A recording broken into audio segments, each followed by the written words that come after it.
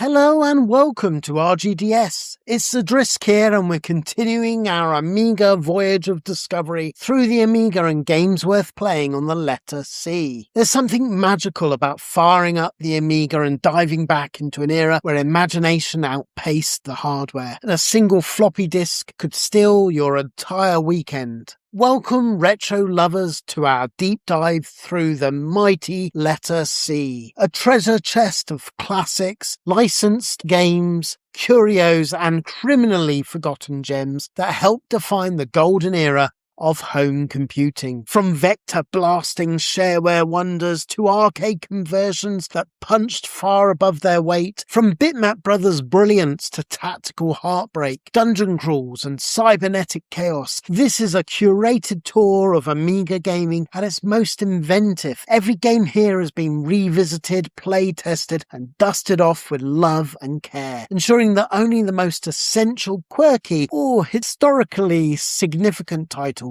are shown. I mean, it is quite an extensive list, but you'll be amazed what we've missed off. So fire up your Amiga emulators with your joystick ready in your hand and settle in. The C section begins here, a celebration of everything that made the Amiga the coolest machine on the planet. Okay, then we come to the first game, and it is Cabaret Asteroids, released in 1991. This is one of those public domain gems that sneaks up on you, unassuming, minimalist, and then suddenly eating hours of your life. It's an uncannily faithful tribute to Atari's Vector classic, stripped of frills but bursting with pure arcade immediacy. Your tiny triangular ship drifts through the void with beautifully tuned inertia, blasting hulking rocks into ever deadlier shards, while saucers and drones intrude with lethal intent. The stark white-on-black aesthetic channels the original's hypnotic arcade cabinet charm, and the soundscape simple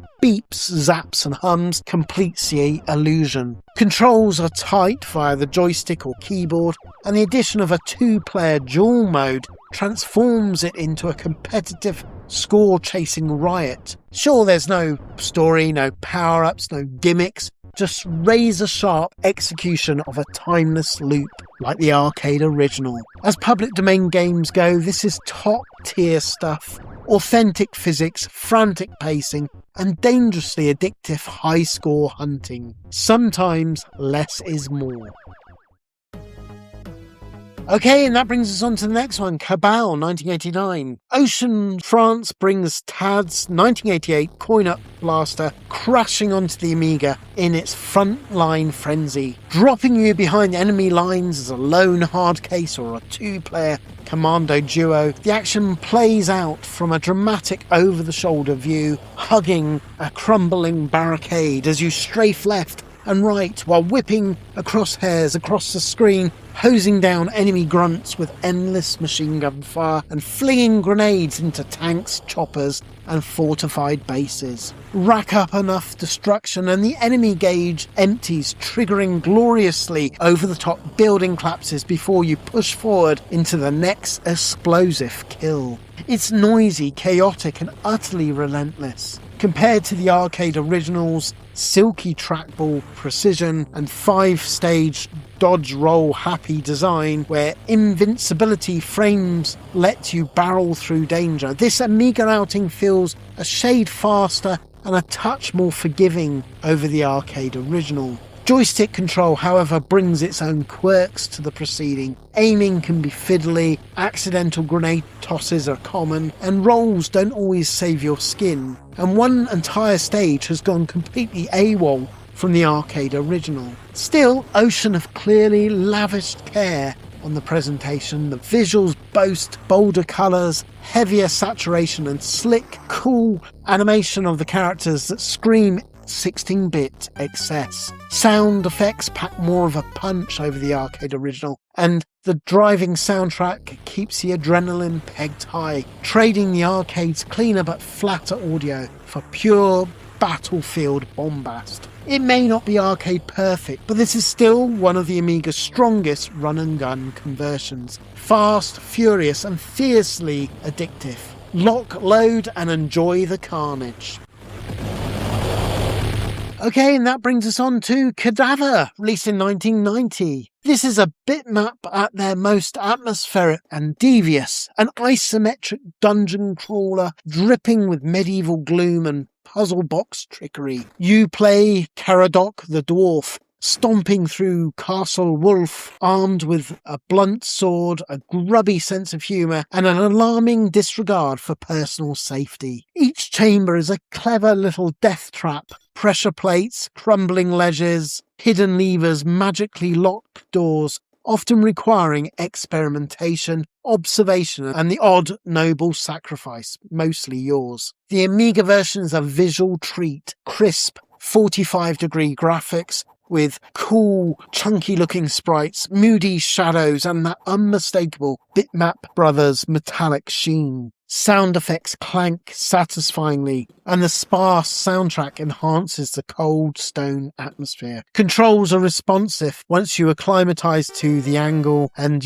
Spectrum lovers of these sort of isometric games will have no trouble here. The difficulty curve, while stern, is rewarding rather than cruel. Overall, Cadaver isn't about hacking monsters, it's about thinking, poking, testing, and occasionally sweating and swearing. A brilliant, brooding slice of isometric adventuring with tons of personality.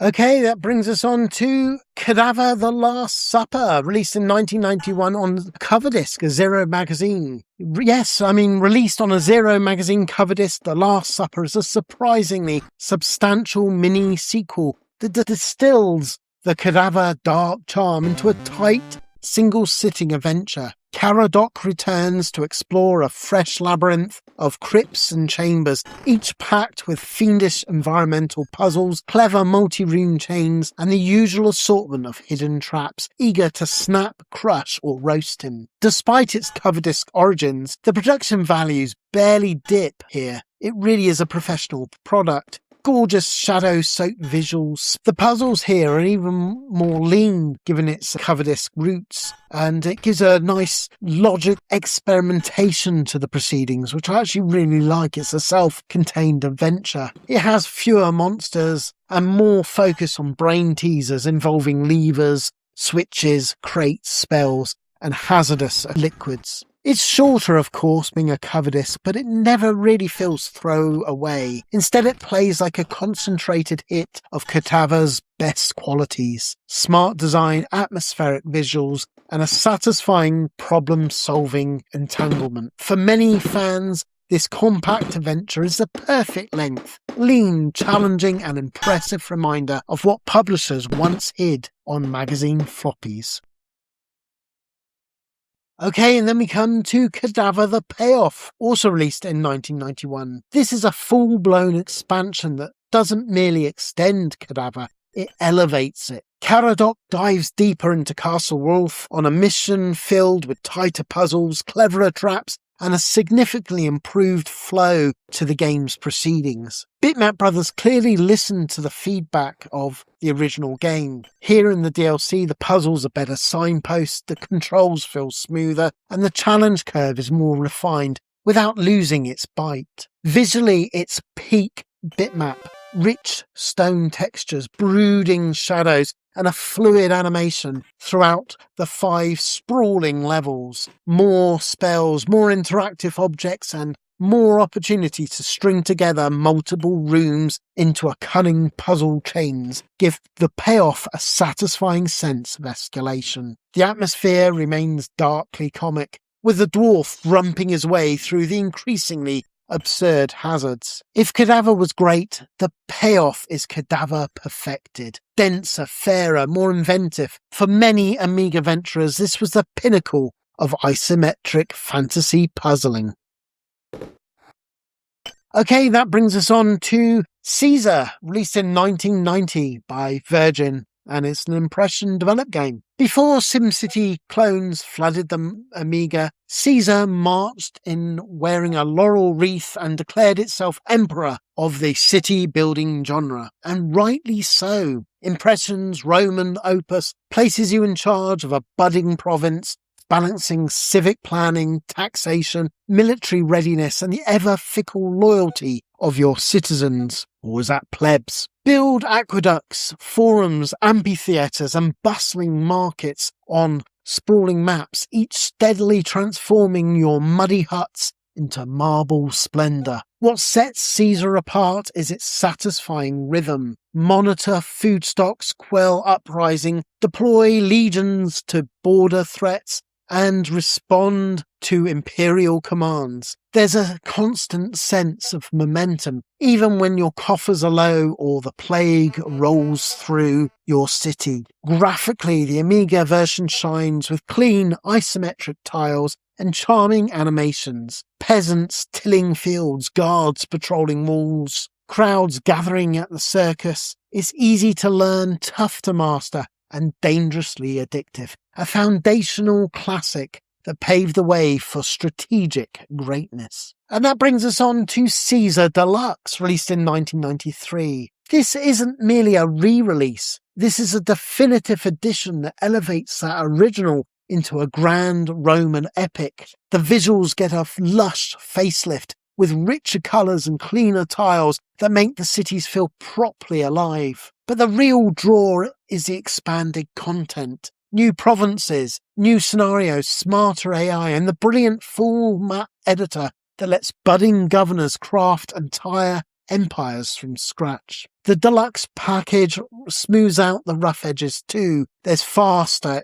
interface response times, improved menus, and a host of small quality of life upgrades that make the long sessions pleasantly breezy. The audio also receives a notable boost with atmospheric MIDI arrangements and chunkier sound effects that add weight to battles and construction. Reviews at the time on the Amiga format and CU Amiga hailed it as the version to own, and they were right. Caesar Deluxe is a definitive Roman strategy experience on the Amiga. Deeper, more polished, and more replayable, and utterly engrossing.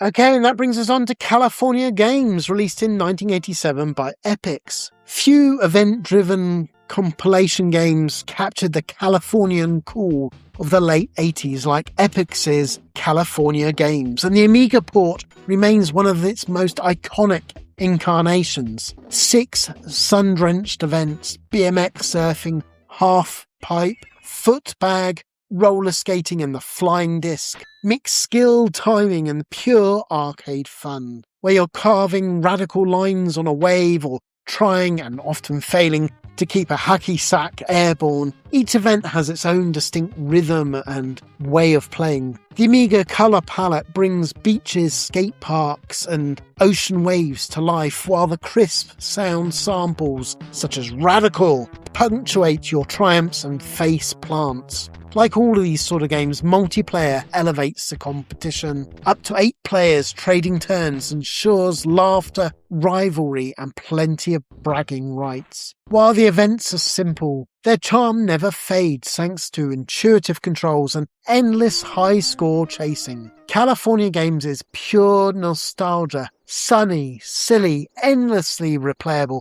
and still of one of the platform's most charismatic multi-event showpieces. Okay, and then we have California Games 2, also done by Epyx and released in 1990. For the sequel, Epyx went bigger, brighter, and balmier with California Games 2, transforming the sun-kissed original into a full-blown extreme sports festival. 6 new events: snowboarding, bodyboarding, hang gliding, jet skiing, street skating, and BMX downhill, all give this sequel a thrilling sense of variety. Each discipline has its own rhythm like the original, carving powder on steep slopes, catching air pockets in the hang glider, or threading your jet ski through the buoys or timing that perfect half-pipe grind always makes you want to play this game again and again, particularly with a group. The Amiga version is solid as well. It impresses technically. It has nice parallax landscapes, pretty smooth animations, and some of the most colourful sprites the series ever saw. Water ripples realistically show snow sprays with force, and animations are packed with personality and care. The upbeat soundtrack as well and the punchy samples keep the vibe light and energetic as well. Like with the original though, the multiplayer is the real draw here, turning every wipeout into comedy gold. Though some events do take practice to master, Californian Games is polished, exuberant sequel that earns its place beside the beloved original. And that brings me on to Campaign, released in 1992 by Empire. This is one of the Amiga's most ambitious World War II experiences. Half grand strategy, half tank-busting simulation, and wholly absorbing. You command Allied forces across sprawling historical operations, plotting supply lines, air support, production and troop movements on pausable real-time war maps. Desert sands, snowy forests, and European farmlands each require different tactics, and wrong decisions can doom entire fronts. Then comes the twist, the drop from the general to the tanker instantly, slipping into the 3D cockpit to fight skirmishes face-to-face manually. Turret traversal, engine rumble, and armour impact feels frighteningly weighty, and the difficulty curve and demands real discipline. Backed with over 150 vehicles, detailed briefings, and a famously hefty manual, Campaign is both an educational package and a demanding strategy game. Its learning curve is steep, but master it and a few Amiga titles provide such a deep, authentic sense of wartime command. A cult classic strategy milestone. Okay, that brings us on to Campaign 2. This came out in 1994 and expands the series beyond World War II into 5 decades of post-war conflict, mixing geopolitical strategy with hands-on armoured combat across Korea, Vietnam, and Middle East and beyond. The strategic map is richer than ever. Manage battle groups, logistics, reinforcements, air power, and diplomacy while navigating complex modern weapon ecosystems. The trademark dual-scale system returns here. Flip from a command map to a cockpit at any time, piloting tanks, APCs, and even helicopters through wireframe 3D battlefields with surprisingly smooth performance. The expanded arsenal feels authentic from T-55s to Abrams, and each theatre demands different tactics and skill sets to learn. A scenario editor offering 14 training missions and a thick manual again underline the game's depth. Yes, it is a tough and sometimes unforgiving game. It lacks infantry, but for strategy diehards, it's an engrossing monster of a sim, ambitious, atmospheric, and wildly replayable. A proper evolution of the original Grand Vision.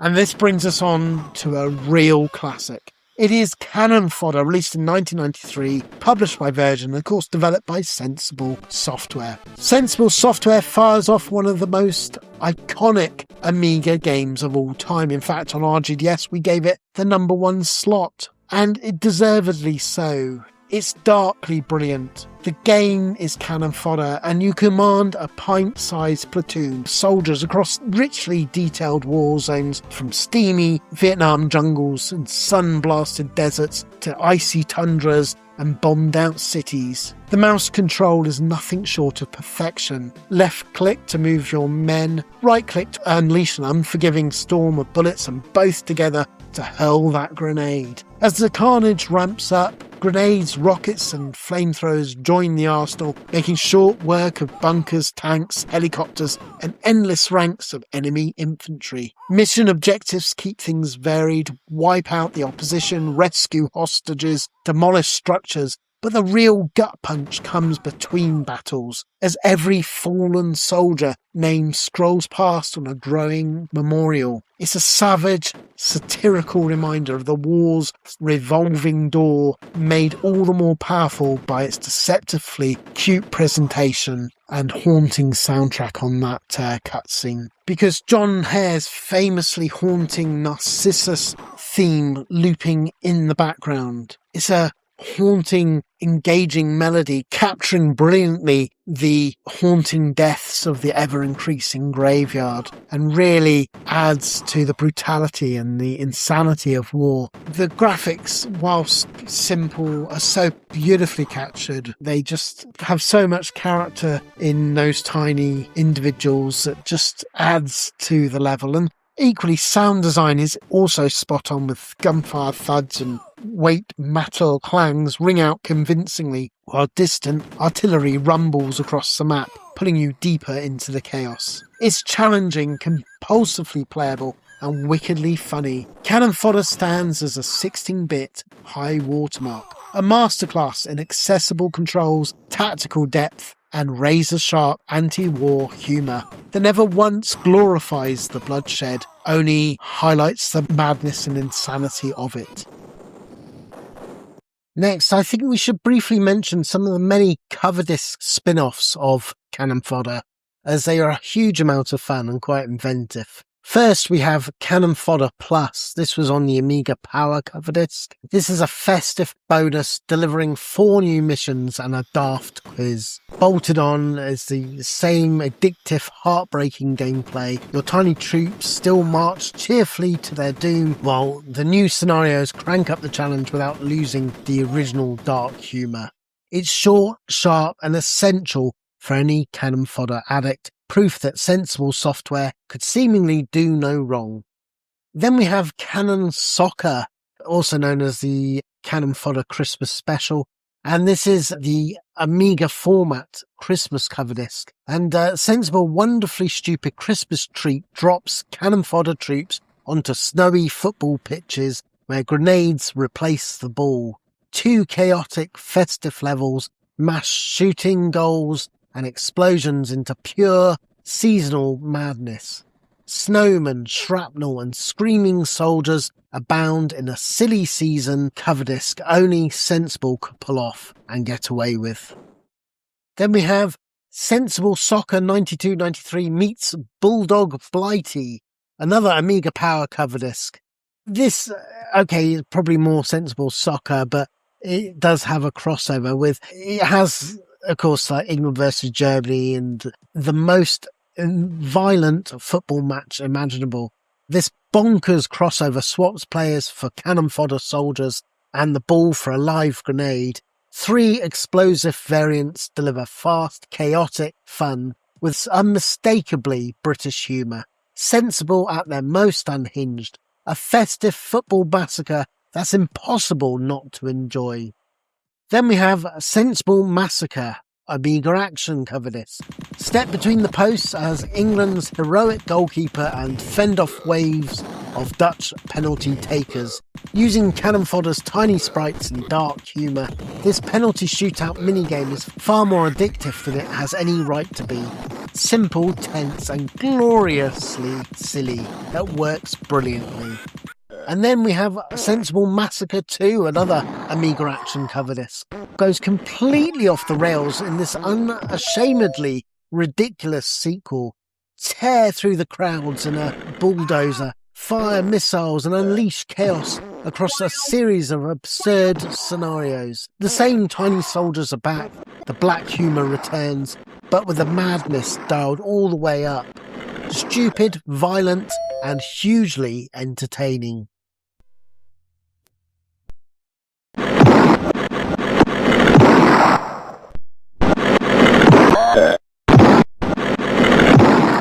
But that brings us on to the true sequel, and that is Cannon Fodder 2, released in 1994, and again is done by Sensible Software. Sensible Software return again with bigger, bolder, and often stranger sequel. Cannon Fodder 2 throws you in a 24 tough mission spread into an eclectic mix of war zones, from World War II beach landings and medieval skirmishes to Chicago mob shootouts and sudden detours into alien worlds and extraterrestrial bases. It's a globe-trotting, universe-trotting tour of the galaxy and conflict, and it rarely sits still, sometimes to its benefit and often to its detriment. Controls remain as sharp as intuitive as ever. Mouse handling is sublime. Left click moves your squad, right click opens fire and the double to throw the grenade or the missile. And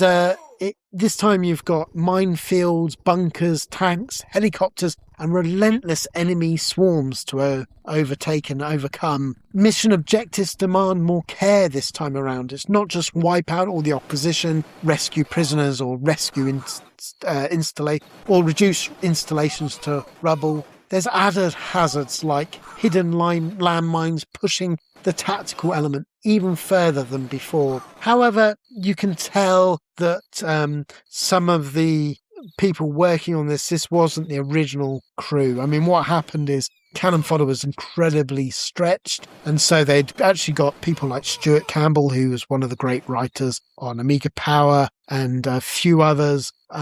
They brought them across and said, make a sequel. And, so therefore it just became almost a weaker pastiche, as they essentially used the same engine, but did lots of crazy ideas without general cohesion. And, it does come through. I mean, visually, the sequel struggles to justify its existence. It's built on the same sprite work, but the raw redraws of the backdrops, yes, it has variety, but they all seem more like a step forward, particularly on the alien stages where it's far too much purple, pools and goofy plant life in sterile sci-fi structures. And it just clashes awkwardly with the original military satire that gave the original its bite. Overall, the art direction feels rushed and less cohesive here, lacking the tight focus and instant recognizable charm of Stu's original artwork. And the first game's jungle and desert locations. Sound effects continue being wonderful and,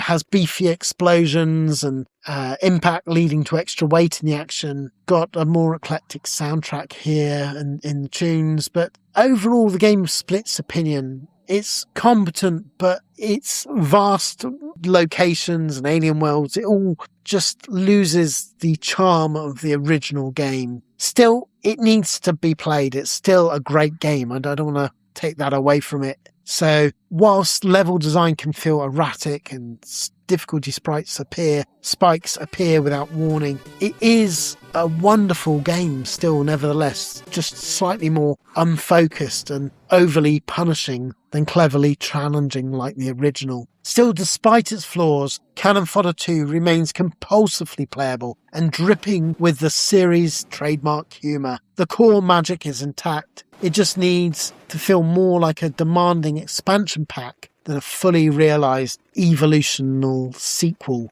of the classic. Okay, the next one is Capital Punishment, released in 1996. This late-era AGA exclusive that showed that the Amiga could still hold its own in the brawler genre when given proper attention. Developed by Click Boom, it delivered a tough, arcade-leaning experience that avoids the sluggish and awkward controls that plagued many of Amiga's earlier fighters. Players choose from 4 fighters, including a striking Demona, and battle through waves of enemy across 2 large arenas before facing a formidable end boss. Combat feels deliberate and responsive, with special moves and that rewarding timing and positioning rather than blind button mashing. Control layouts are configurable, borrowing familiar ideas from Body Blows and Mortal Kombat, and work well on standard Amiga hardware and joysticks. Visually, the game is confident and readable, with clear character design and convincing impact in every second. Sound effects reinforce the brutality, even if the soundtrack stays functional rather than memorable. Yes, it's limited in scope, but strong in execution. Capital Punishment remains one of the Amiga's most convincing late-period action beat-em-up games. Focused, demanding, and satisfied to master. Okay, that brings us on to Capone, released in 1988 by Actionware. This brings 1920s Chicago to the Amiga in a hailstorm of bullets, booze, crates, and fedora-tipping gangsters. One of the earliest attempts at the proper mouse-aim light gun shooter on home hardware. You're cast as a lone Prohibition-era vigilante, armed with absurdly overpowered Tommy gun, blasting mobsters as they pour out of the speakeasies, leap from getaway cars and lurk behind crates and windows. This is pure fixed-screen arcade action. No movement, no subtlety, just rapid-fire reactions and ruthless accuracy. The Amiga version benefits enormously with its mouse control, giving it a far more smoother and more responsive experience than the other joystick aiming ports. The sprites as well explode with satisfying violence, street backdrops, smoky warehouse, and wonderful signs capture the era with pulp comic flair. It's short, occasionally repetitive, and slowdown does creep in as it's an early Amiga title, but as a budget blaster, I think it nails its brief. 2-player alternating turns spice things up, a strappy, stylish gangster shootout that still delivers sharp bursts of arcade fun. And this is an interesting one. We have Captain Bonus in Another World. This is a mid-90s public domain game. This is a charming platform adventure that, of course, blends exploration, light puzzle solving, and some ideas from the name that it apes, of course, being Another World. It's another old-school platforming. It feels cheerful, handmade, homebrew vibe. I mean, you guide the captain through the caverns, ruined buildings and alien landscapes, collecting items, triggering switches and avoiding quirky enemies. The graphics are colourful and expressive with big sprites and big backdrops that feel distinctly Amiga public domain. The controls are a mixed bag, movements responsive enough, but it does feel a little stiff, and collision detection occasionally leads to cheap hits. Still, the game's variety and gentle humour carry it through. Hidden areas, clever object interactions and lively soundtrack keep everything wonderfully upbeat. It's not polished enough to rival commercial platformers, of course, but as a freebie adventure with personality and inventiveness such as this, Captain Bonus remains a pleasant surprise and a fine example of public domain creativity. Well, this is a great one. It is Captain Blood, released in 1988. This remains one of the Amiga's most hypnotic and head-scrambling sci-fi adventures, a boldly experimental odyssey that feels beamed in from another dimension. You awake aboard the Ark, a nightmarish biomechanical starship straight out of H.R. Giger's sketchbook as Captain Blood, or more accurately, you're Bob Morlock, a programmer trapped in his own creation, which is Captain Blood. Your physical form has fragmented into 5 clones, the ominously named Numbers, scattered across a procedurally generated galaxy of fractal planets. To survive, you must track them down and reabsorb them before your auto-bionic system seize control and erase what remains of your humanity. All the while, the time ticks down relentlessly in real time, with your character's slow deterioration displaying coldly on the interface. Gameplay, though, is gorgeously unconventional. There's hyper-space jumps and low-altitude flights, skim alien terrains and dizzying vector-based 3D sequences, creating a sense of scale and strangeness rarely seen at the time or since. But Captain's Blood's true core is the communication with the aliens. There's no text parser here. Instead, you use an Upcom pictogram-based language of roughly 150 icons. You construct sentences symbol by symbol to barter, interrogate, or befriend bizarre alien species such as the Migrax, the Kulis, Ulv, and the Talker. Their reactions demand patience, experimentation, and a willingness to decode alien logic. This game is part adventure, part puzzle, part existential mind trip. On the Amiga, the experience truly comes to life with sampled speech, richer soundscapes, and deeper colour palettes, amplifying the 8-bit Ark's eerie, otherworldly atmosphere. It's even better than the original Atari ST version because it gives digitized music and effects, heightening the immersion even further. Some purists still prefer the ST cleaner, colder, synth-aesthetic look, but, I grew up on the Spectrum version, which was amazing, and then the absolutely awesome. For me, there's not a lot in it either way. It's still a wonderful game. Overall, it's utterly unique, frequently baffling, and astonishingly ahead of its time. Captain Blood stands as a landmark of French game design weirdness. Equal parts frustrating and fascinating. It won't click with everybody, but for those who tune into that weird wavelength, it is unforgettable. And that brings me on to Captain Dynamo, which arrives with the wonderful charm and confident swagger we've come to expect from the Codemaster budget line. You play a silver-haired superhero rescuing kidnapped pensioners from a villainous madman, leaping through tall vertical levels packed with spikes, traps and conveyor belts, electrified floors and patrolling robots. This is a pure platformer at heart. Timed jumps, timed runs and risk power-up grabs. Controls are snappy and satisfyingly precise, letting you bounce between the walls and hazards with real flow once you master it. Dynamo himself animates beautifully with expressive mid-air poses and comic book flair. Visually, the Amiga version is the best, with wonderfully colourful backgrounds, smooth scrolling and the trademark Codemaster clarity. And also the music is so catchy with wonderful sound effects, and just overall, gameplay-wise, the difficulty curve is tough but fair. It doesn't reinvent the genre, but it nails what it sets out to do, being a fast, polished, vertical platformer full of wonderful budget game charm. A true, proper budget stand.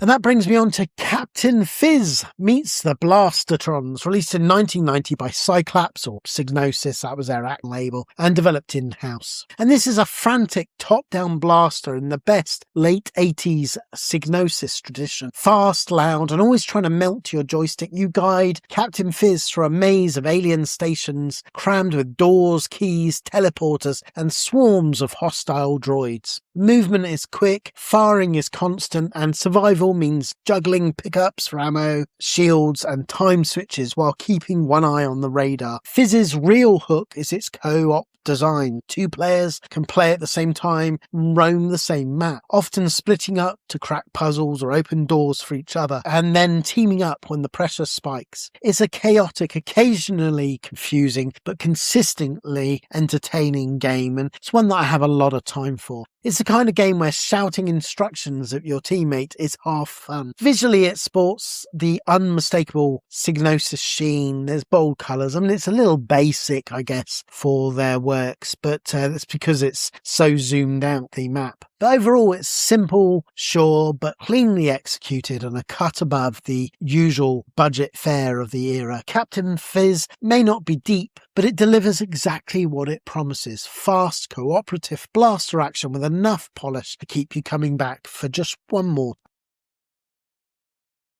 Okay, this was a strange one. This was Captain Planet and the Planeteers, released in 1991 by Virgin. And this was one of the more earnest cartoon licenses on the Amiga, leading hard into its eco-warrior message. You control each Planeteer in a themed level before summoning Captain Planet himself, switching between elemental powers to defeat toxin-spewing enemies and solve simple environmental puzzles. The Amiga version boasts bright, colourful, cartoon-faithful visuals, colourful sprites, smooth scrolling and clean presentation that mirrors the TV show well. It's also full of sampled sound bites and that peppy soundtrack to reinforce that Saturday morning feel. But sadly, the gameplay is mixed. It has light performing and projectile combat and ring-powered abilities, but repetition creeps in during the longer stages and it's just not a lot of fun. It was a big disappointment on its release, particularly because this came bundled in the very popular Amiga 500 Plus pack, the cartoon. This was one of the games. It's aimed squarely at younger players, I guess, but it does have forgiving difficulty and simple objectives. I mean, overall, there is a charm and earnestness to this game. It does have solid controls, but it's just okay platformer, really, nothing special. Okay, that brings us on to Captive. This is one of the Amiga's true one-man miracles, a sprawling first-person dungeon crawler built by a single developer and individual, of course, Anthony Crowther, who incidentally did the not-so-good Captain Planet. Yeah, but anyway, back to this one. This is one of the most inventive sci-fi RPGs on the system. You play a prisoner remotely commanding a team of 4 customizable droids, sending them through a procedurally generated bases filled with enemies, traps, rooms, computer terminals, and unlockable upgrades. The grid-based exploration is smooth and atmospheric, with wireframe corridors and ambient sound effects, building a sense of claustrophobic tension. Combat is tactical, position droids carefully, manage energy, swap equipment, and exploit enemy weaknesses learned through scans and trial and error experimentation. This is where Captive truly shines. It's its depth. There's hundreds of missions, countless upgrades, and progression loops that become hypnotic. It's a tough game, but sometimes opaque, but incredibly rewarding once mastered. A cult classic of staggering ambition, part dungeon crawler, part strategy sim, and wholly unique in the Amiga's library. And don't forget, Liberation is the sequel to this, which is equally great, but you'll have to wait till letter L for that.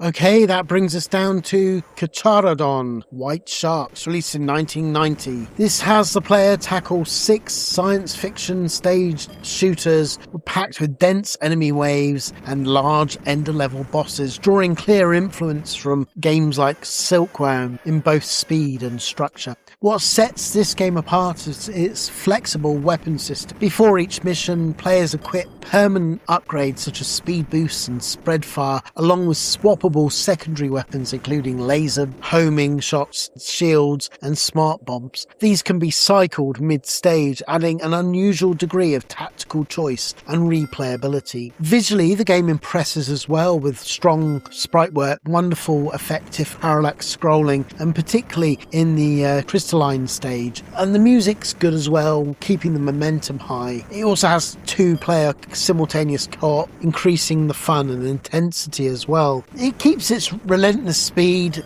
and strict enemy quotas and sensitive controls make the game punishing. But for experienced shoot-'em-up fans, I think this is a great overlooked shooter that deserves a lot higher score than what reviewers gave it back in the day. And that brings us on to Cardiacs, released in 1993 by Electronic Zoo. This is an Amiga shoot-'em-up with a real bite, a shooter dripping with biomechanical dread, straight out of the Giga sketchbook. Piloting a nimble starfighter through fleshy corridors, metallic tunnels, and pulsating organic landscapes, you're constantly assaulted by swarms of tentacles and grotesque guardians. The game's biggest asset is its atmosphere. Parallax layers, writhing animations, and grimy, ham-enhanced textures make each stage oozing with menace. Controls are crisp, weapon upgrades are satisfying, laser spreads, homing missiles, and devastating nukes, and bosses deliver impressive spectacle. Some difficulty spikes arrive early, and later levels can feel overwhelming, but fans of the Amiga shooter rank Cardiacs as one of the machine's hidden gems. It's moody, stylish, and wonderfully intense, a proper slice of sci-fi horror arcade shooting action for shoot-'em-up diehards. And that brings me on to The Cardinal and the Kremlin, released in 1991. This is based on Tom Clancy's Cold War techno-thriller. The Cardinal of the Kremlin blends espionage, strategic maneuvering, and political brinkmanship. into a tense simulation of US-Soviet shadow conflict. You manage intelligence assets, track defectors, sabotage research facilities, and juggle competing agencies while racing to outdevelop your opponent's missile defense program. Of course, this is about the Star Wars program in the 80s and building a nuclear defense or attack. The Amiga version presents this with clean icons, crisp hex maps, and steady drip of Intel screen dossiers and satellite imagery. Missions mix turn-based stealth operations with broader resource allocations, fund R&D and deploy spies, interpret retcon photos, and react increasingly to fraught geopolitical events. The game's dense, occasionally opaque, and demands patience, and it's got terrible action sequences in it as well. But once you crack its logic and overlook its flaws, it becomes a gripping strategic puzzler. Reviewers of the time did praise its thematic depth and did call out its obtuse and clunky interface that you had to overcome. It's not for the Twitch gamer, but for the armchair spy master wanting something different and weighty and cerebral and thoughtful. Cardinal remains a fascinating relic of the Clancy era paranoia storyline.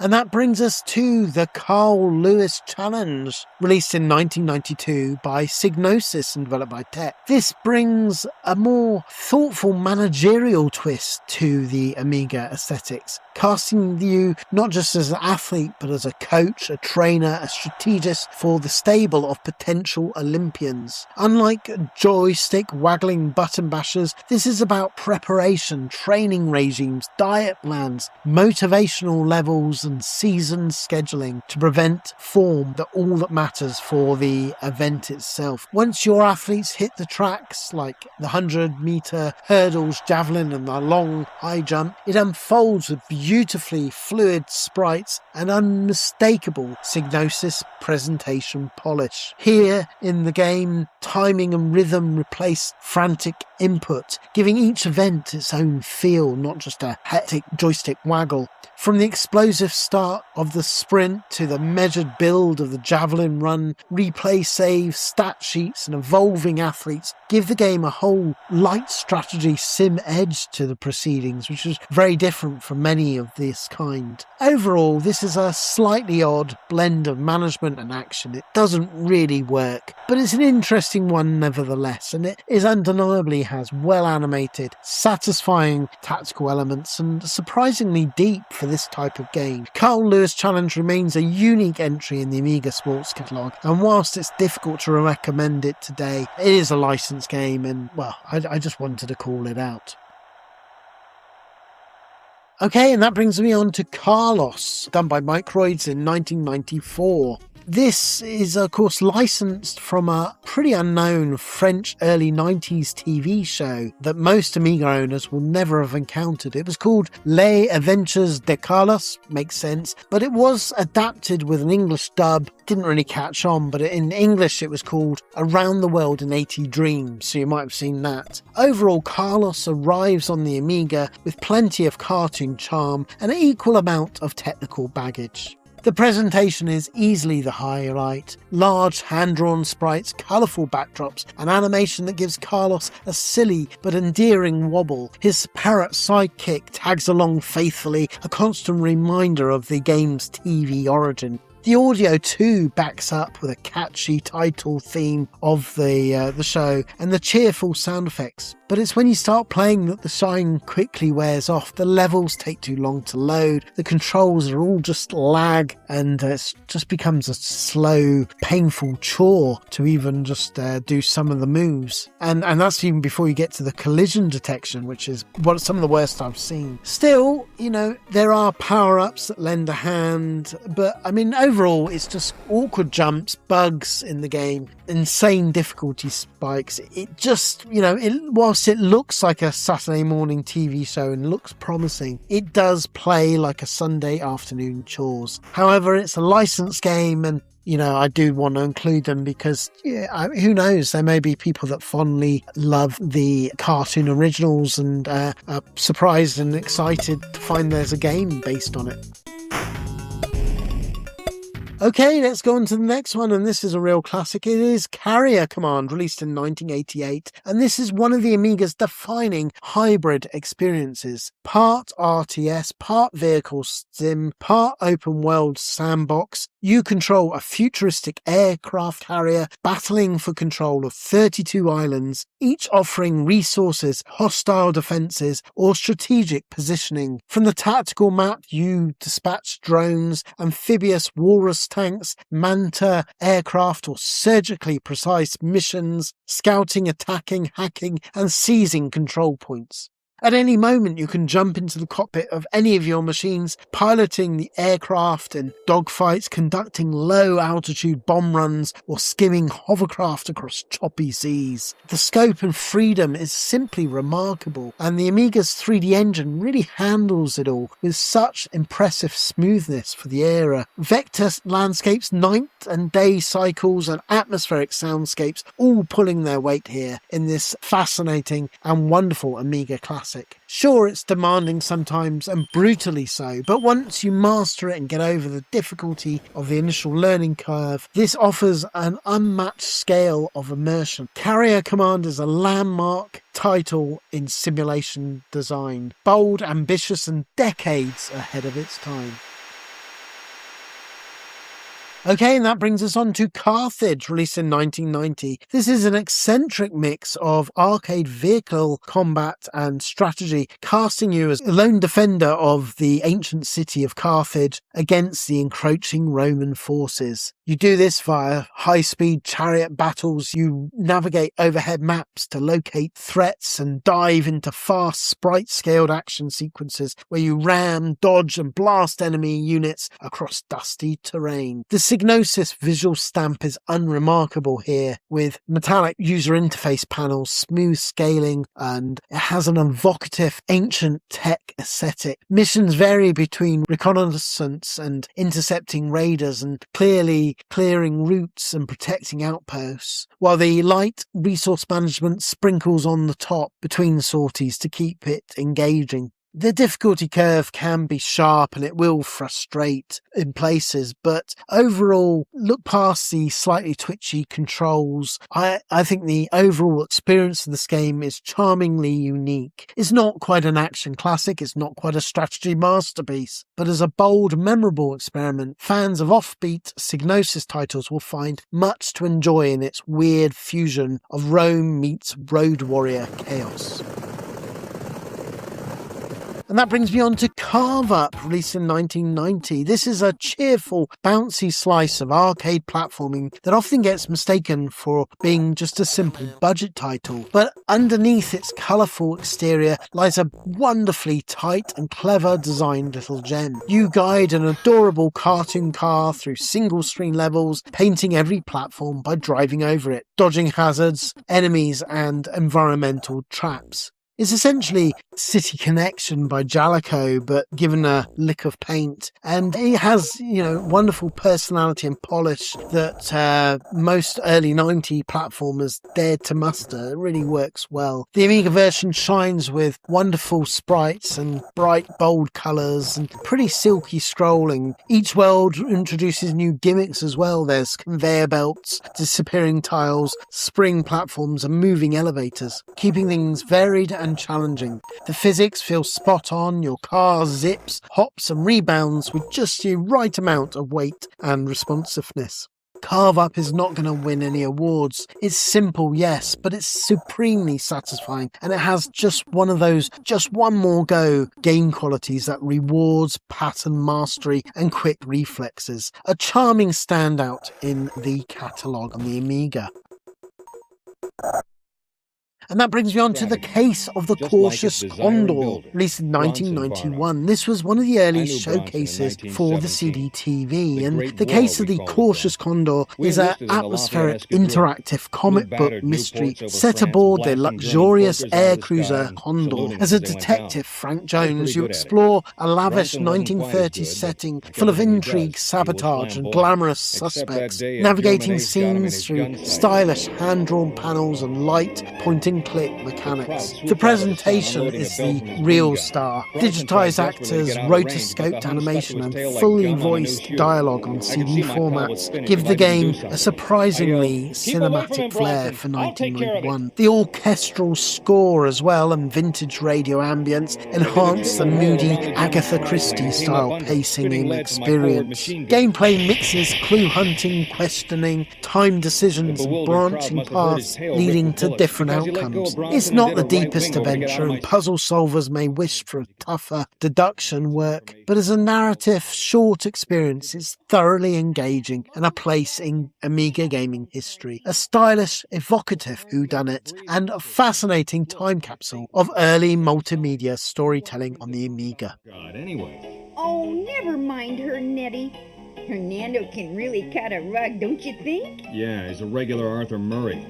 And that brings us on to Castle Kingdom, released in 1997. This Castle Kingdoms is one of those late-period Amiga oddities that pops up, waves its colourful isometric graphics in your face, and hopes you won't notice the rough edges. You command a 4-hero squad, warrior, wizard, elf, archer, and princess, as they hack through the maze-like castles in a sort of isometric Gauntlet meets a budget fantasy mashup. Visually, it's surprisingly good for even 1997. The isometric characters and bright castle interiors with flickering torches and treasure rooms and enemy knights that actually look convincing. It has animations that are smooth, spells crackle nicely, and there's a sense of depth that, thanks to the multi-level floors, even taking it in some places above the Gauntlet original. The gameplay, like Gauntlet, is a simple wander room, smash enemies, grab keys, swap characters for their distinct attacks, and push forwards towards the boss. So consequently, yes, repetition hits fast and enemy patterns are basic and don't really mix it up, but I think it's still a charming curio and one that often gets forgotten today, and definitely worth it for small blasts, even if it's a bit too shallow to become a classic and linger. Overall, a bright isometric bash about that runs out of steam, but still worthy. And that brings me on to Castle Master, released in 1990. Powered by the incentive revolutionary Freescape engine, Castle Master was a jaw-dropping technical achievement on the Amiga, a first-person 3D adventure at a time when games like this barely existed. You explore a vast haunted fortress, solving puzzles, finding keys, dodging daily traps, and battling spectral foes as you search for your kidnapped twin. The real marvel in this game is a sense of place. Freescape renders the castle courtyards, towers, dungeons, and halls with pretty smooth for the day, rotatable 3D environments, giving players unprecedented feeling of physical exploration. It was the closest we could get as kids as entering VR worlds. Every home and room holds a secret, hidden levers, crumbling stairways and pressure plates, and progression often requires careful observation rather than brute force. Atmospheric sound cues and eerie emptiness amplify the game's tension, and the non-linear structure encourages genuine replayability as you explore the castle ever more. Of course, it's slow by modern standards, and some of the puzzles are pretty obtuse that will stump even the best of us. But for 1990, this was mind-blowing stuff, and Castle Master is therefore a landmark, a haunting, ambitious 3D adventure well ahead of its time. And that brings me on to its sequel, Castle Master 2, The Crypt, which came out in 1992. And this takes the Freescape engine even deeper, literally, into the bowels beneath the castle eternity, trading the open courtyards, claustrophobic tombs, choke points, and eerie stone catacombs. It's a darker, tighter, more atmospheric experience than the first game. The Freescape engine is pushed hard, delivering richer textures, better shading, and more convincing 3D geometry that brings the crypt's narrow tunnels and towering chambers to life. Gameplay leans heavily into environmental puzzles, time switches, elevation tricks, moving platforms, crumbling floors, and teleport sequences that test spatial thinking. Combat is snappier with spectral foes and undead horrors demanding quick reactions. Though it's more linear than the original, it's also more focused, a brooding atmosphere atmospheric sequel that refines everything that the original pioneered. A true Freescape highlight. And that brings me on to Castle of Dr. Brain, released in 1991 by Sierra. This remains one of the Sierra's most delightful departures from traditional adventure games. It's thoughtful, colourful puzzle gauntlet wrapped in light-hearted humour and whimsical art. As budding apprentice in the eccentric Dr. Brain legendary fortress, you face a sequence of logic puzzles, riddles, patterns, quizzes, code-breaking challenges, math conundrums, memory tests and rhythm-based mini-games. The Amiga version shines with its lovely artwork and system palette full of vibrant colours of the rooms, quick machinery and expressive animations that capture that bright, wonderful atmosphere of the era, and probably I prefer this over the PC version. It is far removed from Sierra's usual doom-laden questing or sort of like the humour of things like King's Quest and Leisure Suit Larry, but it is an interesting game nevertheless. The difficulty levels, novice to expert, dynamically adjust the puzzle complexity, giving the game a surprising replay value, and it's one that I love going back to today. The mouse-driven interface is intuitive, and the humour keeps things even harder puzzles from feeling punishing. It's educational without being preachy, challenging without being cruel, and endlessly charming. One of the Amiga's finest puzzle adventure games, and often overlooked. And that brings me on to Castles 1991 by Interplay. This is a grand and wonderfully eccentric mix of medieval city building, real-time aesthetics and political decision making, all wrapped in an irresistible fantasy of designing your own fortresses brick by brick. You sketch your walls, towers and gatehouses on the planning grid and then watch as dozens of tiny little workers haul stones, raise battlements and complain about the pay. Once the invaders arrive, the game shifts into siege mode. Archers fire from parapets and battering rams crunch through the gates, and trebuchets trade stones from the field. What makes Castles special is the blend of strategy and narrative. Between the seasons, you're confronted with moral choices involving nobles, clergy, brigands and peasants, all of which shape your kingdom's stability and who you are as a king. The Amiga version delivers crisp, colourful visuals, atmospheric soundtracks and surprisingly smooth scrolling for such a large-scale sim. The game is deep, charming and uniquely ambitious. Castle remains one of the Amiga's most rewarding medieval sandboxes. And that brings me on to the sequel, which is Castles 2 Sieges and Conquests, released in 1993. This expands on the foundation of the original into a sprawling strategic strategy epic spanning medieval Europe. You now control vast territories, juggle diplomacy, manage resources, build multiple fortresses, and engage in political intrigue while plotting your rise to the throne. Advisors give your decisions, but success hinges on balancing taxes, military aggression and good old-fashioned charm while courting the noble and clergy. The castle building remains delightful like the first game. Sketch out a layout and watch your construction as crews bring it to life. But now it's just one cog in a much greater machine. Strategic maps allow you troop movements, scouting crusades and espionage, while real-time sieges battles provide satisfying clashes of steel and stone. The sequel has richer graphics, smoother controls and greatly expanded depth. The Amiga version was widely praised for its ambition and replayability, and who am I to argue? Overall, Castles 2 is a proper medieval power-up fantasy, grand, complex and endlessly addictive for armchair monarchs. Okay, and that brings me on to Castlevania. Before diving into the superb AGA remake, which is the only one worth playing, it is worth acknowledging that the official Castlevania game did hit the Amiga in 1990. It was a port so infamous that it practically has its own folklore. Developed by Nova Trade and published by Palcom/Konami, this version of the NES classic should have been a showpiece. Instead, it limps onto the Amiga with a lethargic control controls, floaty jumps, stiff animations, drab palettes, tiny sprites, and an audio mix that resembled a haunted dial-up modem trying to hum the soundtrack through a tin bucket. Shortly, it's a pretty poor game.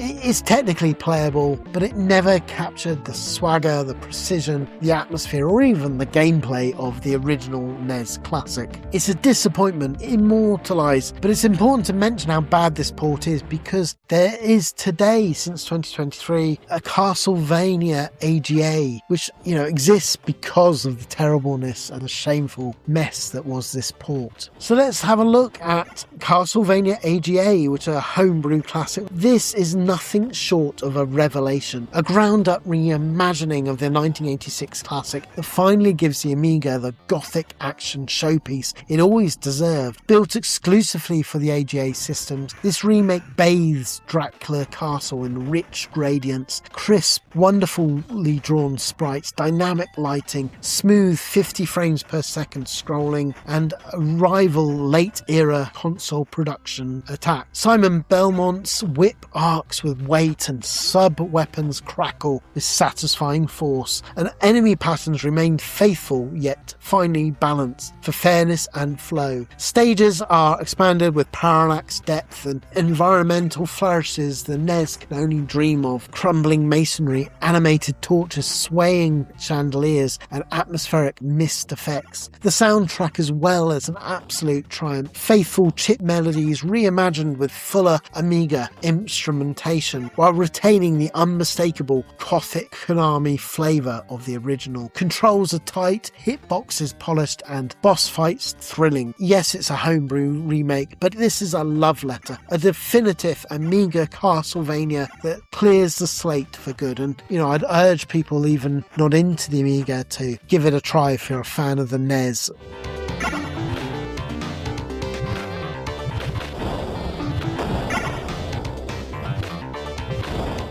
Okay, the next game is Catchem, released in 1992. This is a quirky, inventive platform puzzle game from Prestige that offers something refreshingly different on the Amiga, casting you as a zookeeper tasked with safely recapturing escaped monkeys. The game centres on luring them with limited supply of bananas and guiding them into cages. It's a thoughtful mix of platforming and light puzzling, encouraging planning, timing, and careful movement rather than fast reactions. The presentation is cheerful and full of character as well, with colourful backdrops, smooth scrolling and lively animation that give the monkeys plenty of personality. Whilst the sound and music suit the game's playful tone, there's a distinctly European feel to the game design that sets it apart from the more conventional platformers of the era. While it does have difficulty spikes, with some of the stages being really challenging, and it has sort of trial and error experimentation in the game, I think it succeeds because you feel the rewarding nature of the game once you understand each level's rhythm. It's not a blockbuster classic, but it's a likeable, imaginative title. Catchem remains a pleasant diversion and a reminder of the Amiga's willingness to embrace unusual ideas and have so many unique games. Talking of unique games, there's Catvic, the video game released in 1992 by Ubisoft and developed by Titus France. This is based on the iconic Italian comic anti-hero created by Franco Bonvicini in 1965 and later popularised by his protege Silva, Guido Silvestri. Catvic is gleefully grotesque send-up of the suave supervillains like Diabolique. This pear-shaped, black-clad sewer dweller styles himself as a genius of evil, but spends most of his time botching burglaries, bungling muggings, and suffering endless slapstick humiliation. Catvic is clumsy, mean-spirited, and proudly politically incorrect. A bad-taste slob who burps, farts, bathes in toxic waste, despises anything wholesome, and rants in vowel-mangling dialectric tirades. It's an unapologetically lowbrow Italian humour delivered with main enthusiasm and zero shame. For the game, meanwhile, in 1992, the Amiga game captures that anarchic spirit perfectly. In a gloriously silly, slightly grubby, side-scrolling platformer, you guide the lumpy, shadow-dwelling anti-hero through trap-laden stages packed with cartoon dungeons, sewers, laboratories and enemy goons. Combat is deliberately daft, fire off noxious burps, use explosive farts for propulsion, and stuff your face with junk food to gain power-ups. Levels mix light switch-based puzzles,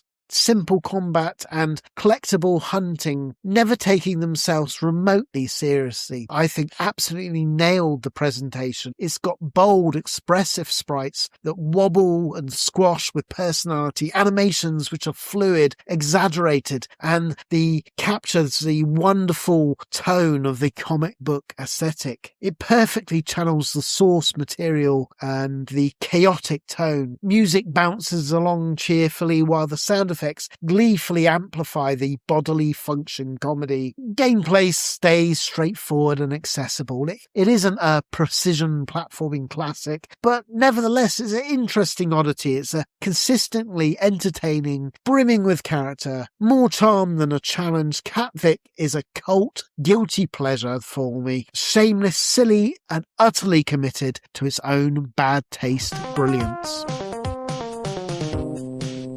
And that brings me on to Caveman, released in 2024. And this is basically a straight conversion of Tomi's 1982 Caveman handheld LCD game. And, I think it's a wonderful homebrewed bit of fun for that alone. Rather than reinvent the concept, this Amiga version just recreates the simple reaction-based action between guiding your caveman as he goes to collect the eggs and take them without getting stomped on by the dinosaur. The Amiga hardware naturally gives it a clearer layout than the old LCD panel, but the spirit and the closeness of the original handheld remains intact. It's a wonderful love letter, being a straightforward high-score gameplay challenge just like the original, and in many ways it's a great way to play it today. Visually, everything is kept clean and minimal, echoing the LCD static frame design without resorting to artificial flourishes, and audio is naturally modest with short blips that just match the original game and exactly what you want, really. As a game itself, it's brief, it's basic, but as a preservation project, it is spot on. Caveman isn't meant to compete with full-scale Amiga releases. It's just a faithful homage to a forgotten pocket game, and it succeeds on that on all terms. A neat LCD revival that stays true to its roots.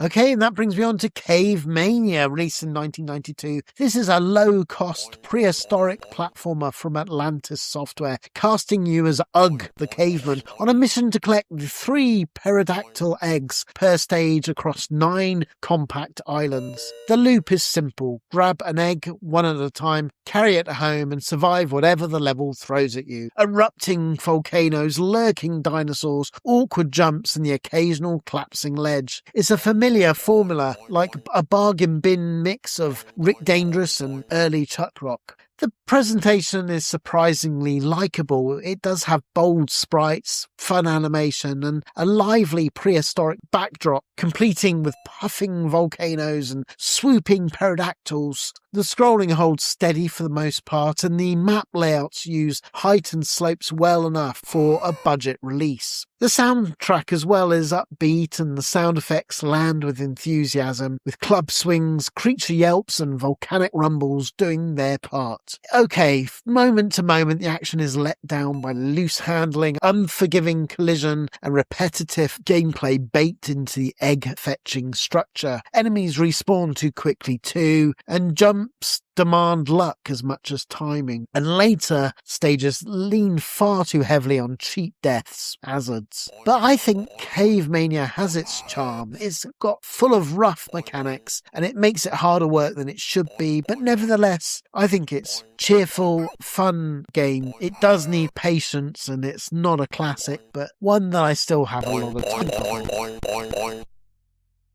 And then we get Cave Runner. This came out in 1990 and is another public domain game. And I think this punches well above its weight, combining Boulder Dash style digging with arcade reflexes and maze running tension. You control little character through the sprawling dungeons, dodging falling rocks and avoiding fireflies and amoeba growth and collecting the shimmering stars to open each exit. The controls are tight, with inertia lending your character a satisfying skittishness that rewards precise navigation. Each level introduces devious new layouts and hazards, collapsing tunnels, narrow pressure corridors and risk-rewarding pockets stuffed with gems but guarded with twitchy enemies. The Amiga version sports crisp, wonderful graphics, and it's just a real gem of a Boulder Dash clone. This was one of my favourites back in the day. I remember it came on Amiga Power and Amiga Computing, I think, had it as well. It was on quite a few of the cover discs, and I just fell in love with it there. It was also on Assassin and Volume 1, which was a collection of public domain games. Has some of my favourite games of all time. Whilst it's simple in premise, Cave Runner is a kind of elegant, replayable arcade puzzler Boulder Dash clone that defined the Amiga shareware scene. It's lean, accessible and endlessly Moorish, and I love it.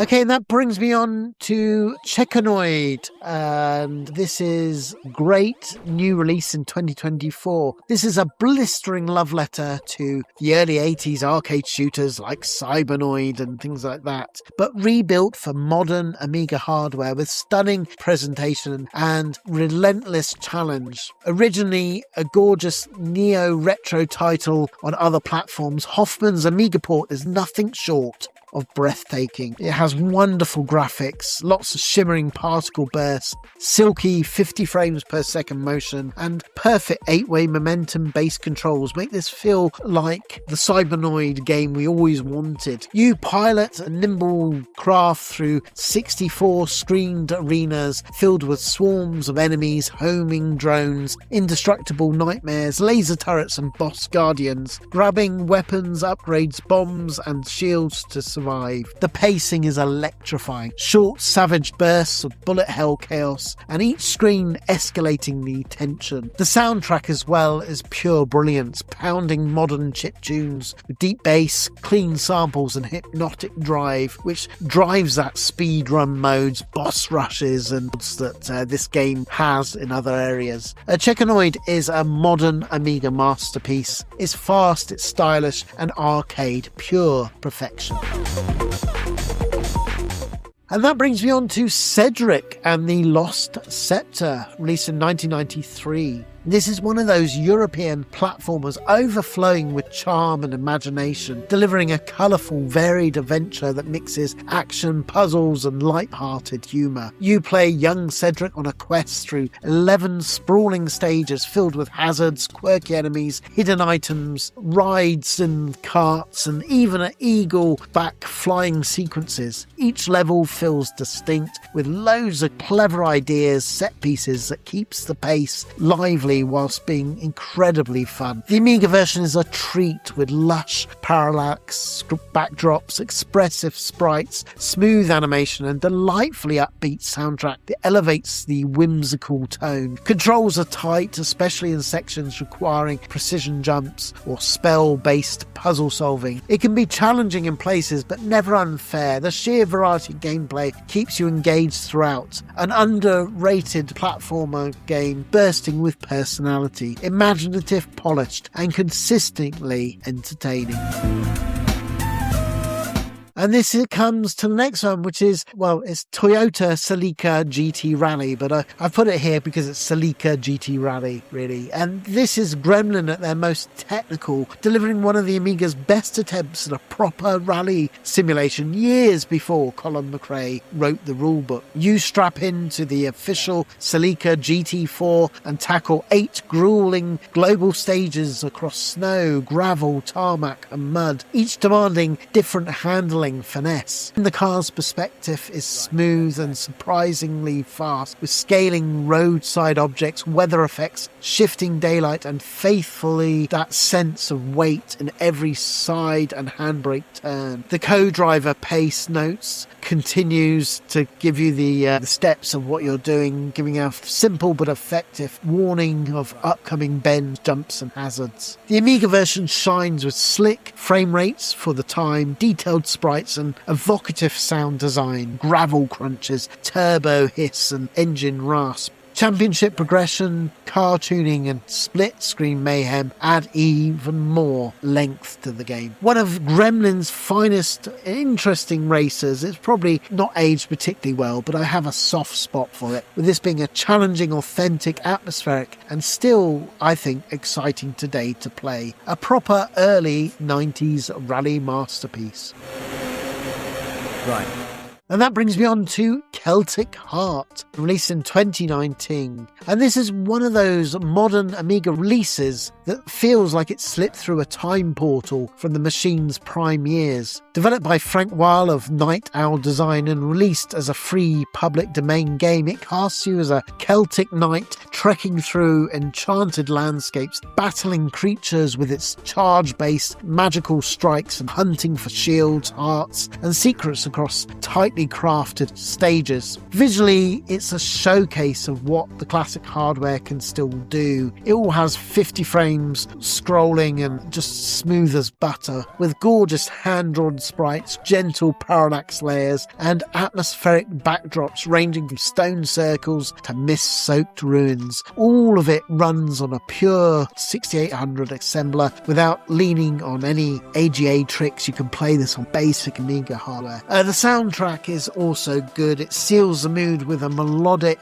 Celtic themed chiptune and clean effects that just gives it that arcade feel. Gameplay sticks to traditional action and platforming, but it executes it all with such confidence and such responsive controls and fair hit detection, brisk pacing and demanding jumps that reward practice but engaging fun. It really is a polished effort. In short, it's focused and refreshingly free of padding. A polished, heartfelt tribute to the Amiga's golden era, and I love it. Okay, that brings us on to Celtic Legends, released in 1992. This weaves isometric puzzle strategy with mythic fantasy sheen, delivering a wonderfully atmospheric slice of European micro-studio magic. You command either the fairies or the trolls across 100+ screens of battlefield, each miniature logic puzzle requiring ingenuity rather than brute force. Push stones, teleport across runes, shapeshift enemies, manipulate magical objects and trap foes by rotating entire landscapes, the game's signature mechanic. The Amiga version impresses visually, colourful backdrops, ornate Celtic iconography and smooth rotation effects. Feels like it's almost Mode 7-esque, and the soundtrack leans into the mystical tones with flutes, chimes and soft pads, creating a dreamy Celtic ambience. The pacing is thoughtful, demanding pattern recognition, forward planning and experimentation, and the two-player competitive mode adds surprisingly good fun for two-player debt as you battle for territory while sabotaging each other's movements. This game was underappreciated in its day, and I think it's a real shame. Celtic Legends is a mesmerizing hybrid, clever, atmospheric and quietly addictive, offering a distinct European twist on puzzle strategy gaming.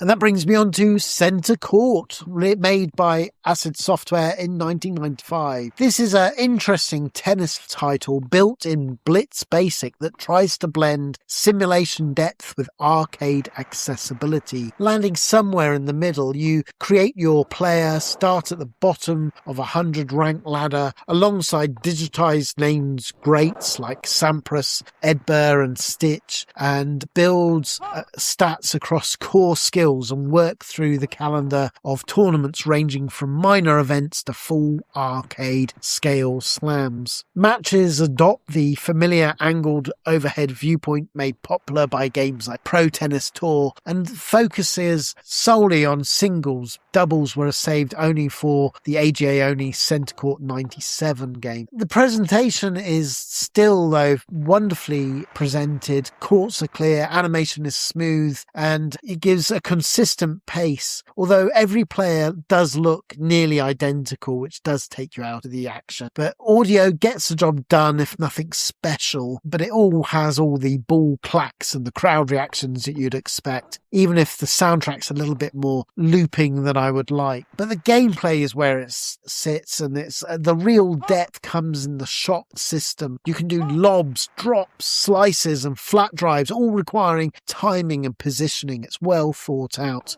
The controls are stiff maybe, and it has some annoying computer controlled characters that can grate when they do some impossible moves. It stops it being a classic. The rallies can drag, and the grind heavy career structure may lose some of the people. But, this was a late release, and I think it's interesting oddity. And that brings me on to Centre Court 2. This was their follow-up game that was meant to be released in 1997, but was left on the cutting room floor. And eventually it did get released in the year 2016, so decades later. And this was AGA version of the game. Yes, Centre Court 2 is one of the Amiga's great lost and found stories. Originally it was developed in 1997 and abandoned on a dead hard drive. Coder Gernot Fritz resurrected the nearly finished AGA project in 2016, releasing it free to the Amiga community. Like the first game, this is built in Blitz Basic and intended as a full sequel to the Centre Court game. And it expands the formula with sharper visuals, smoother movement and long requested doubles, supporting via 4-player adapters. Visually it's a clear lift over the original game, with cleaner courts and proper grass, clay, hard court variants, improved player animations, steadier 50Hz scrolling and subtle crowd reactions. I mean, it's not AGA showpiece or anything, but then it never was meant to be, but it does look the part and does the job. It's unmistakably a step forward over the original game and continues to deliver punchy ball strikes, crowd noise and fast synth soundtrack that fits the game and the pace. But the way to think of it, this is more of a real upgrade in its feel rather than a true sequel. And it's got it where it counts. The gameplay is tighter here, the controls are tighter, rallies flow better, and the AI has been turned to avoid obvious exploits of the first game. It feels fairer. Career mode is even deeper with training, rankings and stamina management. And there's still, it's not, it gives it real legs, and double modes is in this game, being the real highlight, adding tactical variety, rarely seen in a lot of other tennis games anywhere really. There are still quirks to it. Timing takes warming to get up, to get used to returning the ball. Sometimes it feels a lot of hard work. It doesn't have the accessibility of a Virtua Tennis. And you can, of course, see that the graphics are rooted in its 1997 origins. But overall, I think it's a wonderful, fun update and game, and I'm so glad it was found and released for free for people to enjoy. Overall, a rediscovered AGA classic that finally delivered the depth the series it was aimed for. A genuine treat for retro game fans. And that brings me on to Centrebase, science fiction simulation, released in 1992. This is done by the same studio that did Oil Imperium, and Centrebase reimagines property management as a corporate turf war in a towering sci-fi megacity. It can have up to 4 players, human or computer controlled, and you battle to buy land, develop apartment blocks, factories, entertainment zones, and office modules, and squeeze as many credits as possible from the tenants. is part real-time strategy, part business sim, monitor markets, adjust rents, maintain buildings, and deal with sabotage from rivals, all the while climbing towards sector dominance. The isometric presentation is clean and atmospheric for 1992, mixing neon skylines, drifting air traffic, and blinking high-rise clusters that evoke a budget Blade Runner feel. Icons and menus are easy to learn, and the scrolling is pretty good. The sound design leans on the subtle with low ambient hums and industrial clanks and the occasional alert tone, but nothing special. Beyond the management layer, quick mini-games are incorporated into this. Hacking, sabotage attempts, delivery run, break up the number crunching, and is a thoughtful and competitive addition to the game. Pacing can feel dry, especially if you're not wired for spreadsheets in a space game, but if you like these sort of games as I do, this is a clever, atmospheric, economic sim with teeth, ideal for strategy and management fans.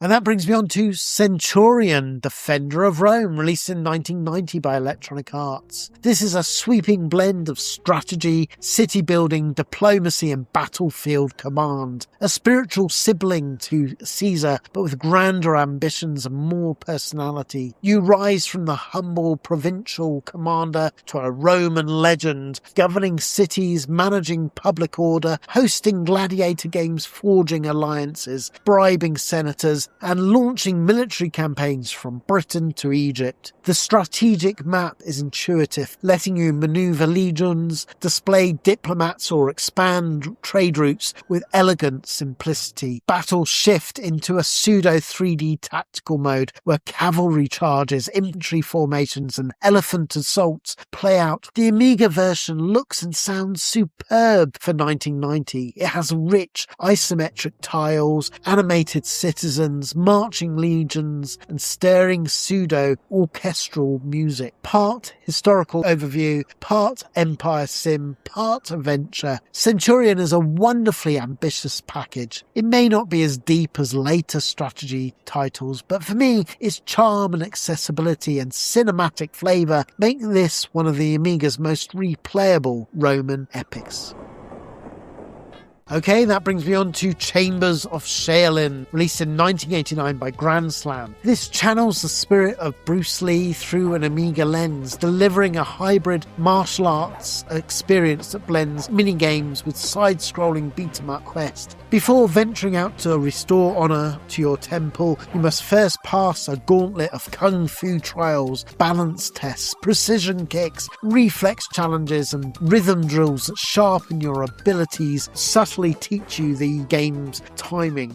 Then the real action begins, a dojo-hopping street fight against rival clans, jumping traps and tackling tough boss duels. The Amiga version stands tall with fluid animation, expressive sprites, and wonderful sound samples that give each strike a feeling of weight. The training system gives the game a unique flavour, making your fighter feel more personally raised and developed by yourself than simply selected.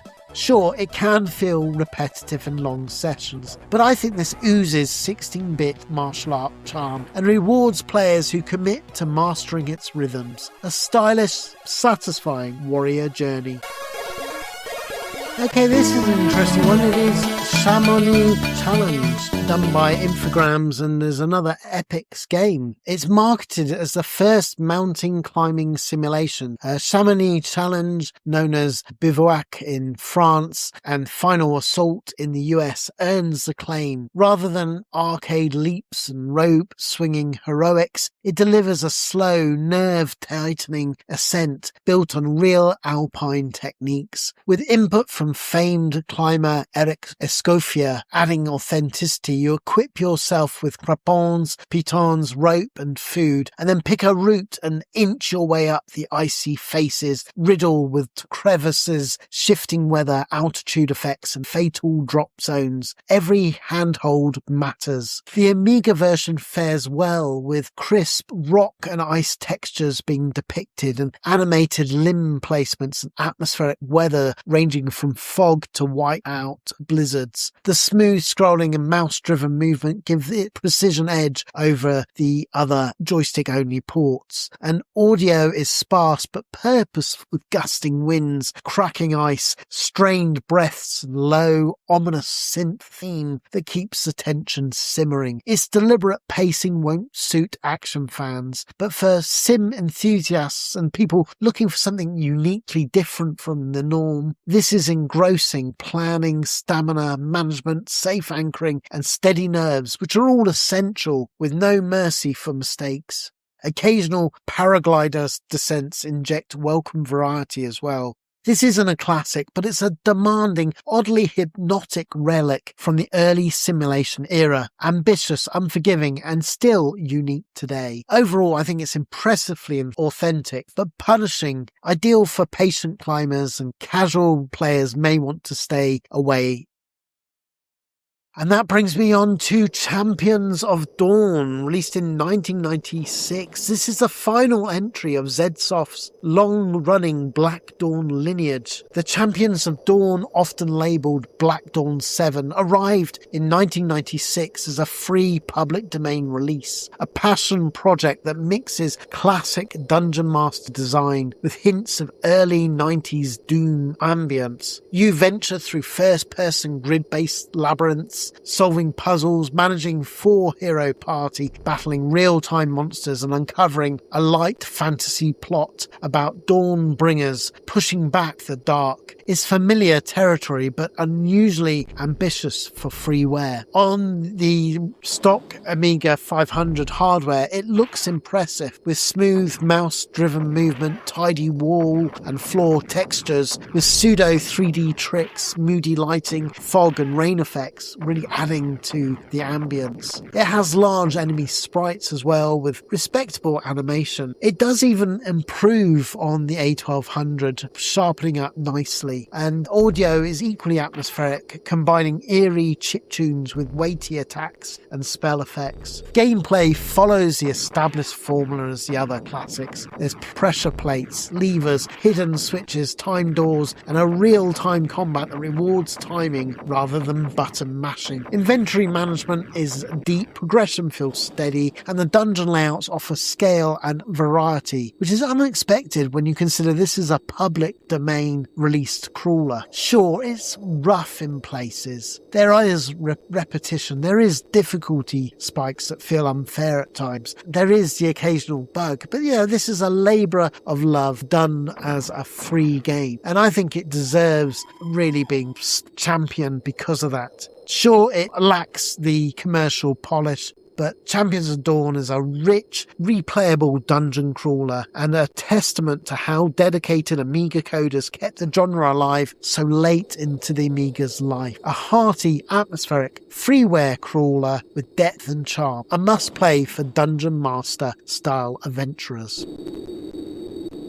And this brings me on to Champions of the Raj. This whisks you to Victorian India for a blend of light wargaming, diplomacy and historical intrigue. You command the British Raj army across a sprawling map, provinces, mountain passes, dense jungles, battling rebellious sepoys and negotiating with tribal leaders, and attempting to keep the British influence stable through careful troop placement, subtle political moves. The strategic layer is surprisingly gripping, maintaining supply lines, garrisoning forts, resolving crises, and managing occasional scandals. All influence your campaign. Tactical battles resolve as turn-based firefights, featuring musket, cavalry, and elephants and artillery. It's all atmospheric and tense without becoming too bogged down in the details. Quite an accessible strategy ROM. The Amiga's got wonderful, colourful, crisp visuals that bring that subcontinent alive with bright colours and animated counters. It also included a thick printed manual of the era, giving a lot of historical context, which I've always appreciated. Sure, it's not as polished as or famous as other strategy greats, but I think it's rich in flavour. It's an interesting period that doesn't get covered by many games, and I think for fans of colonial era war games, this remains a rewarding, distinctive title to play.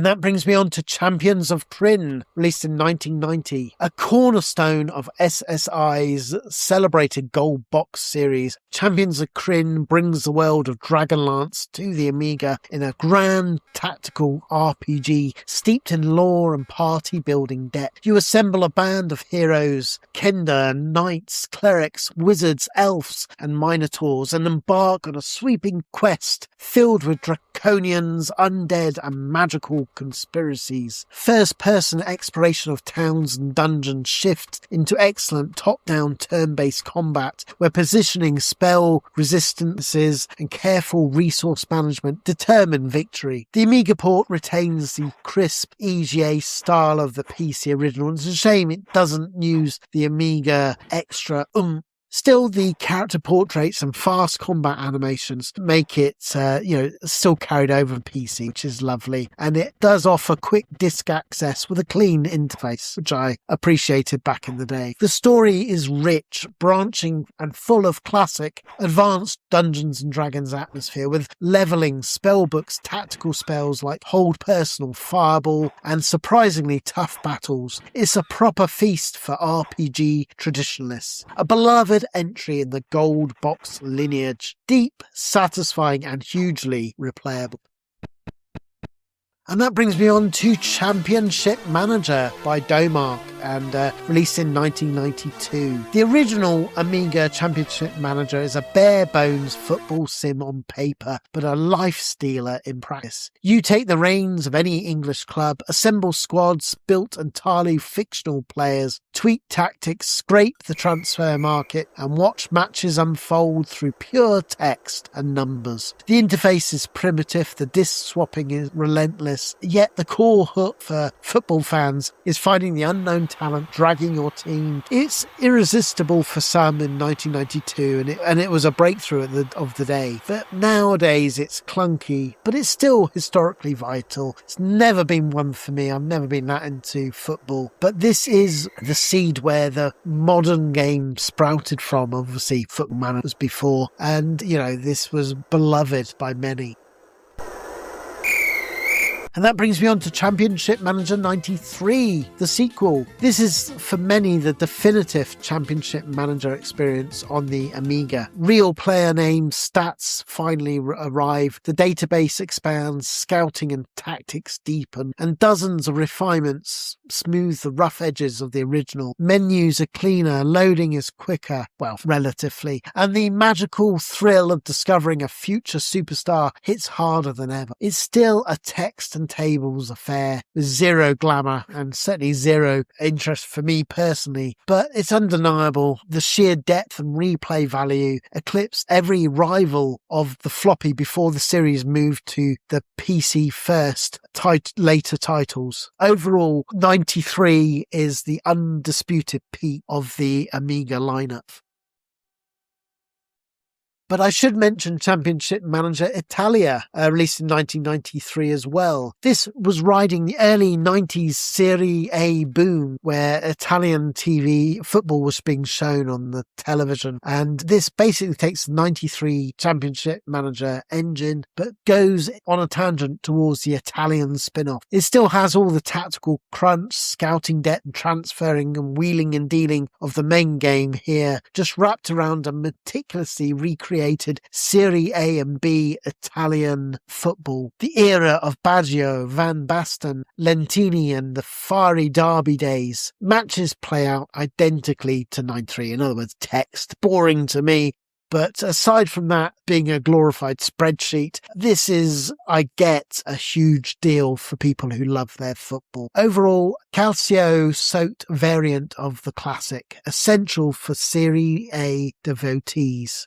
And that brings us on to the final one that came out in the Amiga, Championship Manager 94, End of Season Edition. This is the final true Amiga installment with updates to Championship Manager 93, but refreshing with 93-94 squads, transfers, promotion, and a minor polish. It's still the same beloved management loop, just brought in line with the new seasons. 3 discs mean extra loading pain, and the changes are evolutionary rather than groundbreaking. groundbreaking. It feels more like a premium data pack, if I'm honest, than a sequel. But as a farewell to the floppy era, it keeps long-term saves meaningful and delivers one of the last campaigns for hardened football lover managers. A fitting curtain call for the Amiga. Championship Manager 94 is one more season and one more title chase. Ese es el primer gol que nos mete un jugador rival de... Okay, this is a real classic. It is the Chaos Engine, released by Renegade and, of course, developed by Bitmap Brothers in 1993. And there was like the original Amiga OCS ECS version and the AGA version. A brass and steam fever dream from the Bitmap Brothers, the Chaos Engine remains one of the Amiga's finest top-down blasters. You pick two mercenaries from a gloriously mismatched roster: thug, brigand, navvy, mercenary, gentleman, and preacher, and fight your way through 6 worlds warped by the engine's reality-bending corruption. There's keys to collect,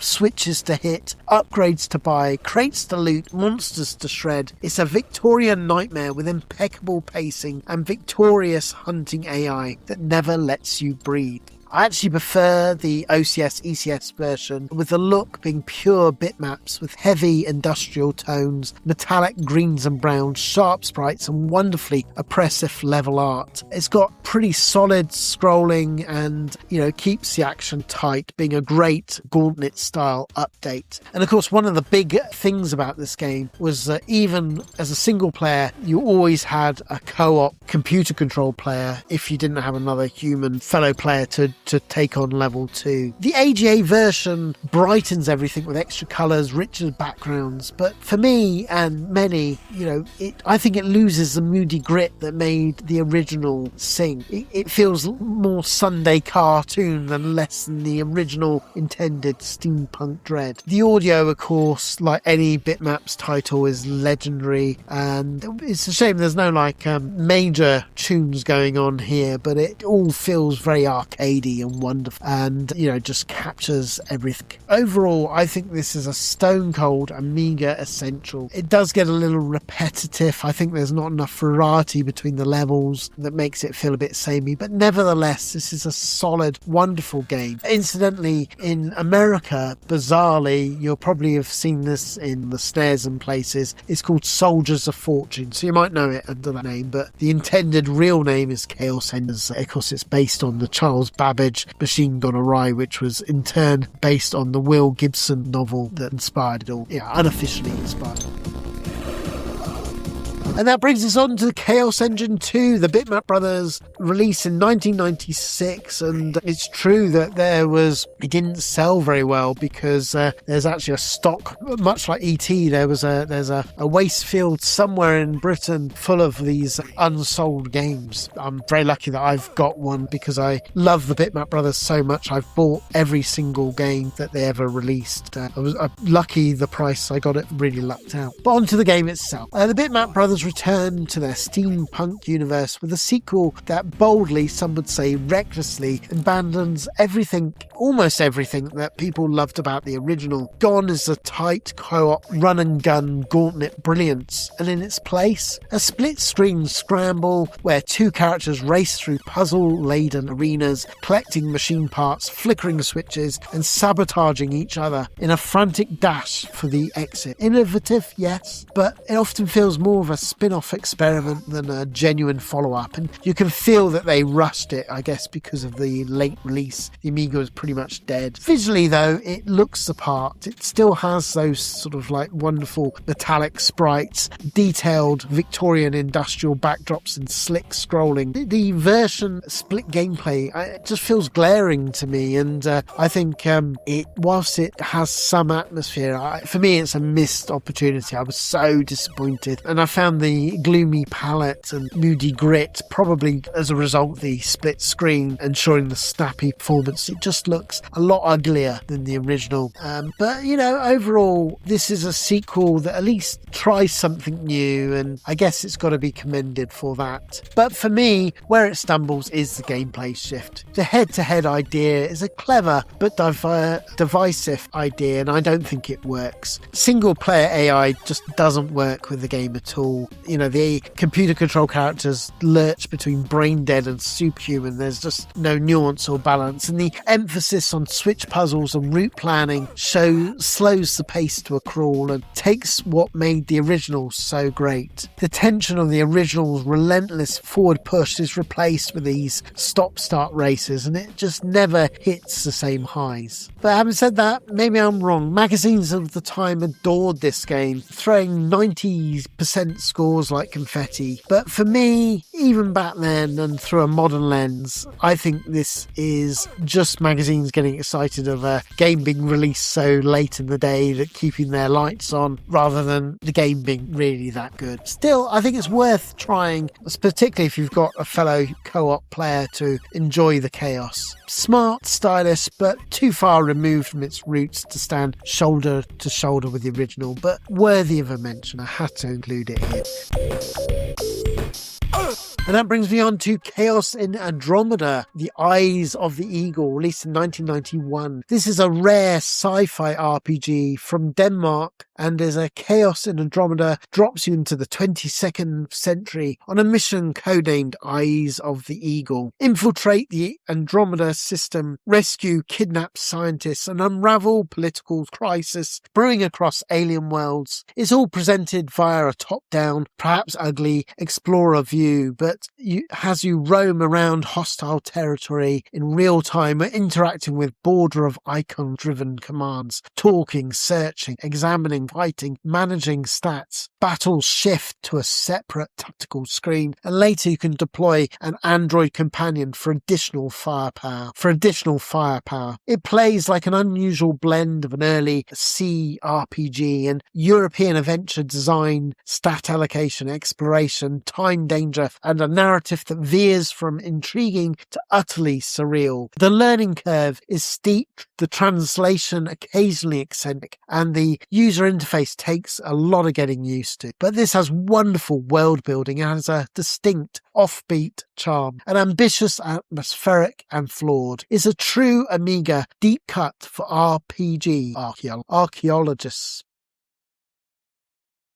And that brings us on to Chaos Strikes Back. This is, of course, the sequel to the legendary Dungeon Master that we're obviously going to tackle in the next letter. And this takes everything that made the original iconic and cranks the difficulty into the stratosphere. There's no gentle RPG warm-up. You really need to have cut your teeth on the original Dungeon Master game. It's a labyrinthine, non-linear nightmare designed to test even veteran delvers. You guide your four-person party through a towering web of traps, teleporters, pressure plates, and brutal monster gauntlets as you descend into the Eye of the Beholder style hellscape to avoid and stop Lord of Chaos for once and for all. The Amiga version delivers atmospheric full-screen visuals, crisp, wonderfully drawn animations of the monsters, satisfying sound effects, and razor-sharp controls with real-time combat, complex spell gestures, and tight resource management, all keeping every moment tense. It's a punishing, cryptic, and occasionally sadistic, but utterly and ultimately thrilling once mastered. Fans consider it a true badge of honour to have tackled and beaten this game. A monument of real-time dungeon design, chaotic, clever, unforgiving, and a perfect companion or tormentor for Dungeon Master purists. And that brings us on to Charge of the Light Brigade in 1991. This is a thoughtful, historically rich war game that recreates the Crimean War with impressions. It has a signature blend of accessible strategy and deep tactical nuance. You command the British and Russian forces across key battles of Balaclava, Inkerman, Sevastopol, managing infantry lines, cavalry regiments, artillery placements, and supply wagons across sprawling hex-based maps. Combat is tense and attrition attritional. Cavalry charges can shatter weakened lines but evaporate under cannon fire, much like the famous poem of Tennyson. And the fog of war forces careful reconnaissance before committing troops. Terrain matters in this game enormously, with hills amplifying artillery ranges, ravines funneling troops, and mud slowing down maneuvers. The Amiga version sports wonderfully colour visuals with pretty good unit animations. It's backed as well by strong sound effects, including the booming cannon blasts. The game printed manual is packed with historical content, which I love, and of course the Tennyson poem in full adds to the atmosphere. And it's even today, with of course the sad war of Russia against Ukraine and the taking Crimea, it becomes even more poignant playing this game today. Overall, it's a thoughtful, methodical, and rewards patient commanders. A modest but compelling war game, a tribute to one of history's most infamous military blunders.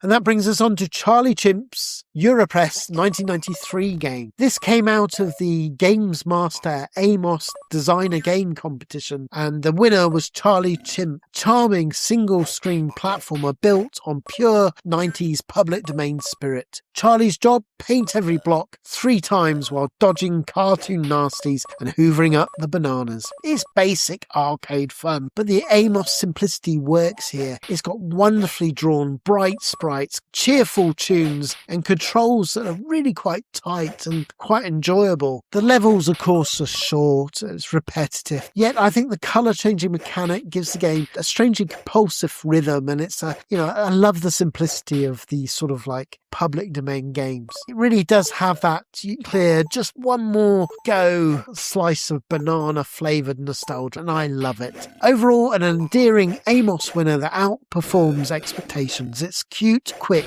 and oddly Moorish.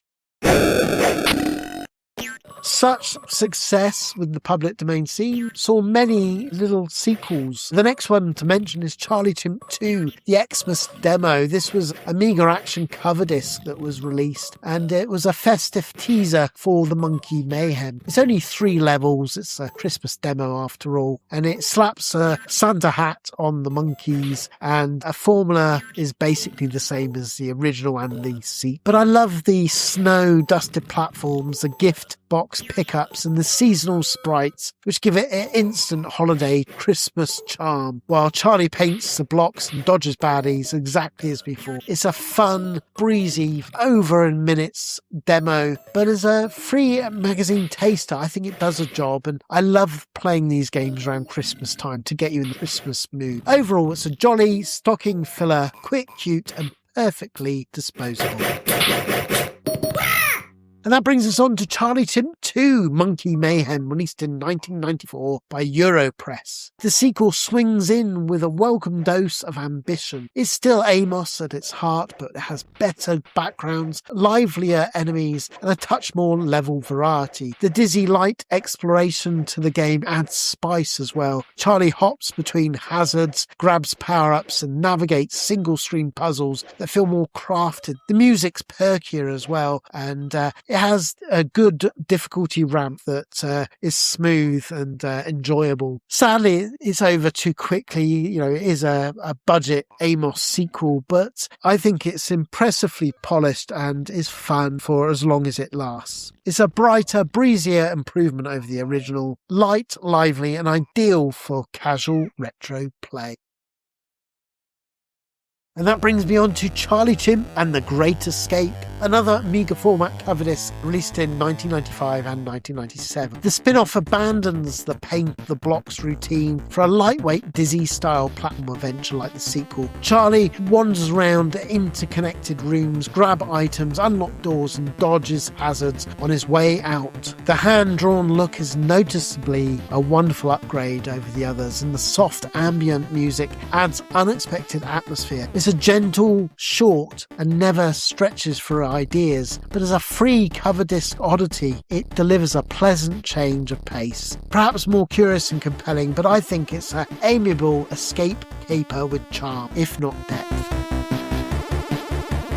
And that brings me on to Charlie Chimp and the Treasure of Tukan Moon. This is another Amiga format cover disc in 1995. The Egyptian-themed detour sends Charlie into pyramid corridors full of traps, mummies and treasure. The Amos graphics squeeze in bright pyramid-themed and temples, sandy chambers, and upbeat tune keeps things lively. Unfortunately, the levels are tiny, the puzzle's thin, and the action barely involves. But remember, this was a cover disc. It does feel more like a themed bonus stage than full game, but for 10 minutes it's a wonderful little title. I think it's a pleasant but papyrus thin tomb romp, strictly for series completionists, but you gotta love a bit of Charlie Chimp. And that brings me on to the final Charlie Chimp game, Charlie Chimp Special Edition 97, which also came on Amiga format cover disc. This is a tidy remix, acting as the series' farewell tour. Special Edition 97 bundles refined stages, neater sprites, cleaner movements, and a few new wrinkles into the familiar single-screen platform. It doesn't transform the formula, but it smooths it into its best playing form. As a freebie, it's surprisingly affectionate send-off. Short, nostalgic, and polished enough to feel like the definitive Charlie Chimp game. A fun celebration final outing, ideal for the Charlie Chimp banana fuel nostalgics. Let's look at Charlie J. Cool, also released in 1996. Arriving during the Amiga's twilight years, Charlie J. Cool is a cheerful budget platformer bounding through 28 bright, breezy levels, beaches, caves, and factory stages, offering a steady stream of collectibles, enemies to zap, power-ups, and invincibility and speed boosts. A handful of lightweight and boss encounters there to tackle, and it's clearly inspired by James Pond and Zool, but on the smaller budget, really. I think it's a fun little game for its budgets, and whilst the gameplay remains identical, I think it's, whilst not a classic, I think it's undeniably a cheerful budget platformer, a fun pickup.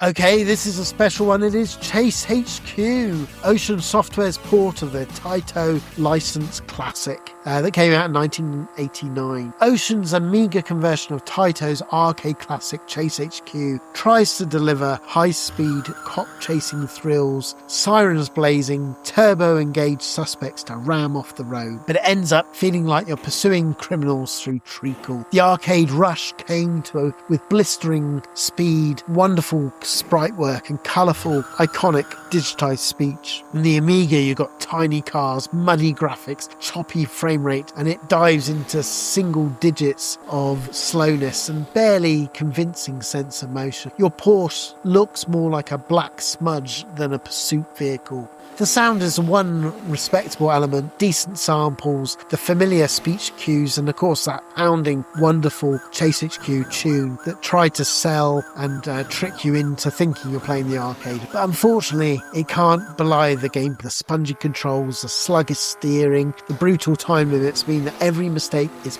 punished, often unfairly. And it says everything that several 8-bit ports, particularly the Spectrum version, are remembered more fondly because they were so much better. I remember being so disappointed when I upgraded from my Spectrum to the Amiga and got Chase HQ at how poor this version was, because I knew the Amiga was capable of so much more. Overall, a disappointing, undercooked conversion. Briefly fun, but the arcade and the Spectrum version practically wipes the floor. A bit better is Chase HQ 2, Special Criminal Investigation, also done by Ocean Software and of course based on the Taito license and released in 1990. This takes another swing at the formula and lands far closer to the arcade spirit than its predecessor.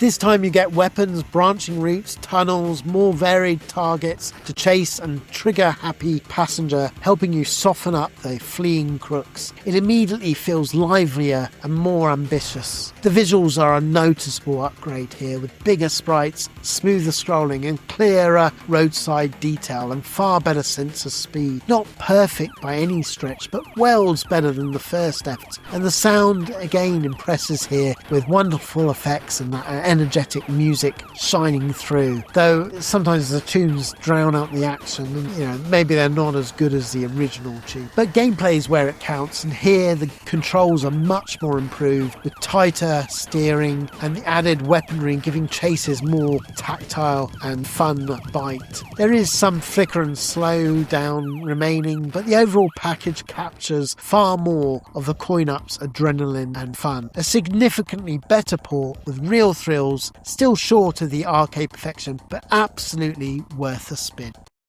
Buddy, you did it again. Okay, next we have Chess Champion 2175 by Oxford Softworks. This arrived at a time when the Amiga had already had several chess programs, yet Oxford Softworks managed to carve out its own niche with a sleek interface, strong AI, and futuristic 3D twist. The game offers a full suite of features for players of any level: adjustable thinking, depth, time controls, a hefty opening book, position ending, analysis mode, and even a fully automated demo play. Navigation is clean and intuitive thanks to a well-designed, mouse-driven user interface, plus the rare bonus of being able to quit cleanly to Workbench. Graphically, it really impresses for the original Amiga hardware of this time. The crisp 2D board is easy on the eyes, while the rotatable 3D view, a genuine novelty in 1990, adds flair without bogging down performance. The computer player's AI holds up surprisingly well today, offering thoughtful positional play with very few high-level blunders. It's deep, polished, and quietly forward-thinking. It remains still to this day one of the Amiga's better chess sims. A feature-rich, innovative chess title that still earns respect, ideal for players wanting more than bare-bones board play. And that brings me on to Chessmaster 2000, released in 1986 by Electronic Arts, a really early Amiga title. The Chessmaster 2000 is the Amiga's definitive early chess simulator. It's elegant, authoritative, and endlessly replayable. The AI was formidable for its time, offering 12 difficulty levels that scale from casual practice to punishing grandmaster opposition. While you're learning openings or refining endgame techniques, Chessmaster provides a stable, reliable opponent that plays by the book. The Amiga version shines here with clean 2D and pseudo 3D board visuals. It has crisp piece sets and smooth animated movement. The interface is wonderfully intuitive as well, offering take-backs, hints, legal move highlighting, and the ability to set up custom positions of replay famous historical games, and the analysis tools, particularly move evaluation, were well ahead of its time on their time on the home computers. Remember, this was 1986. Sound samples, classy presentation, and plenty of training aids around this package. It's no surprise that magazines showered it with praise. Still today, Chessmaster 2000, despite its age, feels still authoritative and accessible. A timeless classic companion for beginners and veterans alike.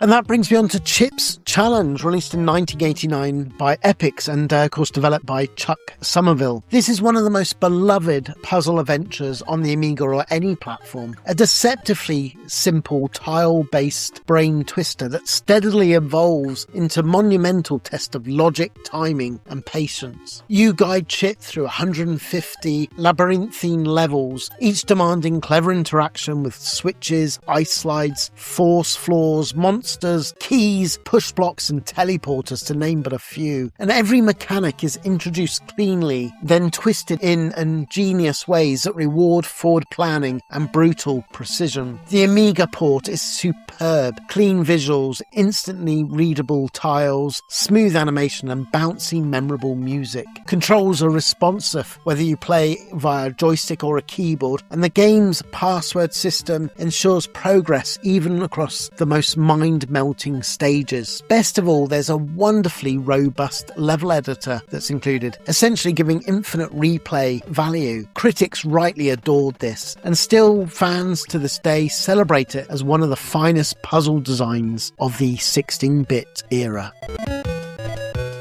So this is an interesting one. This is Chrono Quest, released in 1990. Chrono Quest is a time-hopping point-and-click adventure bursting with French cocktail vision's trademark eccentricity. A surreal blend of puzzle logic, historical sightseeing, and narrative weirdness. You explore prehistoric caves, medieval courts, futuristic spaceports, and dreamlike landscapes, each packed with quirky characters, lateral thinking puzzles, and inventively illustrated scenes. The Amiga showcases Cocktail's signature art style, rotoscoped animation, richly painted backgrounds, and expressive character poses that still feel ahead of their time. Music and sound design create a moody, otherworldly atmosphere, and the icon-based interface is intuitive once you learn its quirks. Sure, the puzzle difficulties varies wildly, and some solutions are clever and elegant, while others borderline on mischievous and absolutely insane, never could have got that mad. But the constant novelty keeps you hooked. The non-linear progression across time periods adds replay value, and story fragments gradually stitched together into an absorbing mystery. It's a cult, forgotten favourite, imaginative, strange, and defiantly French. Not flawless, but nevertheless unforgettable. And that brings me on to Chrono Quest 2. This takes the inventive weirdness of the original and blows it out across multiple timelines. It sends you chasing a rogue AI through pirate ships, Victorian laboratories, alien landscapes, and shadowy ruins, each rendered with a mix of digitized imagery and hand-drawn cocktail artistry. Gameplay blends inventory combinations, dialogue choices, time travel logic chains, mini-games, and lots of careful observation. It has a generous hint system as well that helps smooth out the rougher puzzle spikes. Overall, this is ambitious, strange, and, let's be honest, sometimes uneven, but undeniably it's memorable. A bold adventure that showcases the Amiga storytelling potential. And that brings me on to Chubby Gristle by Grand Slam and released in 1988. Chubby Gristle is one of those gloriously daft 8-bit concepts that somehow clicked on the Spectrum so well, and absolutely didn't survive the trip to the Amiga, unfortunately. You play a rotund, junk food-powered traffic warden who binge eats burgers, chips and chocolate to literally bulk up enough to reach the higher platforms. It's a single-screen collect-em-up chaos straight from the Monty Mole, Jet Set Willy, Manic Miner school of British weirdness. All cheek and no shame. On the Amiga though, the charm waddles away quickly, sadly. Sprites are tiny, colours are flat, scrolling and animation is quite jerky. The controls feel like Chubby has glued his boots to the pavement. Jumping feels mushy, movement floaty, collisions random. It's a sort of port that screams was done quickly on a Friday afternoon without much care. One saving grace is Ben Daglish's music. It bleeps away and tries to pep things up, but it just can't fight the sluggish gameplay. It's a cheeky concept, amazing on the Spectrum, but spoiled on the Amiga, being quite a sloppy port. I wanted to mention it because I love the Spectrum game so much, but stick to the Specky original if you want Chubby at his best.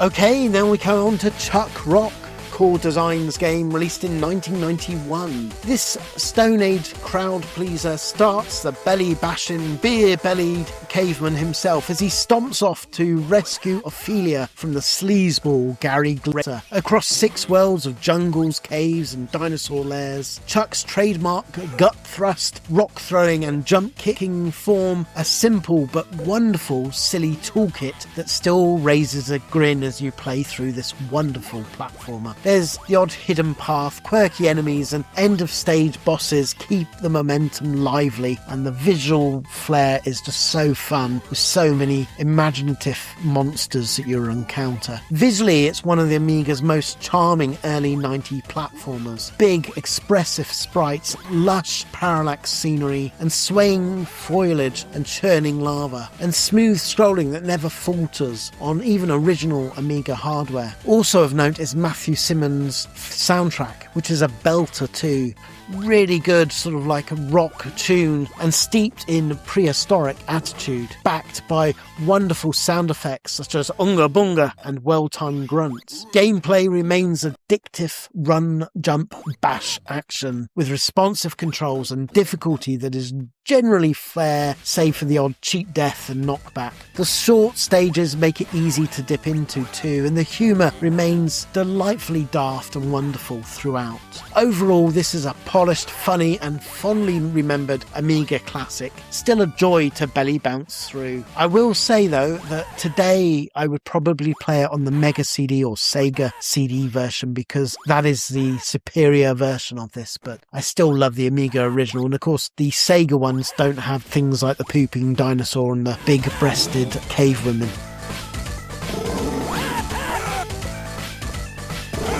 Okay, that brings me on to Chuck Rock 2, Son of Chuck, another Core Design game released in 1993. The sequel hands the spotlight to his son, this time the baby Chuck Jr., a nappy-powered hero armed with a rattle swing, bubble attacks, and a roster of rideable dinos. Junior's quest to rescue Dad takes him through more varied locales than the original ever attempted. There's the ice caverns, factories, treetops, and colourful prehistoric villages. Block-pushing puzzles, secrets and beefier bosses give the adventure much more depth and personality over the original. The visuals here are a clear leap forward. Chuck Jr.'s animations are adorable, backgrounds busier and more layered, and the parallax work, blizzards, vines, spinning gears adds real flair to the game. Controls are also tighter here, I think, as well, with movement more polished, and the difficulty curve of the overall game is even better and smoother. There are still a couple of late difficulty spikes that are insane near the end, which can frustrate. But overall, the other thing I need to mention is Mark Iveson's jazzy, upbeat soundtrack. It really elevates things to another level. It's one of my favourite video game soundtracks, blending neatly with the game's energetic charm. This is a brighter, richer, more confident sequel. Many fans rightly favour it for its variety, polish and sheer character. Again, I want to notice that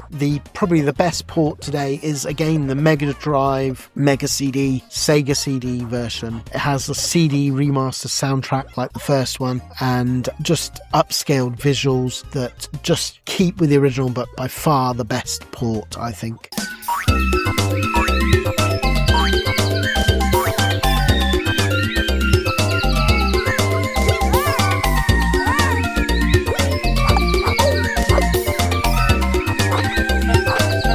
That brings me on to the next game, another Spectrum classic brought to the Amiga. It is Chuckie Egg, originally released in 1983, but came out a few years later on the Amiga. Chuckie Egg is one of those timeless British micro classics that made the jump to the Amiga with its charm fully intact. You play Henhouse Harry scampering through multi-tier barns, collecting eggs while dodging hyperactive hens and outrunning an angry giant quacking duck. The brilliance lies in its purity, snappy movement, pixel perfect jumps, and a tempo that is frantic without feeling unfair. The Amiga version preserves a lot of what made the original so great. Of course, it's taken away from the colourful aesthetic of the Spectrum original and tries to enhance it with backgrounds and things, which to me sort of pulls away from the purity of the original. But for the most part, the controls are pretty responsive here, and it's a good version and a nice alternative to enjoy the egg collecting fun. Like with the original, each level ramps up subtly, adding more moving platforms, tighter layouts, faster birds, and trickier egg placements. It's all enormously replayable and still incredibly Moorish. A simple, addictive and elegant. Chuckie Egg is a platforming perfection distilled, but I do still think it's better on the 8-bits.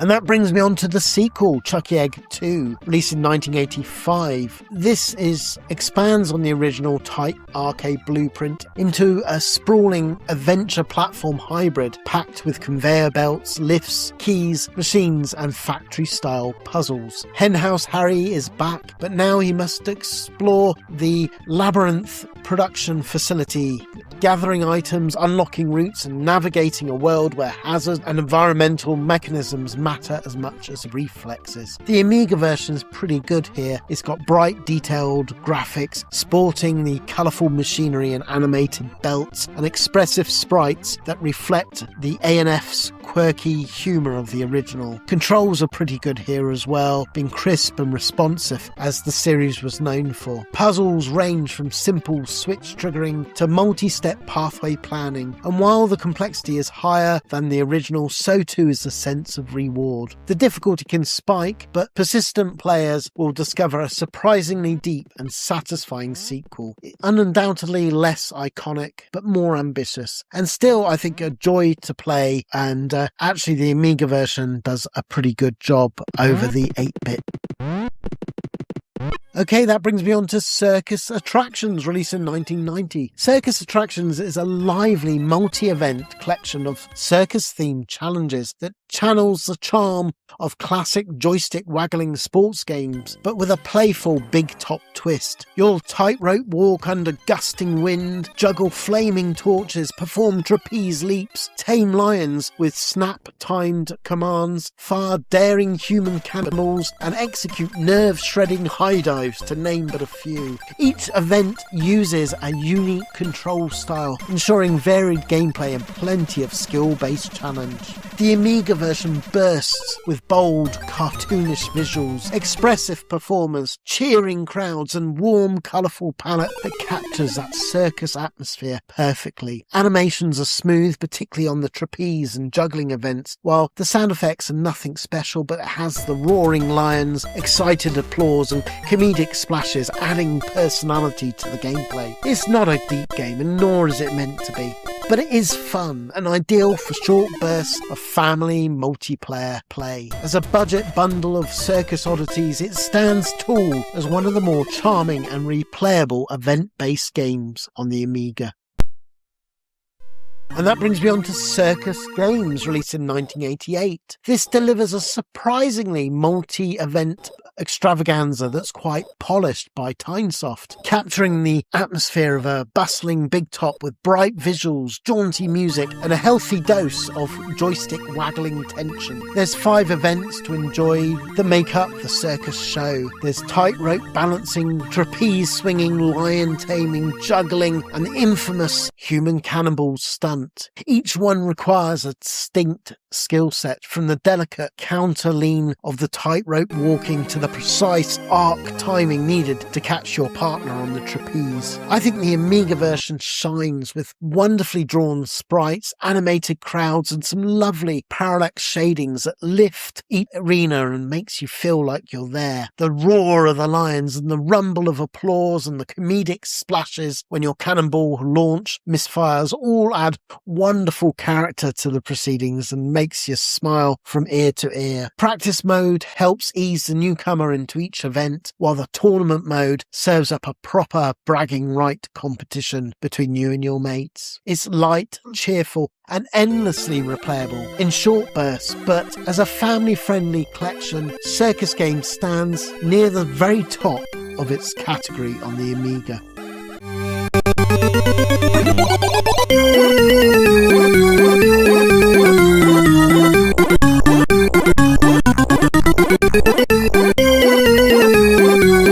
And that brings me on to Cisco Heat, released in 1990. Of course, based on the arcade game of the same name, Taito's police chase racer is transplanted across onto the Amiga with a zippy, colourful arcade pursuit through San Francisco's iconic streets, complete with steep hills, cable car tracks, tunnels, and harbourside straights. You're behind the wheel of a police squad car, chasing down renegade racers as you weave through the traffic, drop gears, and try to avoid spectacular wipeouts on the city's brutal inclines. The Amiga conversion is speedy and lively enough, I guess, but not amazing. It does have smooth sprite scaling, detailed roadside scenery, and an upbeat soundtrack that complements the arcade chaos. For the most part, the sense of speed is pretty good for the Amiga, and the slamming impact of when you finally ram a suspect's car is satisfyingly crunchy and fun, but it does feel missing something from that arcade original. But beyond that, it is not the deepest race. It's not the greatest arcade game that it's ported either. And later stages demand almost near perfect reflexes, which can frustrate. But as a short burst chase game, it nails the vibe perfectly. I mean, I would go to the arcade one these days, but the Amiga one's great for nostalgic memories. It's got punchy, bright, and full of arcade spirit. Cisco Heat remains a fun, underrated entry in Taito's driving lineup.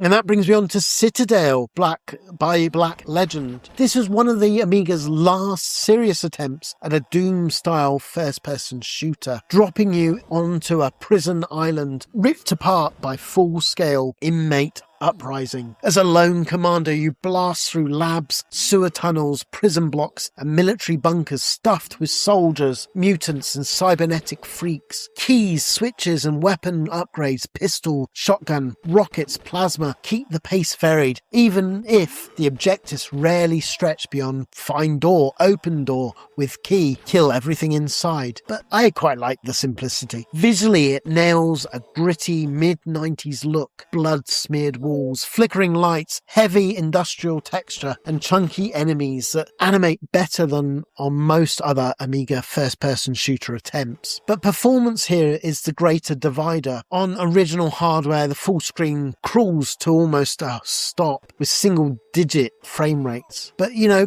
even if you put it on a postage stamp size screen. On the Amiga 1200, though, with a good accelerator, even a mild accelerator, suddenly this game opens up and feels playable with smoother movement and better colour depth. And of course, the beauty is you can put up all this extra power onto emulators at the click of a button. Sound design is strong, moody, module tracks, beefy weapons, thumps with a suitable, nasty enemy noises. Gameplay is fast enough if you have decent hardware, and yes, it's repetitive nevertheless, and it does have the difficulty spike problems here and there, and quite dopey AI of some of the enemies, but I think this is a really fun Doom killer on the Amiga, and I think it deserves to be played by more. Overall, it's atmospheric, ambitious, and genuinely fun on a souped-up Amiga machine. Yes, it's painful if you try to play it on original hardware, but, you know, ramp up those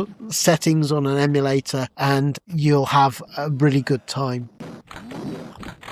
And that brings me on to Civilization by Micropose. This is an amazing game, of course, and the Amiga edition of Sid Meier's Civilization brings a full sweep of human history to Commodore hardware, letting you guide one of 7 ancient nations from 4000 BC to the space age, build cities, expand borders, research the tech tree, find governments, wage war, negotiate peace, construct wonders of the world, chase victory by conquest, or blasting off to Alpha Centauri. It's the classic turn-based one more turn loop at its purest, endlessly absorbing and dangerously time-destroying. The amount of times I remember in my youth playing this only expecting for an hour or two, and then suddenly I've not slept and it's the morning and I've got to go to school. It runs well on the stock Amiga as well, but then that's partly because everything's quite functional graphic-wise. It has a limited palette, dithered terrain, and simple unit icons and static shores. And I guess you could say that feels a little flat to the PC original, but I think it works quite well. And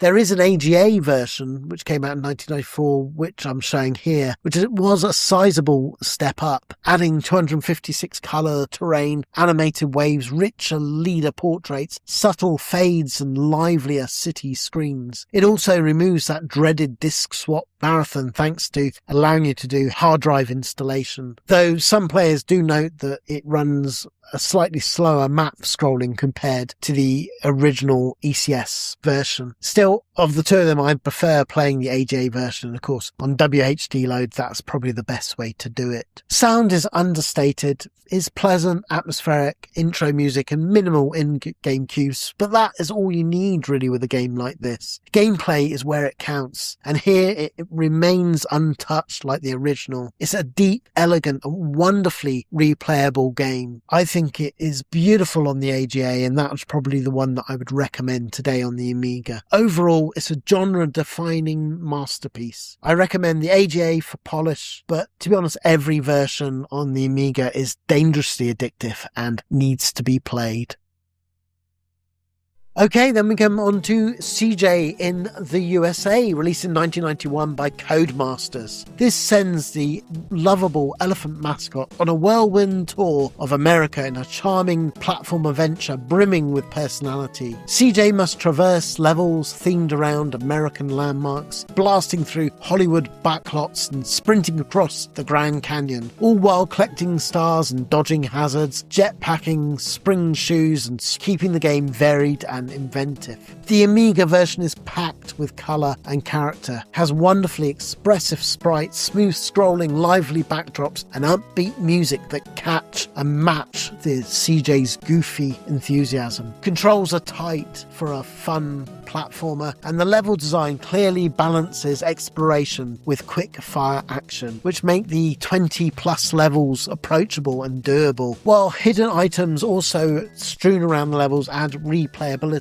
You've got to remember this was only a budget title, and I think it was a favourite in many households, myself included, because CJ in the USA is an energetic, imaginative budget title that still holds up as one of the Codemasters' most charming platform romps.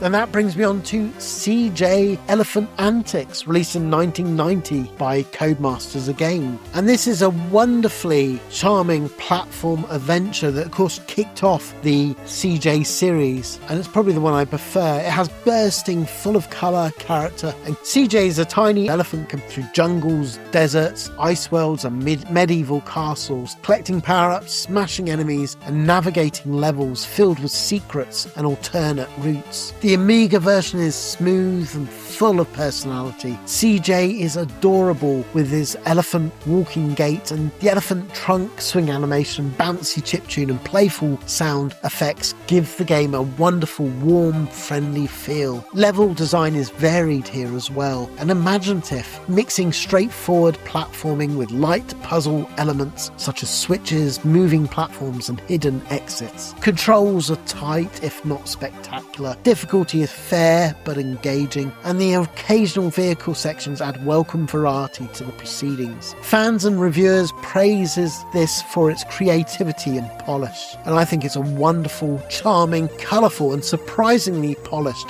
budget title, and I think one of Codemasters' greats that often gets overlooked.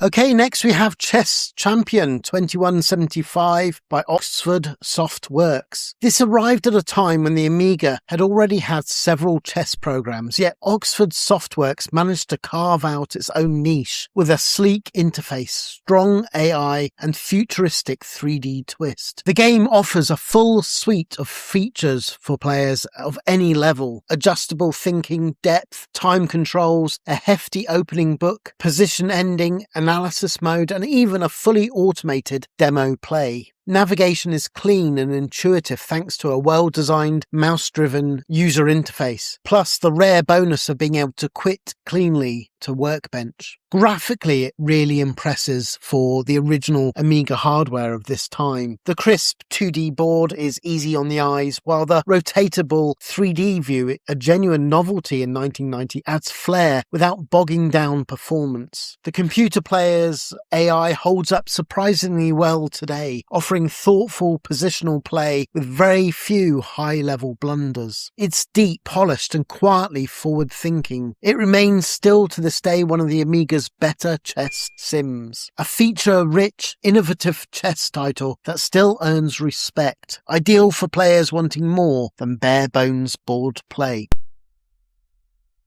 And that brings me on to Chessmaster 2000, released in 1986 by Electronic Arts, a really early Amiga title. The Chessmaster 2000 is the Amiga's definitive early chess simulator. It's elegant, authoritative, and endlessly replayable. The AI was formidable for its time, offering 12 difficulty levels that scale from casual practice to punishing grandmaster opposition. While you're learning openings or refining endgame techniques, Chessmaster provides a stable, reliable opponent that plays by the book. The Amiga version shines here with clean 2D and pseudo 3D board visuals. It has crisp piece sets and smooth animated movement. The interface is wonderfully intuitive as well, offering takebacks, hints, legal move highlighting, and the ability to set up custom positions of replay famous historical games, and the analysis tools, particularly move evaluation, were well ahead of its time on their time on the home computers. Remember, this was 1986. Sound samples, classy presentation, and plenty of training aids around this package. It's no surprise that magazines showered it with praise. Still today, Chessmaster 2000, despite its age, feels still authoritative and accessible. A timeless classic companion for beginners and veterans alike. And that brings me on to Chip's Challenge, released in 1989 by Epyx and, of course, developed by Chuck Somerville. This is one of the most beloved puzzle adventures on the Amiga or any platform. A deceptively simple tile-based brain twister that steadily evolves into a monumental test of logic, timing, and patience. You guide Chip through 150 labyrinthine levels, each demanding clever interaction with switches, ice slides, force floors, monsters, keys, push blocks, and teleporters, to name but a few. And every mechanic is introduced cleanly, then twisted in ingenious ways that reward forward planning and brutal precision. The Amiga port is superb. Clean visuals, instantly readable tiles, smooth animation, and bouncy, memorable music. Controls are responsive, whether you play via a joystick or a keyboard, and the game's password system ensures progress even across the most mind-melting stages. Best of all, there's a wonderfully robust level editor that's included, essentially giving infinite replay value. Critics rightly adored this, and still fans to this day celebrate it as one of the finest puzzle designs of the 16-bit era.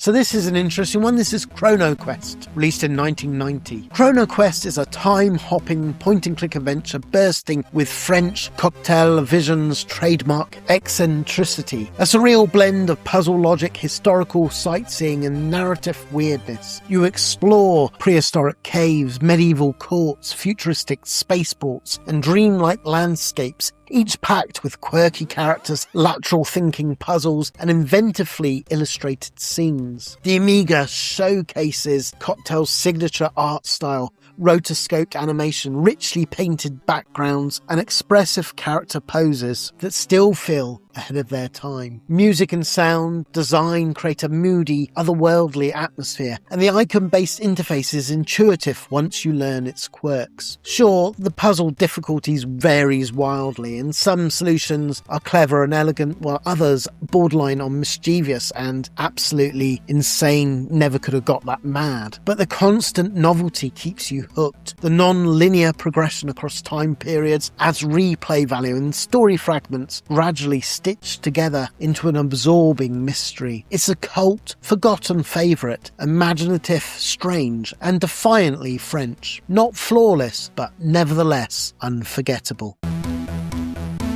And that brings me on to Chrono Quest 2. This takes the inventive weirdness of the original and blows it out across multiple timelines. It sends you chasing a rogue AI through pirate ships, Victorian laboratories, alien landscapes, and shadowy ruins, each rendered with a mix of digitized imagery and hand-drawn cocktail artistry. Gameplay blends inventory combinations, dialogue choices, time travel logic chains, mini-games, and lots lots of careful observation. It has a generous hint system as well that helps smooth out the rougher puzzle spikes. Overall, this is ambitious, strange, and, let's be honest, sometimes uneven, but undeniably it's memorable. A bold adventure that showcases the Amiga storytelling potential.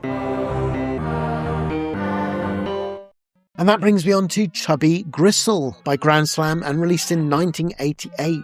Chubby Gristle is one of those gloriously daft 8-bit concepts that somehow clicked on the Spectrum so well, and absolutely didn't survive the trip to the Amiga, unfortunately. You play a rotund, junk food-powered traffic warden who binge eats burgers, chips and chocolate to literally bulk up enough to reach the higher platforms. It's a single-screen kleptom-up chaos straight from the Monty Mole, Jet Set Willy, Manic Miner school of British weirdness. All cheek and no shame. On the Amiga though, the charm waddles away quickly, sadly. Sprites are tiny, colours are flat, scrolling and animation is quite jerky. The controls feel like Chubby has glued his boots to the pavement. Jumping feels mushy, movement floaty, collisions random. It's a sort of port that screams was done quickly on a Friday afternoon without much care. One saving grace is Ben Daglish's music. It bleeps away and tries to pep things up, but it just can't fight the sluggish gameplay. It's a cheeky concept, amazing on the Spectrum, but spoiled on the Amiga, being quite a sloppy port. I wanted to mention it because I love the Spectrum game so much, but stick to the Specky original if you want Chubby at his best.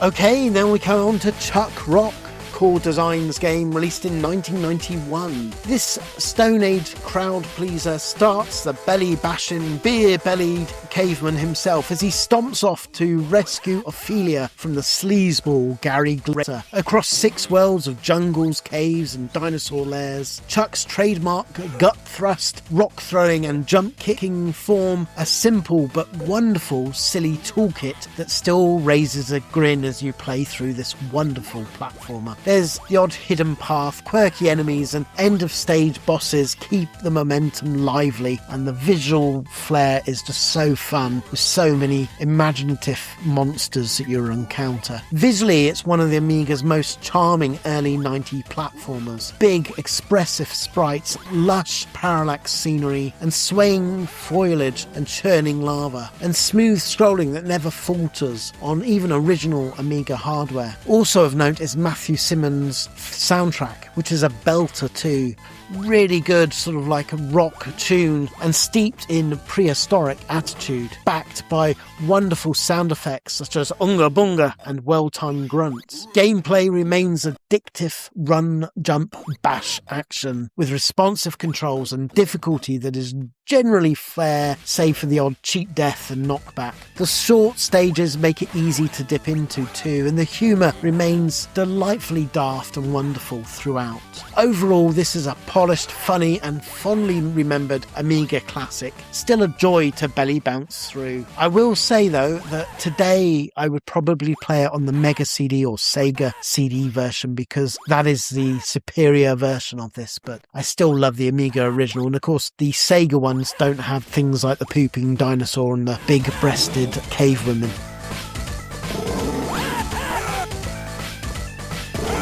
Okay, that brings me on to Chuck Rock 2, Son of Chuck, another Core Design game released in 1993. The sequel hands the spotlight to his son, this time the baby Chuck Jr., a nappy-powered hero armed with a rattle swing, bubble attacks, and a roster of rideable dinos. Junior's quest to rescue Dad takes him through more varied locales than the original ever attempted. There's the ice caverns, factories, treetops, and colourful prehistoric villages. Block-pushing puzzles, secrets and beefier bosses give the adventure much more depth and personality over the original. The visuals here are a clear leap forward. Chuck Jr.'s animations are adorable, backgrounds busier and more layered, and the parallax work, blizzards, vines, spinning gears adds real flair to the game. Controls are also tighter here, I think, as well, with movement more polished, and the difficulty curve of the overall game is even better and smoother. There are still a couple of late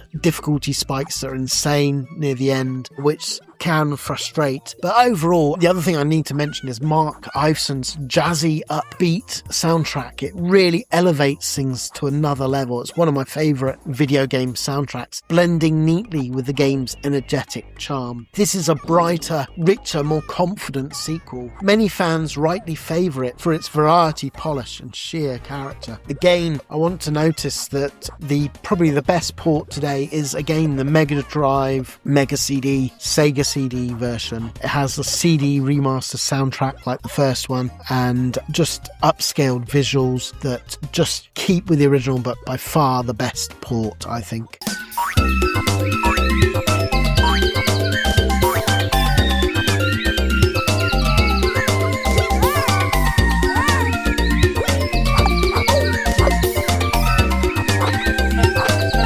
That brings me on to the next game, another Spectrum classic brought to the Amiga. It is Chuckie Egg, originally released in 1983, but came out a few years later on the Amiga. Chuckie Egg is one of those timeless British micro classics that made the jump to the Amiga with its charm fully intact. You play Henhouse Harry scampering through multi-tier barns, collecting eggs while dodging hyperactive hens and outrunning an angry giant quacking duck. The brilliance lies in its purity, snappy movement, pixel perfect jumps, and a tempo that is frantic without feeling unfair. The Amiga version preserves a lot of what made the original so great. Of course, it's taken away from the colourful aesthetic of the Spectrum original and tries to enhance it with backgrounds and things, which to me sort of pulls away from the purity of the original. But for the most part, the controls are pretty responsive here, and it's a good version and a nice alternative to enjoy the egg collecting fun. Like with the original, each level ramps up subtly, adding more moving platforms, tighter layouts, faster birds, and trickier egg placements. It's all enormously replayable and still incredibly Moorish. A simple, addictive and elegant. Chuckie Egg is a platforming perfection distilled, but I do still think it's better on the 8-bits. And that brings me on to the sequel, Chuckie Egg 2, released in 1985. This expands on the original tight arcade blueprint into a sprawling adventure platform hybrid packed with conveyor belts, lifts, keys, machines and factory-style puzzles. Henhouse Harry is back, but now he must explore the labyrinth production facility, gathering items, unlocking routes and navigating a world where hazards and environmental mechanisms matter as much as reflexes. The Amiga version is pretty good here. It's got bright, detailed graphics, sporting the colourful machinery and animated belts and expressive sprites that reflect the A&F's quirky humour of the original. Controls are pretty good here as well, being crisp and responsive as the series was known for. Puzzles range from simple switch triggering to multi-step pathway planning, and while the complexity is higher than the original, so too is the sense of reward. The difficulty can spike, but persistent players will discover a surprisingly deep and satisfying sequel. Undoubtedly less iconic, but more ambitious, and still I think a joy to play, and actually the Amiga version does a pretty good job over the 8-bit. Okay, that brings me on to Circus Attractions, released in 1990. Circus Attractions is a lively multi-event collection of circus-themed challenges that channels the charm of classic joystick-waggling sports games, but with a playful big-top twist. You'll tightrope walk under gusting wind, juggle flaming torches, perform trapeze leaps, tame lions with snap-timed commands, fire daring human cannibals, and execute nerve-shredding high dives, to name but a few. Each event uses a unique control style, ensuring varied gameplay and plenty of skill-based challenge. The Amiga version bursts with bold, cartoonish visuals, expressive performers, cheering crowds, and warm, colourful palette that captures that circus atmosphere perfectly. Animations are smooth, particularly on the trapeze and juggling events, while the sound effects are nothing special, but it has the roaring lions, excited applause, and comedic splashes, adding personality to the gameplay. It's not a deep game, and nor is it meant to be. but it is fun and ideal for short bursts of family multiplayer play. As a budget bundle of circus oddities, it stands tall as one of the more charming and replayable event-based games on the Amiga. And that brings me on to Circus Games, released in 1988. This delivers a surprisingly multi-event extravaganza that's quite polished by Tynesoft, capturing the atmosphere of a bustling big top with bright visuals, jaunty music, and a healthy dose of joystick waggling tension. There's 5 events to enjoy that make up the circus show. There's tightrope balancing, trapeze swinging, lion taming, juggling, and the infamous human cannonball stunt.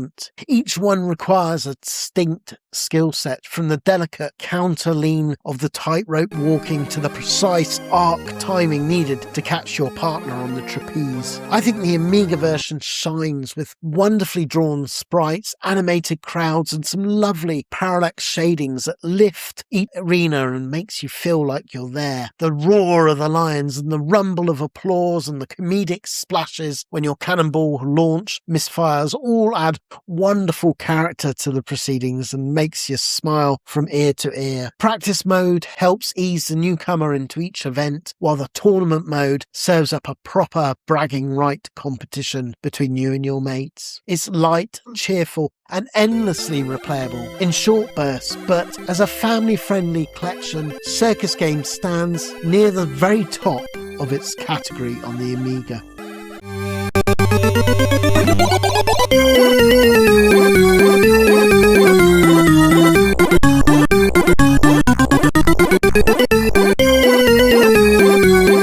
And that brings me on to Cisco Heat, released in 1990. Of course, based on the arcade game of the same name. Taito's police chase racer is transplanted across onto the Amiga with a zippy, colourful arcade pursuit through San Francisco's iconic streets, complete with steep hills, cable car tracks, tunnels and harbourside straights. You're behind the wheel of a police squad car, chasing down renegade racers as you weave through the traffic, drop gears and try to avoid spectacular wipeouts on the city's brutal inclines. The Amiga conversion is speedy and lively enough, I guess, but not amazing. It does have smooth sprite scaling, detailed roadside scenery, and an upbeat soundtrack that complements the arcade chaos. For the most part, the sense of speed is pretty good for the Amiga, and the slamming impact of when you finally ram a suspect's car is satisfyingly crunchy and fun, but it does feel missing something from that arcade original. But beyond that, it is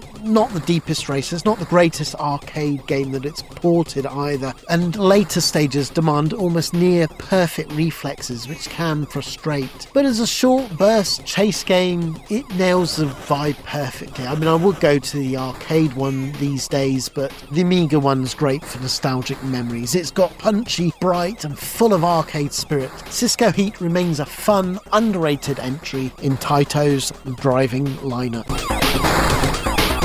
And that brings me on to Citadel, Black Legend. This was one of the Amiga's last serious attempts at a Doom-style first-person shooter, dropping you onto a prison island ripped apart by full-scale inmate uprising. As a lone commander, you blast through labs, sewer tunnels, prison blocks, and military bunkers stuffed with soldiers, mutants, and cybernetic freaks. Keys, switches, and weapon upgrades, pistol, shotgun, rockets, plasma, keep the pace varied, even if the objectives rarely stretch beyond find door, open door with key, kill everything inside. But I quite like the simplicity. Visually, it nails a gritty mid-90s look, blood-smeared walls, flickering lights, heavy industrial texture, and chunky enemies that animate better than on most other Amiga first-person shooter attempts. But performance here is the greater divider. On original hardware, the full screen crawls to almost a stop with single-digit frame rates. But, you know,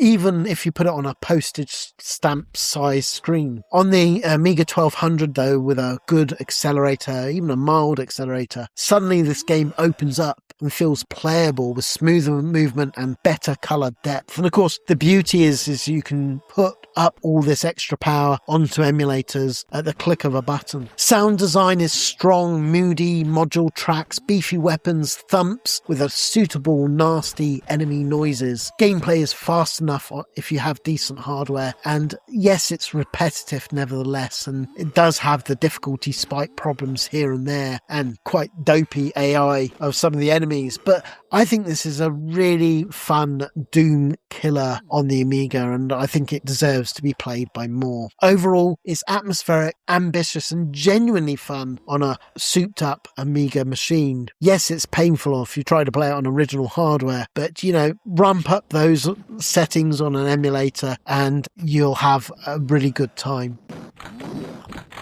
And that brings me on to Civilization by Micropose. This is an amazing game, of course, and the Amiga edition of Sid Meier's Civilization brings a full sweep of human history to Commodore hardware, letting you guide one of 7 ancient nations from 4000 BC to the space age, build cities, expand borders, research the tech tree, find governments, wage war, negotiate peace, construct wonders of the world, chase victory by conquest, or blasting off to Alpha Centauri. It's the classic turn-based one more turn loop at its purest, endlessly absorbing and dangerously time-destroying. The amount of times I remember in my youth playing this only expecting for an hour or two, and then suddenly I've not slept and it's the morning and I've got to go to school. It runs well on the stock Amiga as well, but then that's partly because everything's quite functional graphic-wise. It has a limited palette, dithered terrain, and simple unit icons and static shores. And I guess you could say that feels a little flat to the PC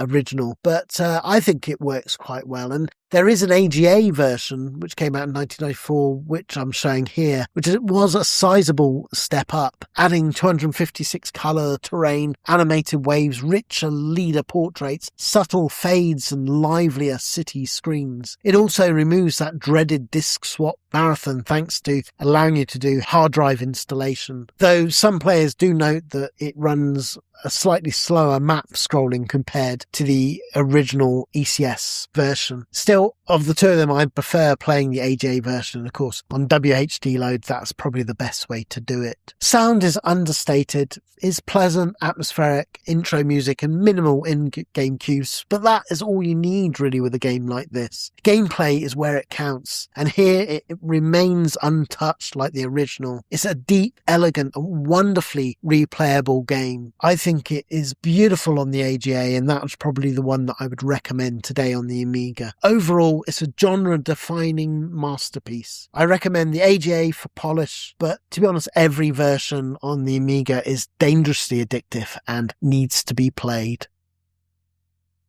Okay, then we come on to CJ in the USA, released in 1991 by Codemasters. This sends the lovable elephant mascot on a whirlwind tour of America in a charming platform adventure brimming with personality. CJ must traverse levels themed around American landmarks, blasting through Hollywood backlots and sprinting across the Grand Canyon, all while collecting stars and dodging hazards, jetpacking, spring shoes, and keeping the game varied and inventive. The Amiga version is packed with colour and character, has wonderfully expressive sprites, smooth scrolling, lively backdrops, and upbeat music that catch and match the CJ's goofy enthusiasm. Controls are tight for a fun platformer, and the level design clearly balances exploration with quick fire action, which make the 20 plus levels approachable and doable, while hidden items also strewn around the levels add replayability.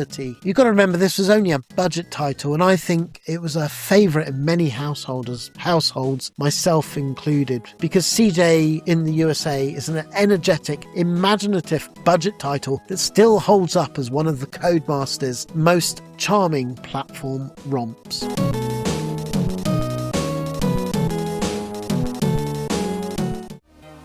And that brings me on to CJ Elephant Antics, released in 1990 by Codemasters again. And this is a wonderfully charming platform adventure that, of course, kicked off the CJ series. And it's probably the one I prefer. It has bursting, full of colour, character. And CJ is a tiny elephant come through jungles, deserts, ice worlds, and medieval castles, collecting power-ups, smashing enemies, and navigating levels filled with secrets and alternate routes. The Amiga version is smooth and full of personality. CJ is adorable with his elephant walking gait, and the elephant trunk swing animation, bouncy chiptune and playful sound effects give the game a wonderful, warm, friendly feel. Level design is varied here as well and imaginative, mixing straightforward platforming with light puzzle elements such as switches, moving platforms and hidden exits. Controls are tight if not spectacular. Difficulty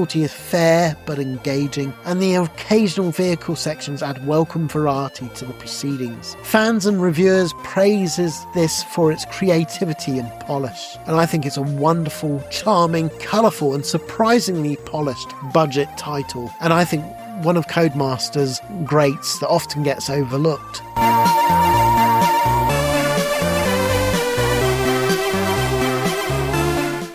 Okay, that brings us on to Classic Puckman, a public domain game and one of the better homages to the Pac-Man arcades games.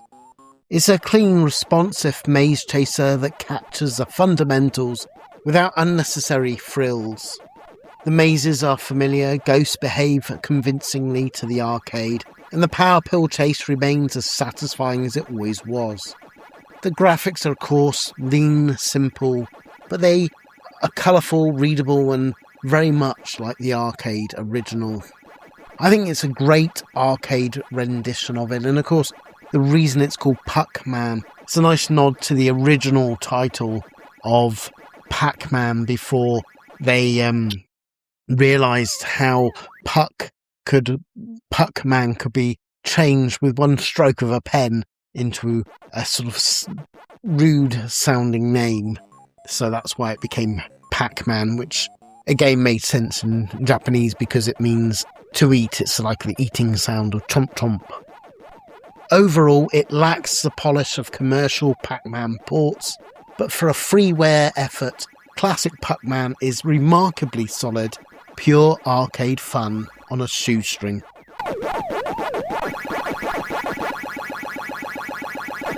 And this brings us on to a strange oddity. It's Clever and Smart, released in 1988.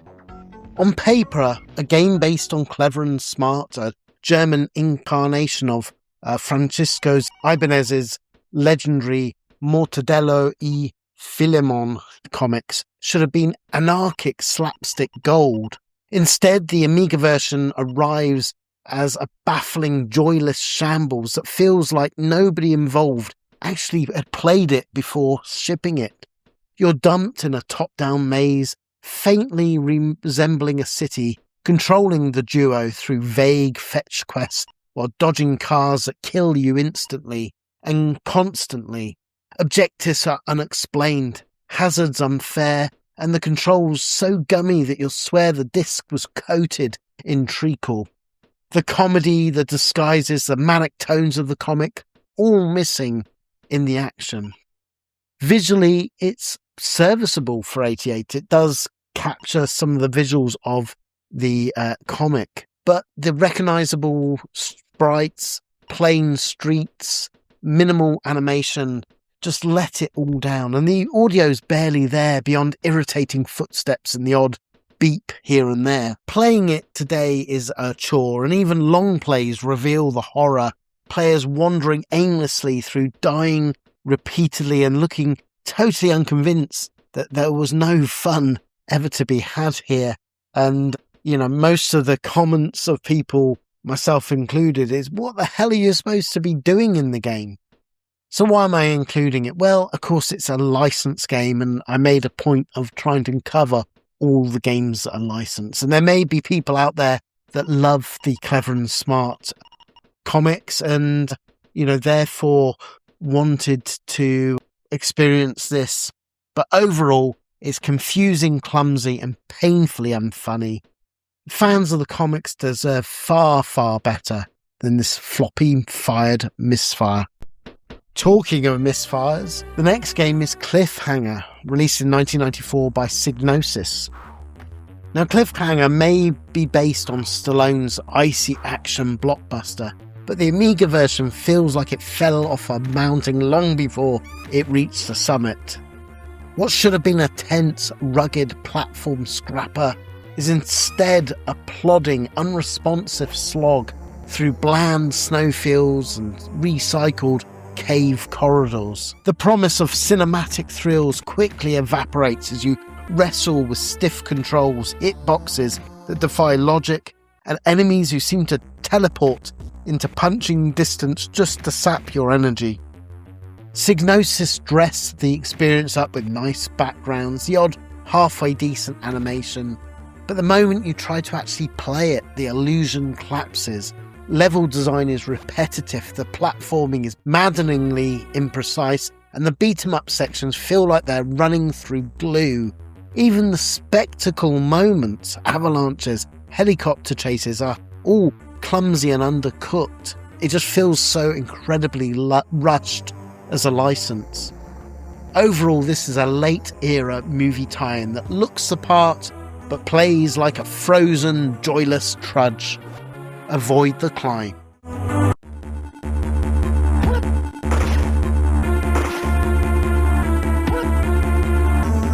Then we have Click Clack, Idea Software 1992.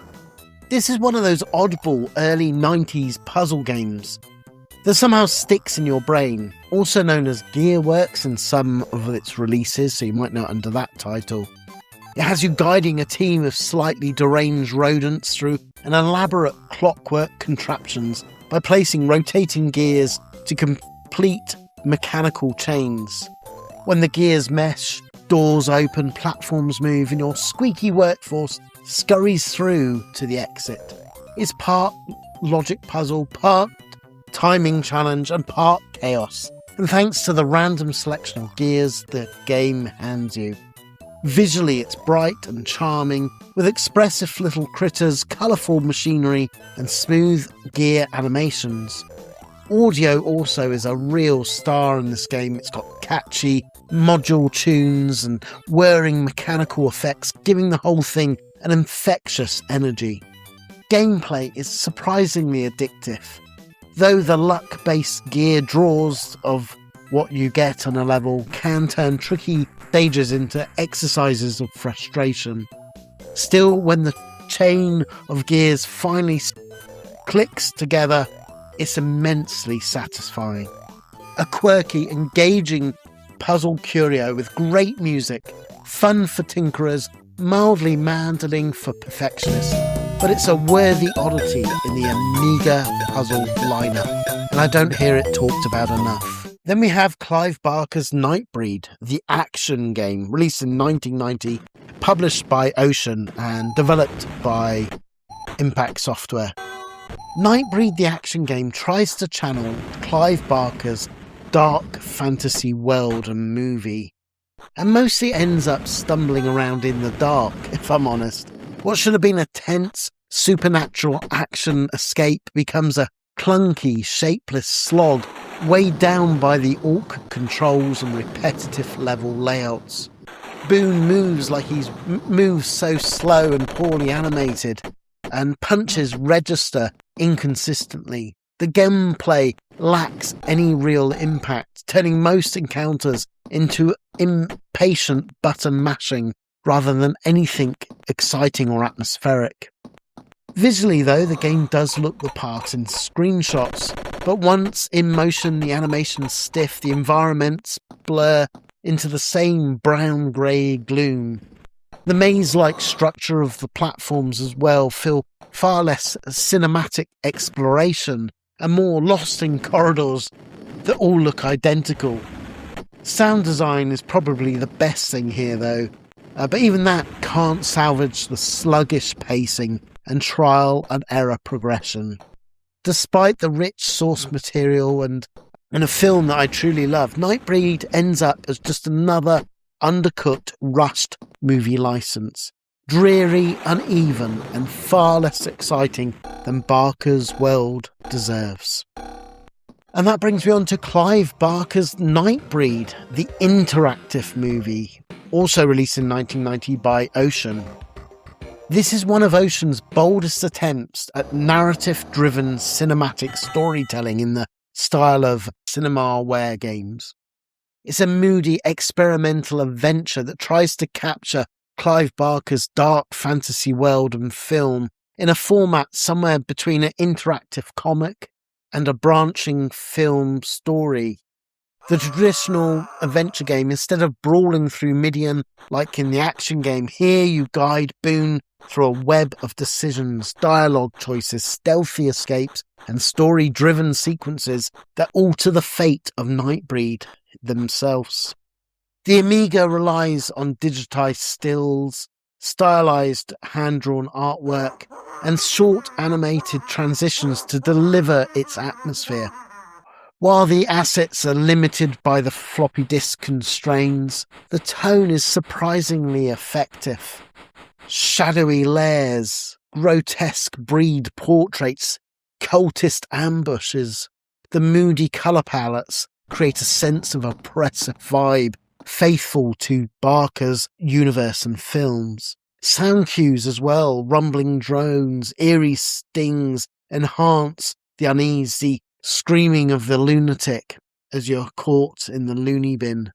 Interactivity is light in the game, and it's got a weird sense of sort of trial and error. And some interactivity is light, and some scenes rely far too heavily on trial and error timing. But there is a genuine ambition here, and it does capture the atmosphere of the film. Choices matter as well, multiple endings exist, and the narrative focus was far ahead of its time. It also was bundled in with the Screen Gems Amiga bundle, which was the one that I got, so I've got a fond memory of this game because it came with my Amiga.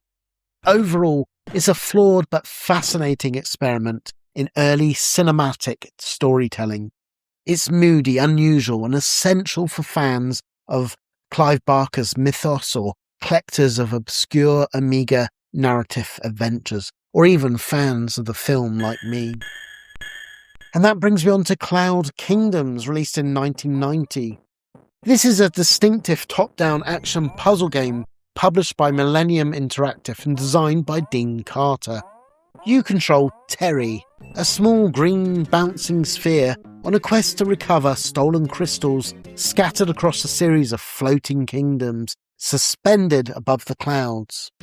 Each level is a compact maze filled with hazards such as disappearing floors, magnets, ice tiles, arrow squares, and roaming enemies, all tackled under a strict overall time limit. Movement is simple and 8-way, but the challenge lies in learning how each of the kingdom's mechanics interact. Levels demand careful planning, route finding, and precision, with mistakes punished by lost time rather than lives. It has a branching world structure which adds tension and replay value, forcing players to make strategic choices about their progression. The Amiga version runs the game beautifully smoothly, and it has the wonderful clear visuals and the great music by David Whittaker, enhancing the surreal tone. As a game, it's tough but inventive. Cloud Kingdoms rewards patience and remains a memorable example of the early 1990s puzzle design. Then we have The Clue, released in 1994 by Neo Software. Of course, known in Germany as Der Clau, remains, and the original name of the German name of Der Clau, remains one of the Amiga's most stylish and ingenious crime sims. A delicious blend of tactical planning, stealth, and noir atmosphere. You play Mac Tucker, an upcoming crook in 1950s Europe, assembling a team of specialists to pull off an increasingly elaborate heist. Before any jobs, you scout locations, gather intel from shady contacts, and choose the right gear for the job, and plot a second-by-second timeline of the burglary. Then the real magic happens. The game executes your plan in real time, with your crew sneaking past guards, cracking safes, lugging loot and sprinting to the getaway car. A successful heist feels earned. Failure feels like a lesson, and another try to try and better yourself. The Amiga version oozes atmosphere with beautifully drawn cityscapes, moody jazz, smooth character animation, an open world packed with shops, fences, contacts, and richly detailed hideouts. Rare, clever, and utterly absorbing, The Clue is one of the Amiga's finest strategy-adventure hybrids. A criminal masterpiece. Then we have Cluedo, the Master Detective, released in 1990. This is a confident, atmospheric computer adaptation of the expanded 1988 Master Detective edition of the classic board game. Of course, it's also known as Clue in the US. And the game succeeds by respecting the source material rather than reinventing it. Delali Software translates the familiar experience directly to the screen. You're moving coloured tokens around the mansion, making accusations, revealing cards and narrowing down the culprit through pure logic and deduction. On the Amiga, the presentation elevates the experience.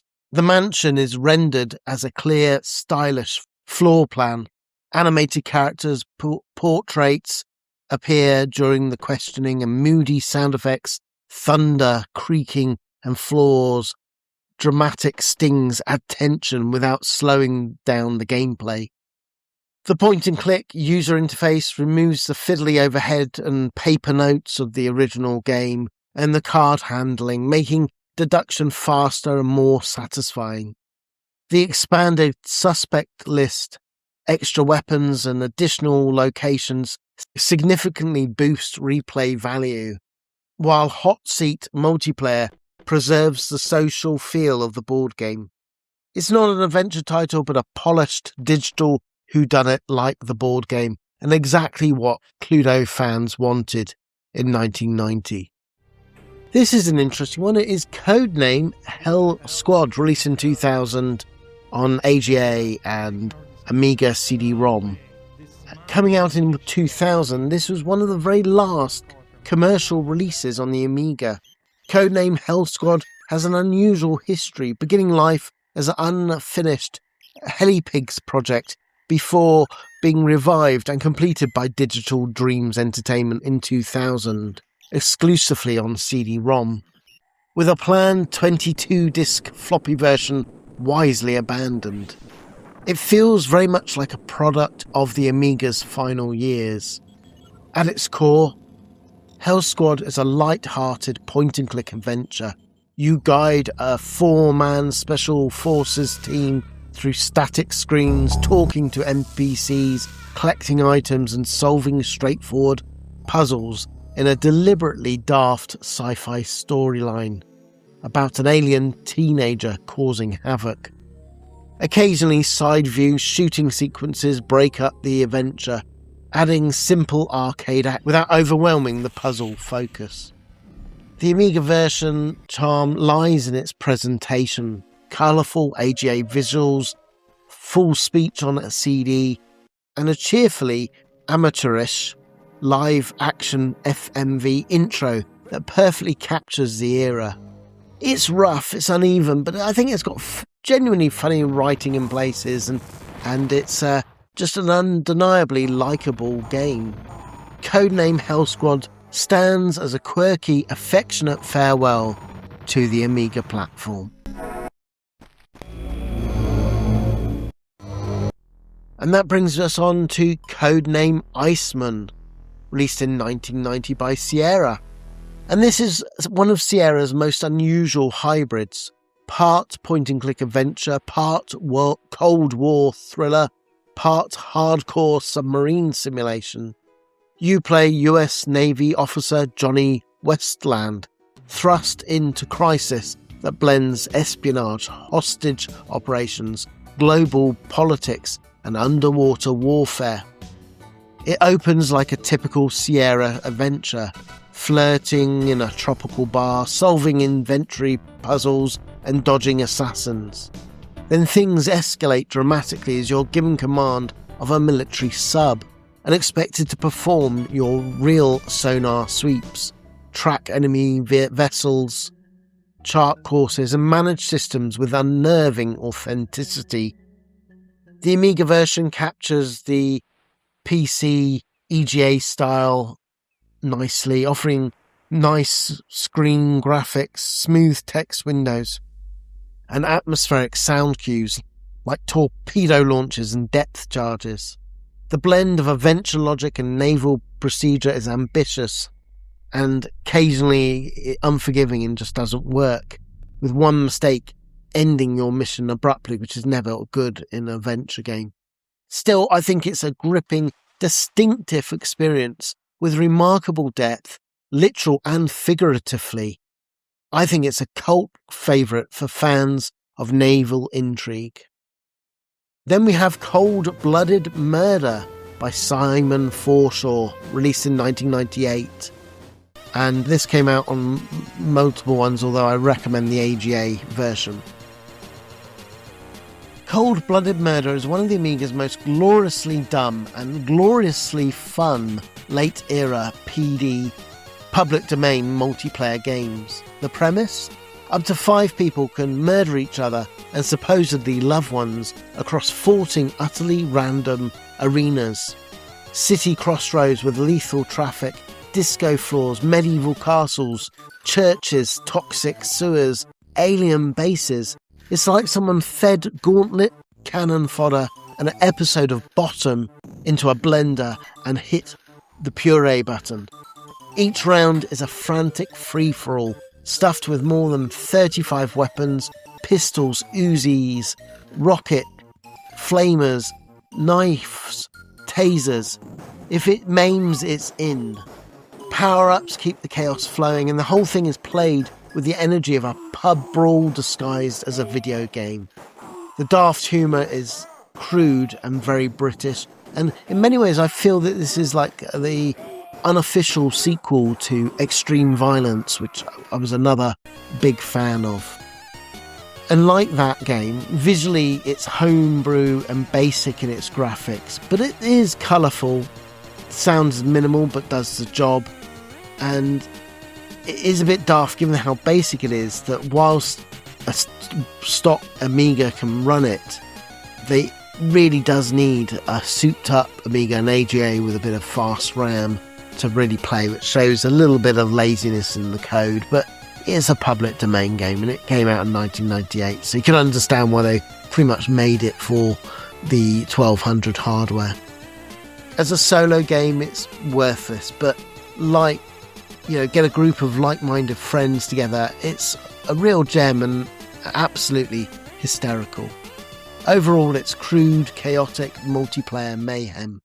Rubbish alone, magic with 4 mates and a pile of joysticks. A true late Amiga oddity. And that brings me on to The Colonel's Bequest, released in 1989, another Sierra Online game. This is Sierra at its most atmospheric, a slow burn murder mystery drenched in southern gothic charm and mood. You play Laura Bow, an inquisitive student invited to a family gathering at a storm-battered Louisiana mansion. What begins as a polite tension rapidly spirals into a night of secrets, shifting alibis, whispered conspiracies and corpses appearing in the shadow-filled corridors. Rather than solving traditional puzzles, you explore, eavesdrop, observe, and piece together their motives through timing-sensitive scenes that occur around you. Miss an argument or slip past a key room too late, and the plot shifts in subtle ways. The Amiga version presents this wonderfully with great graphics for a Sierra game. It has moody backdrops, expressive character animation, and atmospheric audio. The thunder, the creaking floors, the hushed dialogue set the tone perfectly, The parser can be finicky, like most Sierra games of this era, but the narrative depth and multiple endings make it one of Sierra's most mature and rewarding adventures. A haunting, clever, and beautifully crafted whodunit, very nearly an interactive Agatha Christie novel. Then we get Colonization, released in 1994, and this is of course done by Sid Meier's and his trademark 4X brilliance, which comes back to the Amiga in a richly detailed historical sim about exploration, settlement, diplomacy, and revolution in the New World. You guide European colonists across uncharted continents, establishing towns, managing resources, trading goods, interacting with native populations, and juggling relations with your increasingly demanding home nation. The Amiga version handles all this depth impressively. Clear isometric visuals, colourful tiles, and smooth user interface navigation make this a sprawling system digestible, which Sid Meier seems to do so well. Economic management is wonderfully intricate, turning raw goods into finished products, assigning specialists, building trade networks. Diplomacy is sharp too, with rival powers competing for land and influence. Eventually comes the heart of the game, declaring independence from your original nation, and then doing the waging of a fierce and desperate revolution. It's a thrilling and difficult game at this point, and successes feel monumental. Overall, it's a deep, polished, and endlessly replayable game. Colonization is one of the finest strategy titles ever ported to the Amiga. Thoughtful, tense, and richly rewarding, and it's a shame that most people didn't really play this, whereas they did do Civilization, which is, of course, has a lot of similarities. Okay, this brings us on to the next game, Colossus Chess X, the ultimate chess program, released in 1989. This brings Martin Byron's long-running tournament-proven chess engine to the Amiga, with an impressive suite of features that outclass most of the late 80s rivals of other chess games. The program offers virtually infinite difficulty scaling, adjustable thinking depth, a hefty 11,000 position opening book, a proper analysis mode, full move undo, demo playback and puzzle setup, all wrapped in a clean mouse-driven interface that feels smooth and modern for the era. The visual presentation is a standout too, a crisp 2D board complemented as an optional rotatable 3D view that you can spin freely for your preferred perspective. Multiple pieces, sets, such as classic, Staunton, modern, give it a touch of class and variety, and everything runs flicker-free on your Amiga. Sound adds an unexpected polish with sampled speech, announcing moves, checks, plus subtle musical cues that never distract but only add to the gameplay. The AI is the serious business here. It does a really good version of chess with strong positional play, good long-term planning, and virtually no blunders on higher settings. Paired with its learning mode, the engine genuinely improves your chess game and improves itself, adapting over time. I think this is a feature-rich, forward-thinking chess program that still feels wonderful and satisfying today as it did back then. Overall, it's a deep, polished and visually distinctive, one of the Amiga's finest chess titles and an essential pick for chess lovers and strategy fans. And that brings me on to Colorists by Avesoft in 1990. This is one of the Amiga's most compulsive early puzzle offerings. A deceptively simple falling block game, it feels like a halfway house between Tetris and Columns, but with enough of its own ideas to stand out. Stacks of 3-coloured squares drop into the well, and while you can't rotate the blocks horizontally, You can cycle through the order of the colours, letting you set up clever chains and last second rescues. Visually, it's cheerful and clear, bright blobs of clean grids, smooth animations, and unmistakable colour Amiga charm. The Amiga 500 handles everything effortlessly. The music is also nice, with upbeat, catchy songs that keep the pace snappy during the long sessions of gameplay.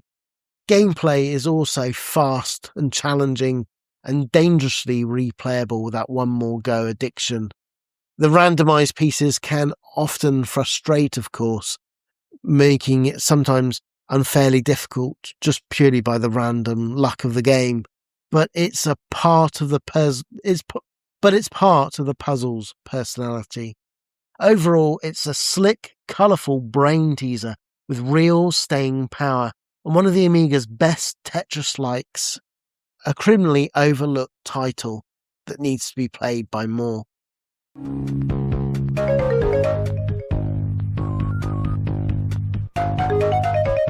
And that brings me on to Combat Air Patrol by Psygnosis in 1993. This is one of the most serious and atmospheric flight sims ever that the Amiga received. A Gulf War carrier ops experience that blends authenticity with just enough action to stay thrilling. Operating from the USS Theodore Roosevelt, you fly the either F-14 Tomcat or the FA-18 Hornet through dynamic missions ranging from CAP intercepts and deep strike bombing to escort, recon and seed sorties. There's real depth here, proper loadout planning, TACAN navigation, in-flight refueling, catapult launches, arrested landings, wingman commands and tactical maps that feels lifted straight from a NATO briefing. For 1993, the graphics really impress here. Convincing ship and aircraft models, smooth vector terrain and detailed cockpits that remain readable under pressure. Sound also is equally strong, with sampled engine roars, clear radio chatter and tense music that sells the operational mood.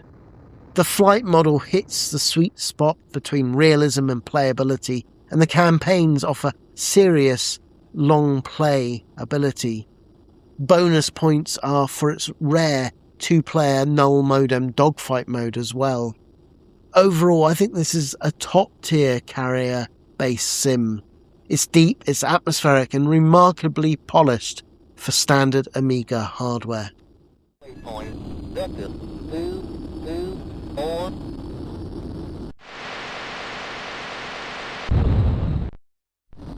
Okay, then we have Commando by Elite Systems, and of course based on the Capcom arcade game. Elite's Amiga take on Capcom's wonderful run-and-gun hit Commando is one of those ports that gets the job done, but never really threatens to match the coin-up's raw fun and adrenaline. You guide Super Joe through jungles, bridges, and enemy encampments, mowing down endless waves of soldiers with your machine gun and lobbing grenades like confetti. The structure is intact of the arcade original, the action constant, and the high score chase as compulsive as ever. Visually, it's competent, but the colours are undeniably muted. The sprites are serviceable, the background's colourful enough, and the scrolling okay, I guess. But it all feels scaled down and strangely subdued compared to the arcade explosive punch. It lacks the intensity, the bustle, the chaos of the arcade original. Sound does fare better than the actual gameplay, with great gunfire sounds, satisfying explosions, and a really decent theme tune, and of course the occasional bark of a sampled speech. Controls are responsive and the gameplay is solid, but the pacing feels off from the arcade original, and some collision quirks sap the thrill. In many ways, and ironically, several of the 8-bit versions, notably the C64, I think capture the urgency far better and is a far better port. But having said that, a respectable, if unremarkable port. It's fun for nostalgia blasts, but far from the definitive home Commando experience.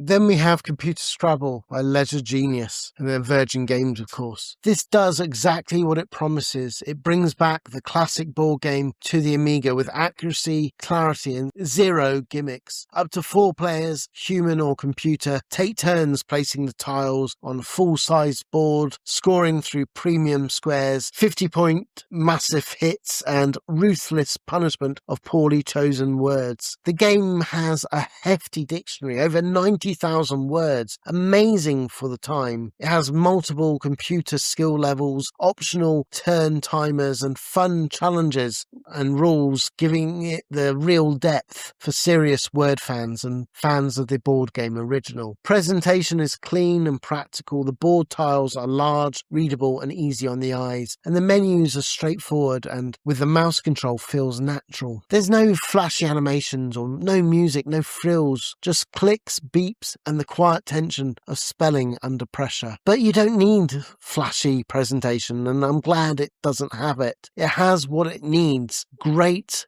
artificial intelligence, and plays a great game of Scrabble, especially at higher levels. But of course, like with any game of this type, it's multiplayer that works exactly as it should. It may feel plain to later adaptations, but the faithful Scrabble experience I think still holds up. It's a no-nonsense, rock-solid board game conversion, perfect for word nerds like me on the Amiga.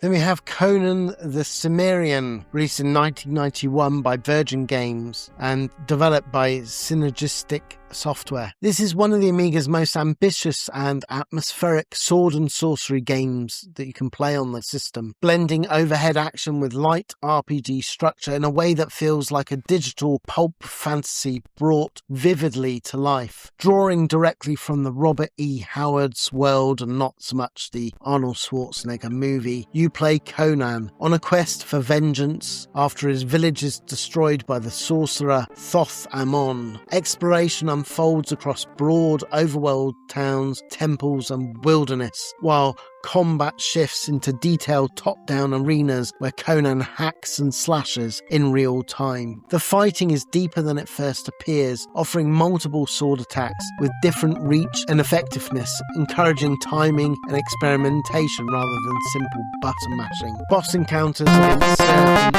golems, and dark warlords are also highlights. Visually, I think the Amiga version impresses with its wonderful sprites and weighty animations. It's got a nice full-colour backdrops and environments and a rousing orchestral score. Occasionally, stiff controls and difficulty spikes aside that let the side down and stop it from being an out-and-out classic. But overall, I think this remains a bold, brutal, and memorable fantasy epic. One of the Amiga's finest interpretations of the classic barbarian myth. And that brings us on to Conflict Europe. PSS Conflict Europe is a definitive what-if World War III command post for Amiga armchair generals. It's a spiritual successor to Theater Europe. It extracts the entire NATO Warsaw Pact standoff onto clean, readable operational maps and context terminals for air tasking, diplomacy, logistics, and grimly nuclear options. The clever design keeps turns brisk while still letting you shape the entire theatre of war. Secure air superiority, smash supply lines, probe weak sectors, or dare a limited tactical nuke and pray the reprisals don't end civilization. As a package, it's surprisingly atmospheric. Terse telex updates, tense staff freedouts, and that constant dread that one miscalculation will spiral, if not a hex monster, but it is a genuine strategy toy toy box with enough levers to reward repeated play. Critics of the time praised its accessibility and compulsion, even if some found the strategic loop a little bit repetitive across long campaigns. But I think this is an elegant Cold War nail-biter that still holds up as a top-tier Amiga wargame. And that brings us on to Conflict Middle East, the 1991 game. Not to be confused with Virgin's Political Sim, which we'll come to next. This is SSI's Conflict Middle East. It uses Red Lightning Second Front style engine for a great operational war game. And this time it puts you in the Arab-Israeli clashes, regiments and brigade commander maneuvers across tidy top-down map while you juggle interdiction, air cover, reserves and supply. What it lacks in audio-visual flash, it repays in studio craft and combat models that reward historical tactics, concentration, encirclement, and knowing when to trade groups for tempo. On the Amiga, the interface is Spartan, but functional. Once you internalize the keystrokes, the game flows. The joy here is the system feels the artillery softening, air phases, tipping odds, and hard-won breakthroughs turning into operational successes. If you keep the lifelines open, it is unabashedly for grogs, dense, thoughtful, and generous with its scenarios. If Europe is still the bigger picture thriller, Middle East is a focused field manual in disguise. And that brings us on to the Virgin one by Conflict, known as Conflict the Middle East Political Simulator. A fascinating oddity in the Amiga catalogue. Conflict the Middle East Political Simulator puts you in the hot seat of Israel's newly appointed Prime Minister after the assassination of your predecessor. Your objective: survive the region's political minefield while destabilizing or outright defeating your four neighbouring states through diplomacy, espionage, coups, economic pressure of war. Each turn represents a month, conveyed via newspaper-style summaries that cleverly frame the shifting political landscape. The interface is basic and stark, but it is clear, and the game's depth not lies in its visual splendour, but in a cascading system of foreign relations, US support, intelligence operations, nuclear development, troop positionings, and budget juggling. Despite its simplicity of presentation, there's surprising nuance here. One misstep can plunge the region into chaos, but subtle pressure, clandestine operations, and patient diplomacy can reshape the map. It's accessible, atmospheric, and strangely compelling, a cult classic of political strategy whose replay value remains enormous.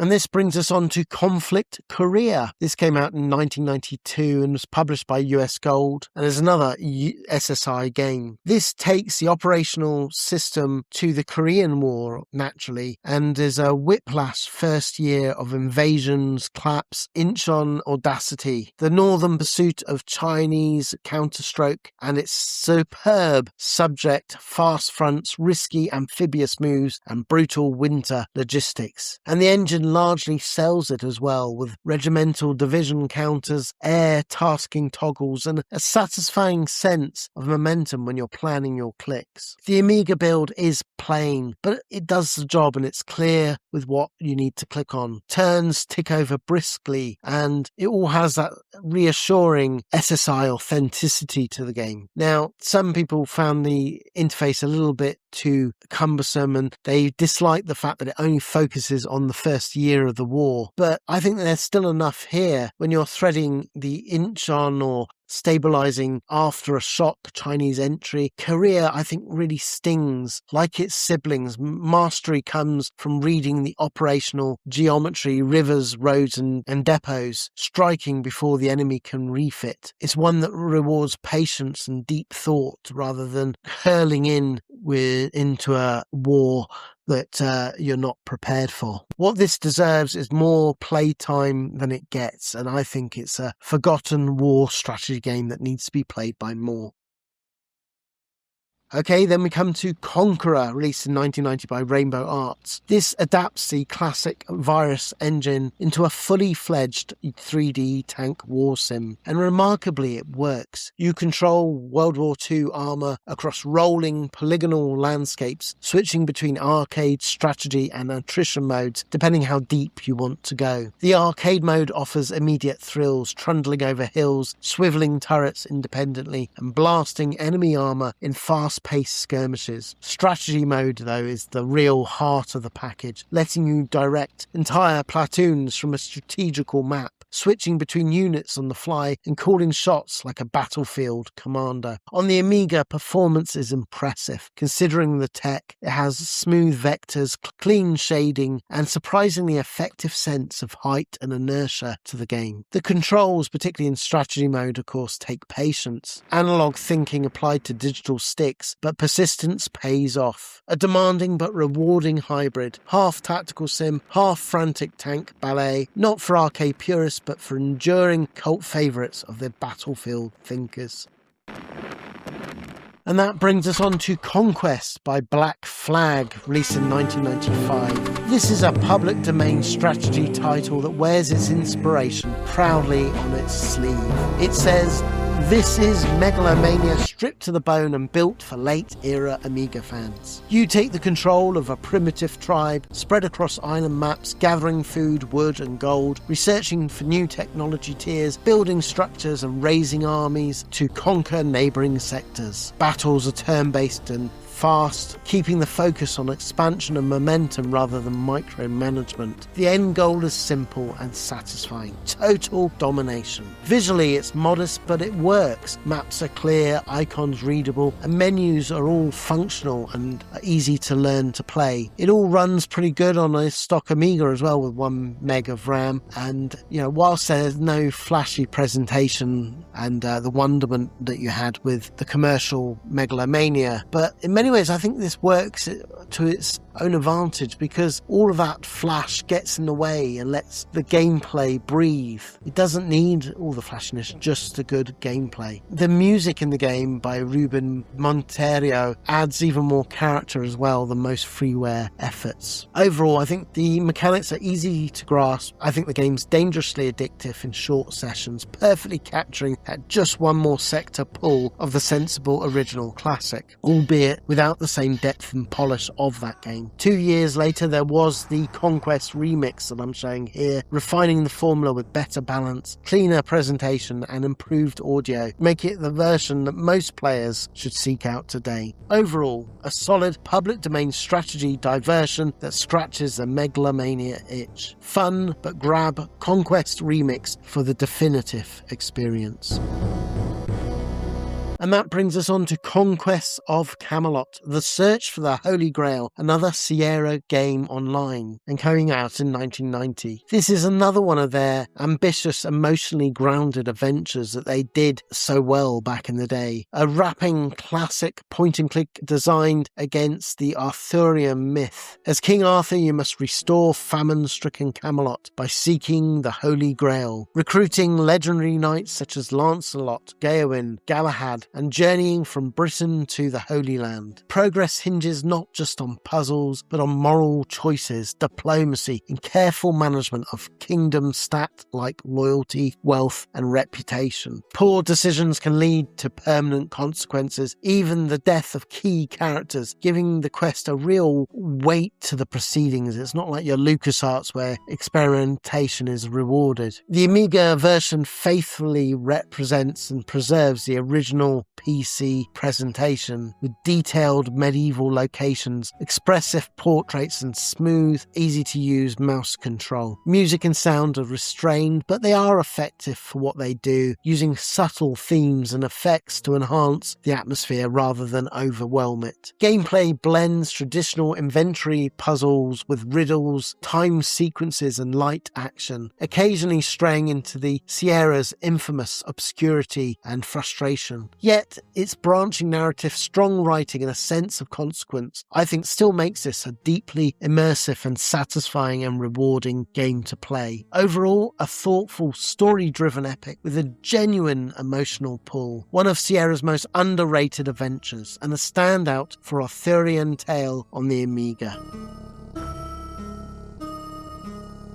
Okay, then we come to another wonderful arcade conversion. This is Continental Circus, another Virgin Mastertronic and, of course, Tech software, and came out in 1989. This conversion of Taito's arcade racer, Continental Circus, delivers the broad strokes of the coin-op experience, putting you through 8 race Formula One tour spanning USA, France, Spain, Japan, and beyond. The goal is a classic arcade stuff. Blast past rivals, dive into the pits before your car falls apart. Presentation is solid for 1989. Cars and trackside scenery convincingly scale past you. The scrolling's smooth, there's a genuine sense of speed, and traffic thickens. Sound, like the arcade, is also a highlight, with great engine roars and screeching tyres and speech snippets such as go and lap time, all set to the energetic music that keeps the adrenaline punching and pumping. Unfortunately, the gameplay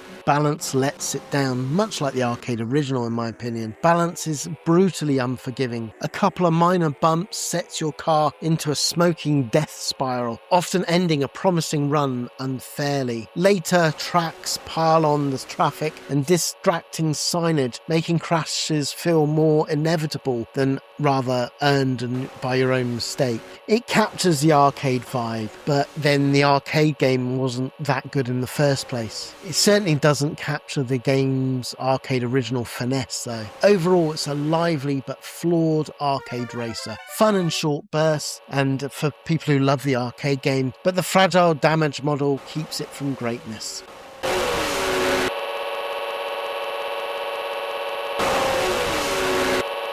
Okay, this is an interesting one. It's Contraption Zack. This is an obscure isometric puzzle adventure that aims for the Incredible Machine-style ingenuity, but lands somewhere closer to a stress test for patience. You play Zack, a hapless handyman trapped inside a biotech lab, spiraling out of control. Progress means hopping between flick-screen isometric rooms, collecting tools, pulling switches, and manipulating bizarre machinery to repair systems and escape chaos. Visually, it's perfectly respectable for 1992. The colourful cartoon-styled rooms are nicely detailed. Sprites are clear, and the animated intro and ending add a bit of personality to the proceedings. Sound is less consistent, effects are serviceable, but nothing more. But most of the atmosphere comes from that intro-outro music rather than in gameplay itself. Unfortunately, the design is where things start to unravel. Objectives are fairly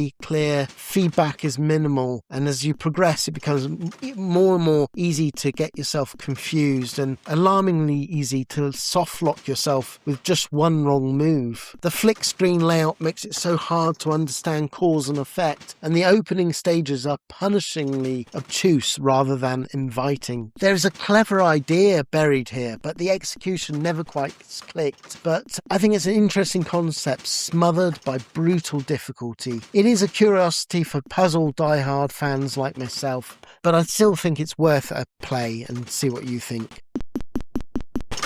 Cookie arrives on the Amiga carrying some serious pedigree, because this game is of course based on the originally created game by Ultimate Play the Game on the Spectrum. Yes, that legendary British studio that would later become Rare, and this is, like the original, a frantic single-screen platformer built around one brilliantly daft idea. You play Cookie the chef, bouncing between platforms to catch falling ingredients in a mixing bowl, while swatting away rats, spiders and other kitchen vermin with a spatula. Fill the bowl, bake a cookie, survive the chaos, repeat. The Amiga version stays faithful to the Spectrum original, but benefits with brighter colours, nice sprites and smooth, nice animations. It really does sort of elevate over the original while remaining true to it. It all gives the kitchen carnage a little extra personality without losing its 8-bit soul. The cookie animations are charming, the enemies are clearly readable, and everything runs smoothly. Sound is simple and perhaps a little disappointing, but it does have bouncy catchy chiptunes and satisfying thwack effects to add to the proceedings, which is all you want really. Gameplay is where it counts, and this is fast and accessible and perfect for short bursts like the original 8-bit classic. It does have a fair difficulty curve, and addictive high score chasing like the original. It does grow repetitive, but that's part of the arcade charm. Overall, this is a lively Amiga port of an ultimate play the game classic. Short, sweet, and a lovely slice of Rare's early DNA. Okay, then we have Cool Croc Twins, released in 1992 and published by Empire. This is a cult single-screen platformer with a competitive spirit. Cool Croc Twins put two spring-heeled reptiles through chaotic arenas filled with switches, platforms, bouncing pads, and cheeky enemies. The goal is simple: hop, trigger mechanisms, and reclaim coloured tiles faster than your opponent. Whether it's computer-controlled or human, think Bubble Bobble meets Mario Brothers with a dash of puzzle arena mischief. On the Amiga, the visuals are bright and wonderful, with endearingly goofy animations of the main characters, and gives that sort of Saturday morning cartoon vibe.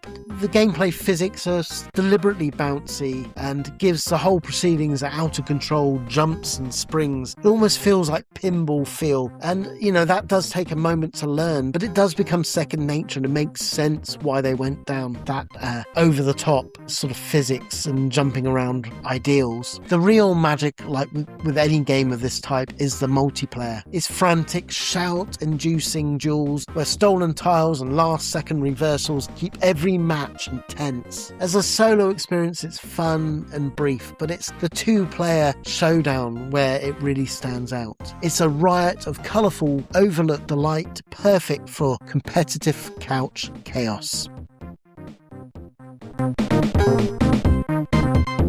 And that brings us on to Cool Spot, released in 1993 by Virgin, and of course done by David Perry, who went on to do Shiny Entertainment and all those Earthworm Jim games, etc. This is one of the slickest mascot platformers on the Amiga, an effortlessly stylish conversion of the acclaimed Mega Drive game. You guide 7-Ups, glasses, sporting red dot through beaches, toy shops, piers, labs, and bottle-strewn hazards, all while collecting red spots to free your imprisoned pals. The game version preserves much of the console polish, big expressive sprites, smooth animation, and colourful multi-layer backdrops that add an irresistible surf funk soundtrack. Gameplay is classic run and jump, but with wonderfully tactile firing mechanics that let Spot ping fizzy bubble projectiles in 8 directions. Levels are large, has lots to see and do, full of hidden areas and exploration, and littered with secrets. It's not brutally difficult as a game, but the platforming precision and item quotas keep the game engaging. I do say that the thing that stops this being a classic to me personally is on all the versions, the later levels do feel weaker than the opening ones. You get the sense that they just didn't put as much care and effort into those later levels. And the Amiga even more so. I think graphically it becomes quite lazy in the later levels. It's undeniable the console version remain the best way to play the game, but the Amiga port still stands tall, and it's the one that I and many probably watching this video have fond memories of playing the Amiga version in particular. It's a bright, consistently joyous platformer bursting with personality, and I love it. Okay, then we get Cool World, released in 1992, and of course this is based on that weird Brad Pitt film done by Ralph Bakshi's chaotic live-action animation hybrid onto the Amiga. But whatever wild energy the film had, it's quickly smothered under frustratingly sluggish controls, repetitive level design, and just quite frankly sloppy, lazy execution. You play as Jack Deebs, slogging through drab interpretations of Toontown while punching the same handful of enemies who respawn endlessly. The supposed beat-em-up platform hybrid, it just feels messy, rushed and inconsistent. Jumps are floaty, hit detection is unreliable, and the physics that should give the game personality instead make movements awkward and unpredictable. The much promoted squash and stretch visuals amount mostly to jittery sprites and the garish colour clashes that seems bizarre to happen on the Amiga. Backgrounds repeat, animation animations stutter, and level layouts just blur into a tedious loop of climbing, falling, and backtracking. Power-ups rarely feel meaningful either, and the so-called set pieces lack impact. Whatever humour or style the game aims for, it's buried under clumsy, lazy design. Cool World ends up being exactly the opposite of its name, a frustrating, ugly, joyless tie-in that's best left in the vault, but it's a licensed game, so I had to include it here, and it was advertised so heavily back in the day in all the magazines, so I think a lot of people are interested in what the game's about. And that brings us on to Corporation, released in 1990. This is a groundbreaking 3D cyberpunk infiltration simulator that predates System Shock and Deus Ex by years. You play as an agent of the UN Anti-Terrorist Force, infiltrating sinister Universal Cybernetics Corporation to uncover illegal bioweapon experiments. Real-time, first-person exploration across multiple floor offices, complexes blend stealth, combat, hacking, and RPG character development. The Amiga version impresses with textured 3D rooms, dynamic lighting, smoothest viewpoint motion, and atmospheric sound design. Gunfire echoing in the steel corridors, beeping interfaces, and alarm ratcheting up the tension. Inventory management is deep. Body implants, weapon mods, scanners, medkits, and hacking tools all matter in the game. Enemies range from guards to robotic drones and grotesque experiments gone wrong. One wrong door opens onto instant death. Success depends on cautious movement, resource management, and decoding the building's layout. It's ambitious, moody, and massively ahead of its time. Corporation is a fascinating proto-immersive sim and a landmark in Amiga 3D design. Then we get Corruption. This is one of the Amiga's most sophisticated and grown-up adventures, swapping dragons and dungeons for insider trading, blackmail, and corporate betrayal. You play a junior partner in a London financial firm who stumbles into a sprawling conspiracy involving your own boss and powerful city figures. The story unfolds in real time. Days pass whether you act or not, and your choices, alliances, and timings determine who lives, who fails, and whether the truth comes out. Magnetic Scrolls' trademark presentation is superb. Over 40 beautifully rendered locations bring late 80s London to life, from slick offices and apartments to grimy streets and luxury yachts. The Amiga version shines with its subtle depth and atmosphere, giving a few text adventures could match of the day. Sound is restrained, using light ambient effects to minimal music and keep the focus on the writing. Gameplay uses that classic Magnetic Scrolls parser, blending logic puzzles, conversation, phone calls, and document sleuthing with constant time pressure. It can feel demanding and overwhelming being in real time, but the tension is deliberate and works if you're willing to have the patience to play it. Overall, it's a gripping, intelligent thriller with outstanding presentation and one of the Amiga's finest text and graphic adventures.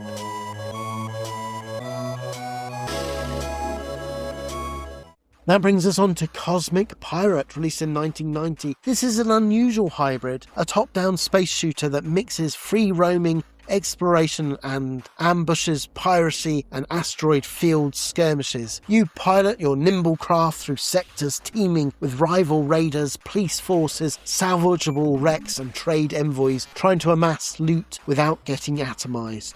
The Amiga version has that unmistakable Psygnosis vibe. It has the sprites that are chunky and do the job, neon star fields and moody score. It's less flamboyant. It also has its failings. Combat is twitchy, with the inertia driven, making it frustrating, and it's chaotic, sometimes in the best way, but sometimes it's too much. But especially when the debris clouds of mines are complicating your escape vectors. Progression is loose and sandboxy, and you create your own goals, which I love with the game. And, some, like me, love it, and some find that directionless and find it a bit empty. Still, I think the mix of piracy, fast dogfights, and open sector navigation makes it an intriguing space action oddity with real personality.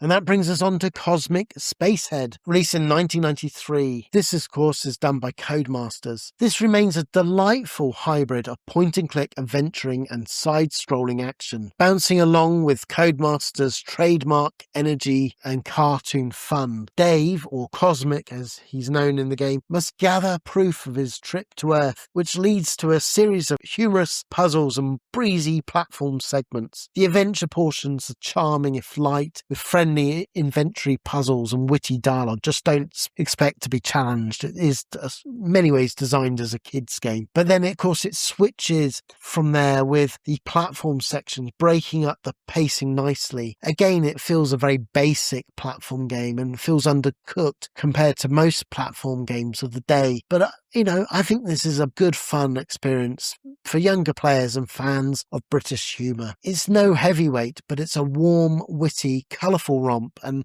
I've got a lot of special nostalgic memories for it. Now, one thing I have nostalgic memories for the cartoon, if not the games, is Count Duckula in No Sax Please, We're Egyptian, released in 1990 by Alternative Software. It was fondly remembered by the cartoon license done by the same people who did, of course, Danger Mouse. But this one, as a video game, has rough edges. No Sax Please, We're Egyptian captures the look and tone of the TV show well, with sprites that look the part and hieroglyphic backdrops and a chirpy soundtrack that suits that Count Duckula title screen perfectly. It has a mischievous personality, but as the gameplay, the platforming is middling at best. Levels are short, layouts are simple, and enemy patterns are repetitive and constantly respawning. The controls are serviceable but imprecise, and jumps that sometimes feel floaty, and hit detection that can frustrate. It does have a gentle difficulty curve, which I enjoy, and it does, I guess, make it a bit more accessible to younger games. Clearly that's who it was based at, but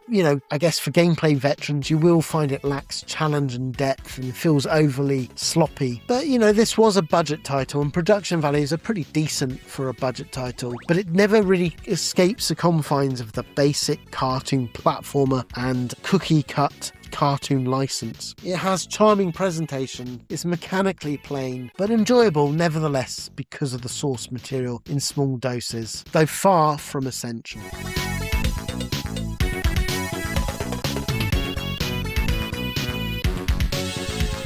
And that brings us on to its sequel, Count Duckula 2, featuring Tremendous Terrence, released in 1992 also by Alternative Software. This is more ambitious than the first Duckula game, but not necessarily better. Count Duckula 2 expands the formula with bigger levels, more varied themes, and a slightly smoother animation. Yet the core gameplay remains distinctly budget tier. The controls again are the sticking point. Duckula movement feels too loose, jumps lack precision, and combat is limited to the simple projectile tosses that rarely require strategy. Level design, though, is more inventive here in the sequel than the original, with hidden passages, moving platforms, and environmental gimmicks. But pacing suffers due to repeated enemy types and occasional dead ends that feels just like unnecessary padding. The visuals are bright and appealing, and sampled voices add charm, but they can't compensate what is, quite frankly, a rushed license, and a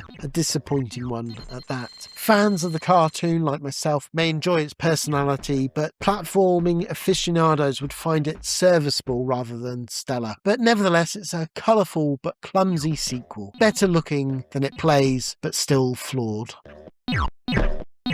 Okay, then we get an interesting one. This is Courtroom. This is a curious and surprisingly forward-thinking Amiga title, a text-driven legal simulation that explored courtroom drama well over a decade before games like Phoenix Wright turned our objections into entertainment. You step into the role of a defense attorney, preparing cases by interviewing witnesses, reviewing files, gathering evidence, and building arguments before heading into trial. In court, you cross-examine witnesses witnesses, object to testimony, and make strategic decisions designed to influence judge and jury. Preparation matters. Sloppy groundwork often leads to guilty verdicts. Presentation is strictly functional. Static courtroom screens, basic portraits, and dense text dominate, but it does have clear menus. There's no visual flair and sound is minimal, but you don't need it. It's limited to confirmation beeps and verdict cues, and that's all. It is very dry as a game, even by 1989 standards, but I think it's got a real nice idea of a concept, which is why I wanted to include it here. I guess the real issue gameplay-wise is the depth. Despite the novel premise, cases are limited, patterns repeat too quickly, and the pacing is glacial. A strategy exists, but rarely feels rewarding, and the interface can be clumsy for those that aren't willing to learn its nuances. Still, whilst by no means a classic, I think it deserves a mention because this is early attempt at interactive legal drama, which I've never seen before or up until things like the DS Phoenix Wright. And for that, I think it deserves recognition, if not praise. It's an ambitious idea years ahead of its time, but let down by dull presentation and shallow execution. A courtroom curiosity rather than a classic.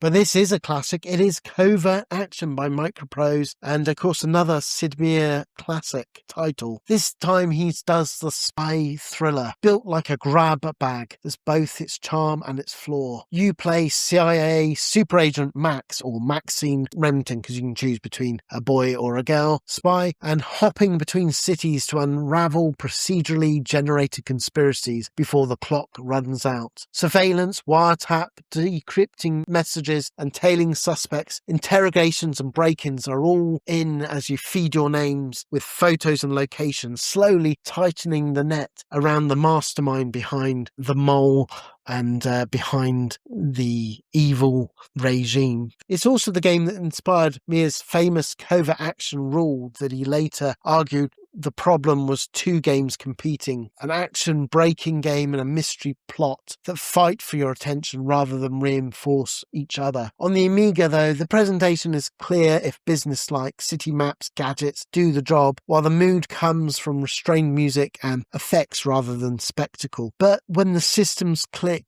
it feels brilliant. It's a tense, globe-trotting investigation, and when they don't, some of the action minigames feel disjointed and occasionally obtuse. Still, few games of the era attempted espionage with this much ambition and thought, and I adored this back in the day. I thought it was such a clever game. Overall, it's a clever, distinctive and fascinating title, even with its split action and strategic split personality.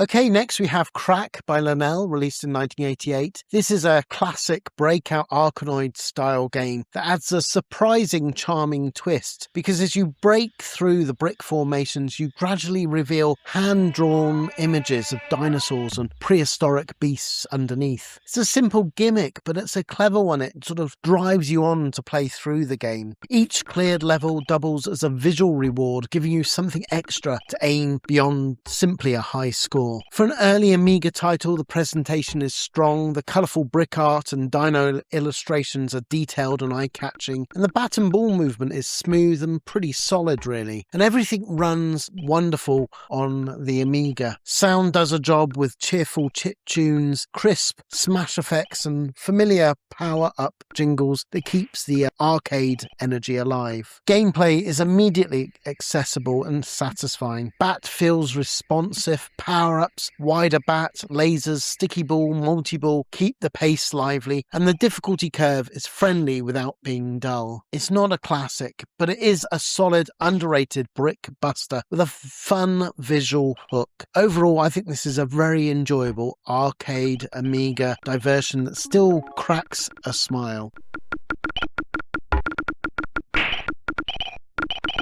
That brings us on to Crackdown, released in 1990 by US Gold. And this, of course, brings the Sega obscure arcade classic of the overhead infiltration shooter to the Amiga in a surprisingly faithful port. What balances strategy, fast-paced action? You control a pair of elite agents infiltrating enemy complexes, planting timed explosives, and escaping before everything goes beautifully, explosively wrong. Each level begins with a planning screen, letting you mark routes, doors, and danger zones before dropping into real-time mayhem. The Amiga version handles the dual-stick arcade controls really well, and it all feels responsive movement, clean visuals, and smooth scrolling through rooms packed with turrets, guards, mechs, mines, and tight corridors. Power-ups, spread guns, and shields add essential variety to the game, while co-op mode transforms missions into frantic shout-at-your-mate chaos. Like the arcade original, though, it is a little repetitive over long sessions, and some late game levels are trial and error, but really that's a fault of the arcade original than the port. Overall, the mix of prep and blast gameplay remains compelling, a polished, cleverly structured action title, and one of the more faithful Amiga conversions of a Sega arcade game. That brings us on to Crazy Cars, released in 1987 by Titus. This marks the beginning of the line of Titus's long-running arcade racer trilogy, and while it's historically interesting and had to be included here, it's also very much a product of its time. It's not very good. Flashy, fast, a little rough around the edges, you race a series of exotic supercars across US highways, dodging traffic, weaving around police, and pushing for first place across a handful of visually distinct stages. The Amiga version certainly looks the part, with nice, colourful, chunky sprites, fast roadside scaling, big brash car designs, and a thumping soundtrack that screams late 80s arcade bravado. The sense of speed is decent, and the shifting backgrounds, desert, cities, woodlands, drives adds a bit of atmosphere, but where it stumbles is unfortunately the most important thing. Its handling. The cars feel floaty, the collision detection is inconsistent, and some races demand memorization rather than actual skill. It's enjoyable in short bursts, I guess, and I think it's just okay for a bit of shallow fun and for its place in history. But overall, it's not that great. It's a flashy but lightweight debut, fun to revisit as a series curio, but easily outclassed by its sequels.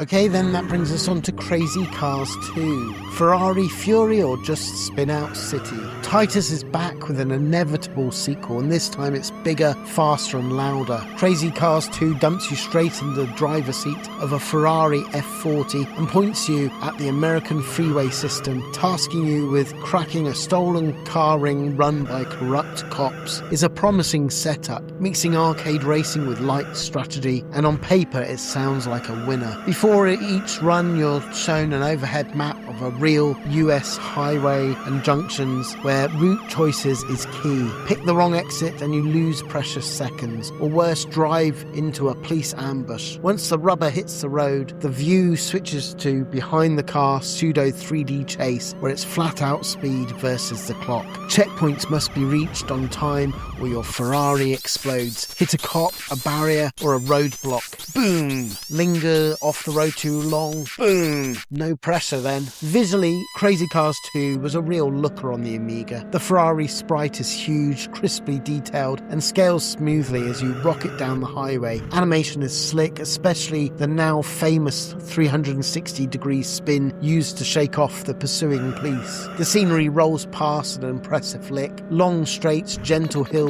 and shifting roadside details combine to create a convincing illusion of speed that few 1989 racers had to match at the time. The sound keeps it up too, with roaring engines, blaring sirens, and radio chatter that adds tension to every pursuit. Sadly though, once you pull away the polish, it all falls apart once you actually begin to try and drive the thing. The handling is frankly dreadful. The Ferrari feels impossibly loose, twitchy and unpredictable, with steering that swings wildly between oversensitive and downright uncooperative. Corners are an exercise exercise in panic rather than precision, and at high speed the car seems determined to spin out at the slightest provocation. There's no sense of control building through mastery. This is just trial and error and bad handling and frequent explosions. It's a racing game where surviving the controls is often a lot harder than beating the cops. Worse still, the game doesn't have enough variety to mask these frustrations for long. The highways blur together, the encounters repeat and are just so repetitive. The difficulty spikes feel cheap rather than challenging, giving you never enough time to find your rhythm in the game. The game yanks you away with an unavoidable roadblock or a twitch of the wheel that sends you spinning into oblivion. Crazy Cars 2 is a classic tale of ambition outrunning execution. It looks fantastic, sounds the part, and pushes the Amiga hardware hard, but with handling this bad, the thrill of the high-speed pursuit quickly gives way to irritation. A bold and striking racer that it should have been a classic, but instead it's a frustrating curiosity best suited to hardened enthusiasts or people learning where the Crazy Car series came from. Overall, it's style in the fast lane, control stuck in neutral. Okay, that brings us on to Crazy Cars 3. It's also going to mention it when we come to the letter L, because it was also a Lamborghini American Challenge that had a few tweaks to the game. But this one came out in 1992 by Titus. Crazy Cars 3 is the slickest and most accomplished entry in Titus's long-running street racer saga. This time you're unleashed in a Lamborghini Diablo, tearing across the United States in illegal underground races, while dodging savage traffic, ruthless rivals, hazardous shortcuts, and the ever-present highway patrol. Multiple divisions keep the pressure high as you claw your way up the racing ladder. The Amiga version still delivers the goods with pseudo 3D road rendering, wonderful fast scrolling scenery, and a really solid racing engine. It has the tyre squeals, the siren samples, and all of it sells the speed, making this such an exciting game. But best of all, they finally sorted out the handling. It finally clicks. Steering is responsive. This really is a solid competitor to the Lotus Trilogy series. The car, the Diablo, power slides beautifully through sweeping bends, and you have nitro boosts that provide a genuine adrenaline hit as you press that button to run them through. Progression is dangerously addictive. Prize money and side bets fund a deep upgrade system covering engines, brake box, gearboxes, tyres, radar detectors, police jammers, even outright bribes it to the law if you need to. Smart rubber banding keeps every race tense, right to the line as well. It's worth noting that the Lamborghini American Challenge, which I'll describe more, was basically the same game, but it did include in that version, the Lamborghini American Challenge, the split two-player screen mode, which was really quite cool in the re-release. But apart from that, they're pretty much the same game. In summary, it's fast, polished, and bursting with personality. Crazy Car 3 stands as one of Titus's best and finest Amiga races, and I think it's a criminally overlooked classic. And I should note that the 80s Overdrive indie game that was released decades later, and that I also love, is clearly a love letter to this game in particular, and I urge you to play that one as well.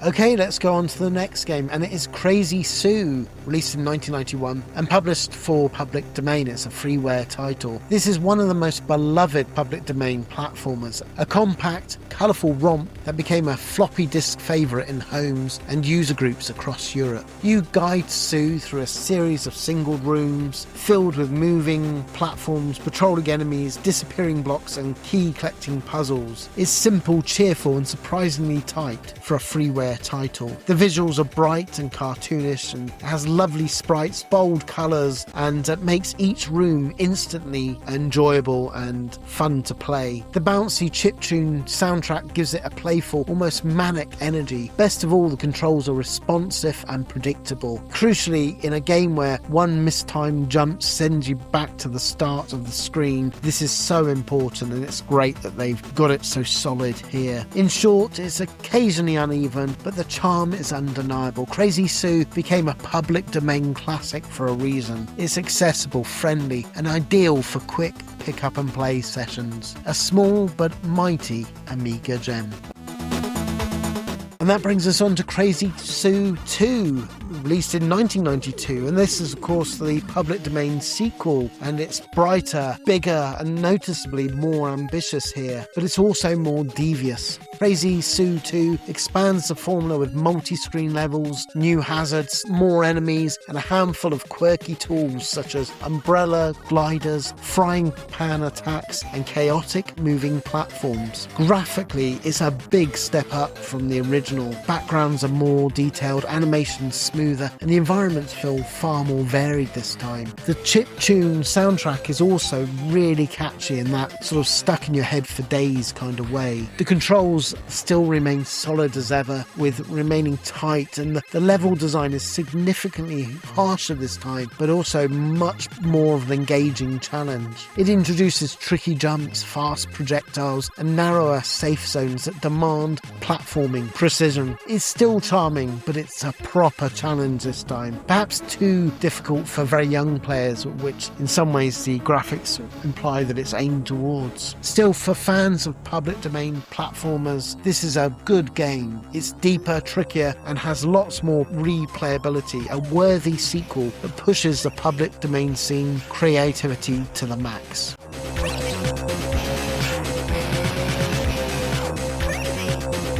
And that brings us on to Creatures, released in 1990. Creatures is a wonderfully and inventive platformer that balances adorable fuzziness and gruesome, gleefully twisted design. You play Clyde Radcliffe, a cute, wide-eyed creature who must rescue his friends by solving environmental puzzles, navigating traps, and using a blend of puzzle platforming precision. The Amiga version is beautifully done. Clyde is expressive and all floppy, enemies are imaginative, and the environments have that beautiful hand-drawn storybook charm. The levels mix traditional platform stages with puzzle-driven torture screen set pieces where you must work out how to disable deadly contraptions before your friend meets a grotesque fate. Controls are responsible, the humour is pitch black, but it is playful, and the difficulty curve is satisfying without becoming cruel. I think this is a cult puzzle platformer that blends sweetness and sadism into something utterly unique. It's clever, creative, and unforgettable.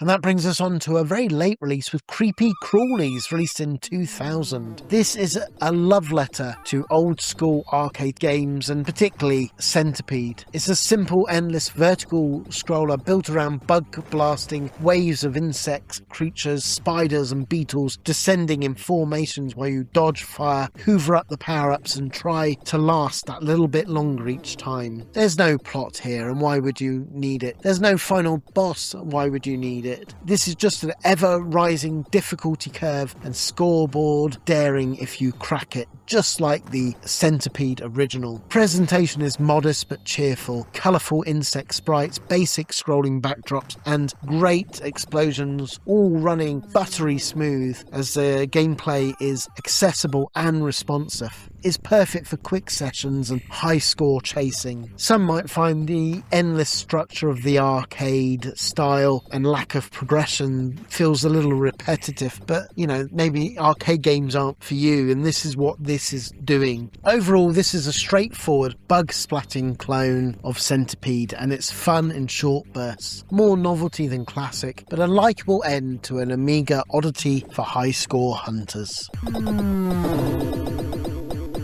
Okay, next we have Crime Does Not Pay, released in 1991 by Titus. This is one of Titus's strangest, most ambitious creations, a sprawling arcade adventure simulation hybrid that puts you in charge of either an Italian mafia or Chinese triad family in a rotten American city. Your goal is deliciously cynical. Claw your way to total control through bribery, blackmail, extortion, robberies, and assassinations, until one of your mobsters gets elected mayor. You freely roam the side streets, flick screen interiors, swapping between 3 playable characters. Include the calculating godfather, the seductive femme fatale, and the lethal killer. Each of them doubling as both a specialist and a spare life. Money, keys, ammo, and 20 incriminating gossip files must be tracked down carefully thanks to limited inventory slots, and while rival gangs and trigger-happy police keep the pressure high. The Amiga version is really a direct ST port, and it delivers colourful urban backdrops, nice sprites, and moody, noir-tinged atmosphere. Playing can be a slog, icon-driven controls are slow and fiddly, and combat does feel clumsy, and the animation isn't great, it all feels rather stiff as you're moving around. But there's something about this game, I love the open structure, and whilst it often leaves you wandering aimlessly or dying mid-menu to unseen snipers, I think there's still so much interesting and originality to the game that it's worth mentioning here. Bold, original, and dripping with atmosphere, Crime Does Not Pay offers a genuine freedom. It fumbles on execution, but a fascinating, frustrating curiosity with strong cult appeal for fans of weird, experimental Amiga fare.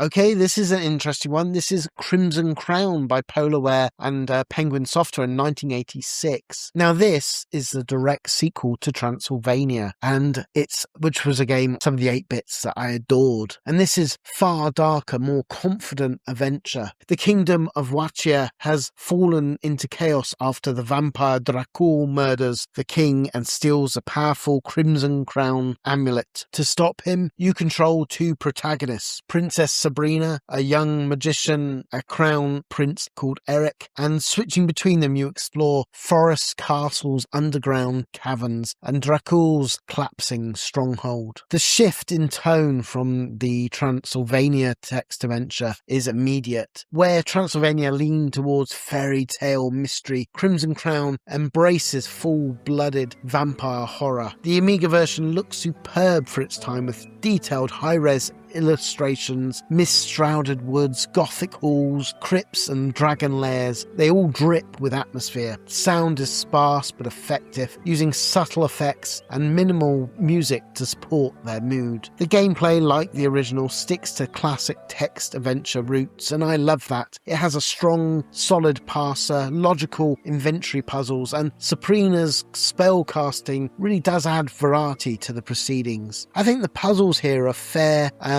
the writing is much stronger than the Transylvania game, and the stakes feel genuinely higher throughout. This is a darker, more polished sequel that improves on its predecessor in every way. Essential, spooky adventuring for Amiga Quest fans. And that brings me on to Croak by Selwyn Stevens in 1992, and this was on the Amiga format cover disc. Originally released on as a freebie on Amiga format issue 35, Croak is a straight-up, no-nonsense Frogger clone, and it's a very decent one at that. You guide a frog across multiple lanes, roads packed with speeding traffic, and you hop perilously across logs, turtles, and crocodiles to reach the safety slots at the top of the screen. Fill the homes and the level speeds up, piling on the pressure in classic arcade fashion, and it's lovely to see Frogger done so well here. Visually, it's a bright game full of cheerful colours that suit the gameplay perfectly on the Amiga. Sound is just simple, bouncy music and little hop effects, but they add fun, and it does have that squishy death sound, which is appreciated. There's no innovation here, it's just responsive controls, fair difficulty, and that timeless just one more go tension. Like the original arcade game of which it's based, levels do become repetitive, but cover disc title, this is impressively polished, and I loved it and appreciated it back in the day. This is a solid, faithful Frogger clone, simple, addictive, and an excellent free arcade fix. Bye.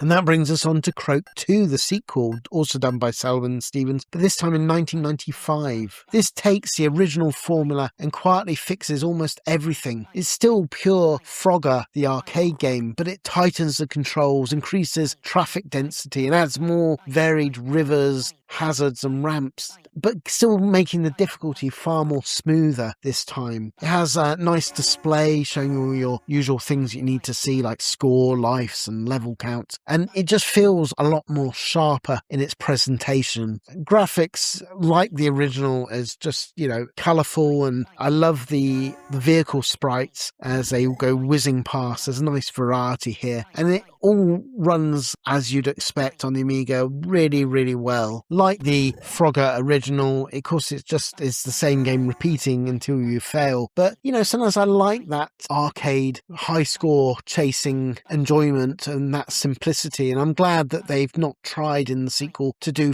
too much to lose the purity of the arcade original. In summary, it's a more refined and far more replayable than its predecessor, being a polished, addictive sequel, and I think this is the best Frogger-style game on the Amiga. If you only make one Frogger clone to play, I would suggest Croak 2.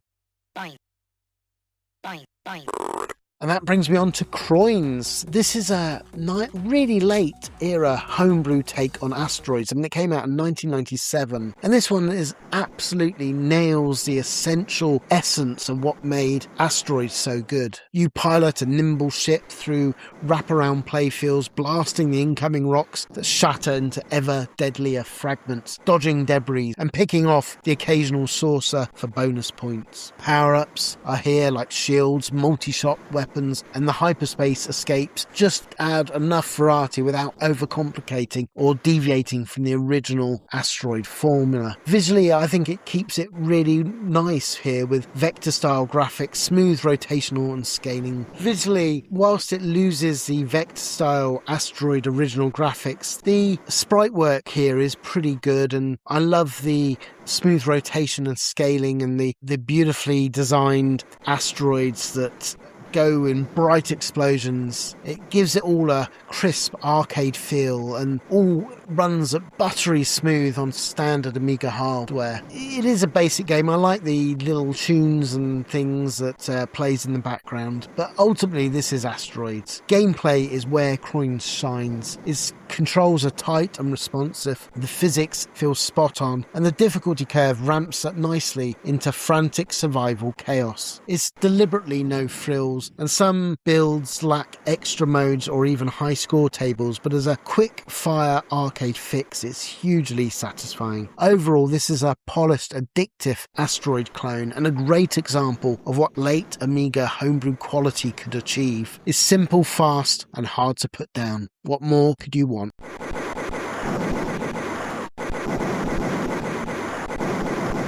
And that brings me on to a real classic here. This is Cruise for a Corpse in 1991 by Delphine Software. This is Delphine at their cinematic best. A lavish investigation adventure aboard a luxury steamship pulling on ideas of Agatha Christie and Poirot. The steamship is rocked by murder that spirals into a web of deception, and you play Inspector Raoul Dusentier, questioning passengers, searching cabins and studying clues and tracking shifting alibis as time progresses in discrete intervals. Each new hour aboard the ship reveals fresh new behaviour, new conversations and altered crime scene details. The Amiga version is visually stunning, with rotoscoped animations, richly drawn rooms, expressive character portraits and moody lighting that sets the 1920s Art Deco setting. The soundtrack as well is classy and atmospheric, and the interface, while slightly fiddly, it's clean and functional and does the job. Puzzles lean towards logic and deduction and obscure inventory trains, and the shifting timeline mechanic keeps the investigation fresh, although it can be frustrating because sometimes you've got to be at the right time, at the right place, and that's so annoying with games like this. But overall, I think it's stylish, thoughtful and beautifully presented. Cruise for a Corpse is one of the Amiga's most elegant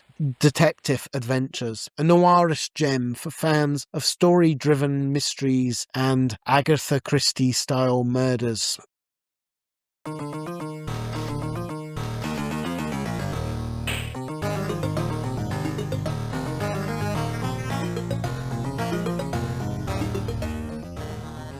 And that brings us on to Crystal Kingdom Dizzy, released in 1992 by Codemasters. This is the final classic-era Dizzy adventure and the most ambitious of the series, though not without controversy amongst purists because this went full price. This is more colourful and more story-driven than earlier entries, and it sends off our heroic egg to recover 4 shattered crystal fragments, puzzling his way through villages, mines, forests and icy caverns. The Amiga version is a great version to play. It has expanded visuals and they shine with richly drawn backdrops, wonderful character depictions, really expressing who they are, and some of the prettiest scenery in any Dizzy title. The soundtrack likewise is upbeat and distinctly Codemasters, and the puzzle logic is mostly fair, and yes, it does go with some obscurity, but they're pretty good for Dizzy games. It's a good one.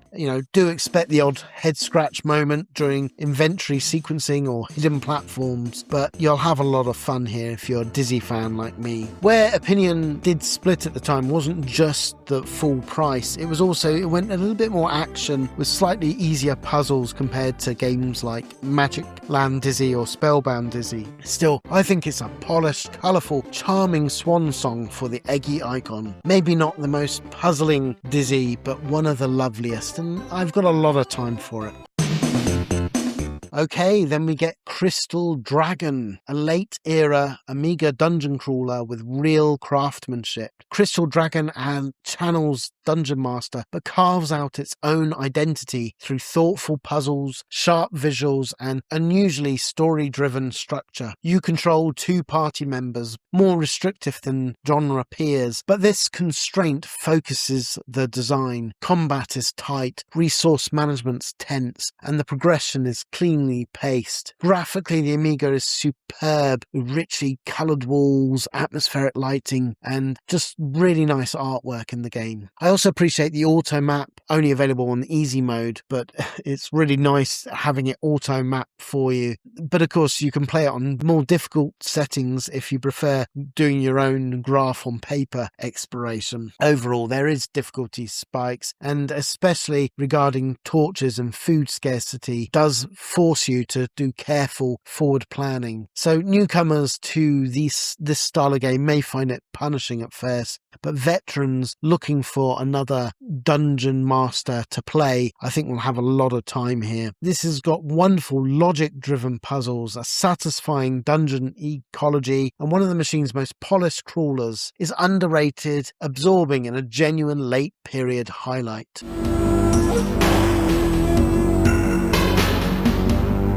Then we get Crystal Hammer by Reline Software in 1988. This is one of the Amiga's great polished Arkanoid-style games. The brick beater that helped set the standard before the genre became overcrowded, being of course Arkanoid. You control a sleek shuttle paddle, bouncing a ball into a wall of colourful crystal blocks, clearing each stream while grabbing power-ups like multi-ball, lasers, wider bat and slow motion to stay alive. Later stages introduce tighter patterns and moving blocks that keep the pressure on and keeps it interesting without feeling unfair. It looks gorgeous considering its age on the Amiga, and I love the colourful crystal designs, and it has good ball physics and just plays and looks great. Sound is also nice, with the famous intro music being instantly memorable, and the in-game effects and jingles just give it a real sort of fun, arcadey bat and ball punch that keeps you going with it. Gameplay is fast, accessible, dangerously addictive. Of course, it lacks any of the extras that some give, like bosses or elaborate gimmicks, but for pure feel and pacing, I think it's spot on. I should note as well, the version 2 of Crystal Hammer that came out a little bit later expanded the level count even more, extending its lifespan as a game even further. Overall, this is a classic early Amiga brick buster with brilliant polish and unforgettable music. Still hugely playable, but a must for bat and ball fans.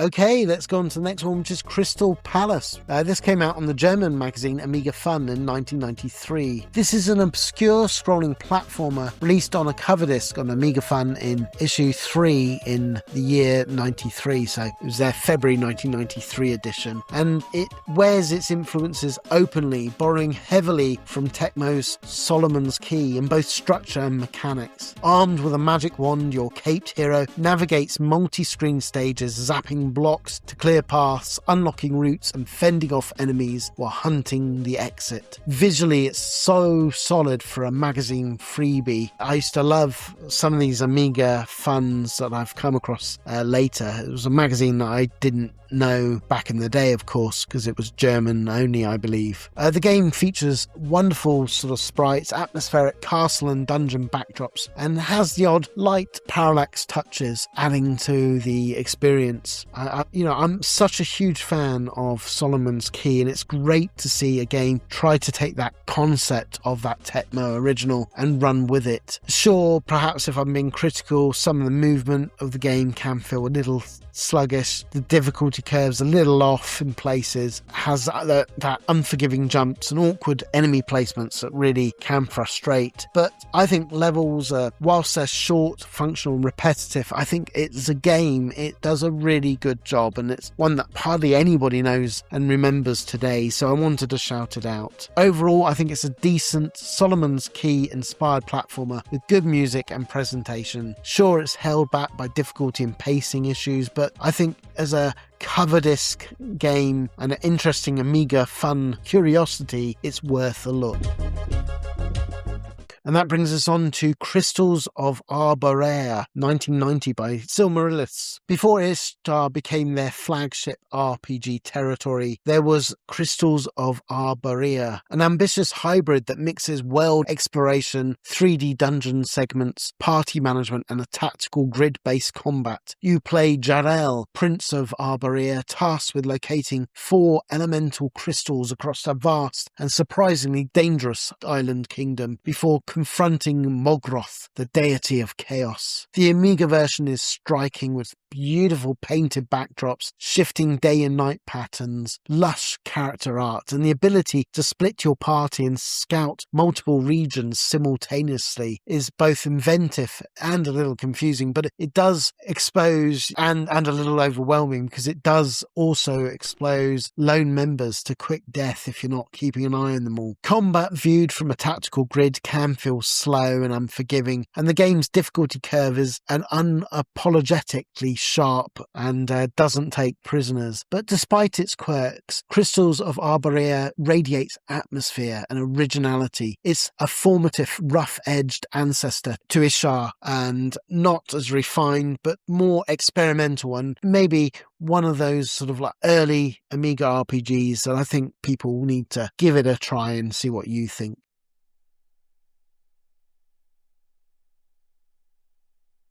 Okay, then we have a really obscure one. This is Cuento de Navidad, or A Christmas Carol, released by Iron Gate in 2018. This is notable for not how it plays, but what it attempts. Of course, it's the only game I can think of that's based on Charles Dickens' A Christmas Carol. I mean, the original book, not one of the animated films. And it stands as one of the very few games to tackle that classic story at all. And certainly it's the only one on the Amiga. Unfortunately, novelty alone can't disguise the fact that it is a terrible game, really. It's a weak platformer. I mean, gameplay is basic to the point of dullness. You plod through a handful of short, Christmas-themed stages, jumping over simple hazards, avoiding enemies and collecting items. Controls, they're serviceable but unremarkable and a little floaty with the jump, and level design is flat and repetitive. There's little sense of challenge or progression here, and the Dickens narrative is barely integrated, reducing it to just a light theming rather than meaningful storytelling. But there's something about it. I mean, the presentation and the graphics do look nice. The festive visuals, the snowy backdrops and the colourful 16 palette create a warm seasonal atmosphere, and it's got a cute enough soundtrack to make you sort of like enjoy.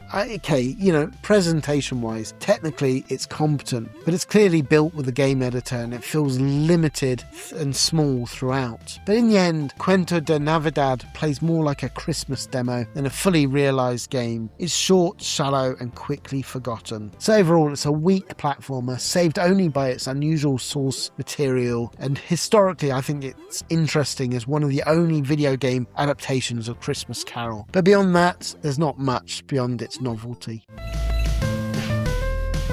Much better is Curse of Enchantia, released in 1992 by Core Design. This is one of their most visually stunning point-and-click adventures, and also one of its most divisive. You play Brad, a kidnapped kid whisked to a surreal fantasy tale world, navigating hand-painted regions full of witches, goblins, sentient musical instruments, and bizarre puzzles. The artwork is gorgeous here, with lush, fluid animations, great character designs, and some of the most imaginative music compositions on the Amiga. However, the game does famously lack the text and descriptions. Everything's conveyed through icons, animations, and visual cues. The game gives it a unique charm, but also leads to a moment of genuine frustration, as puzzle logic can feel opaque or whimsical to the point of guesswork. Still, the adventure is stuffed with personality and experimentation, and the Amiga version performs beautifully. I think it's a flawed but fascinating gem, visually spectacular, mechanically quirky, and unforgettable once it gets your hooks into you.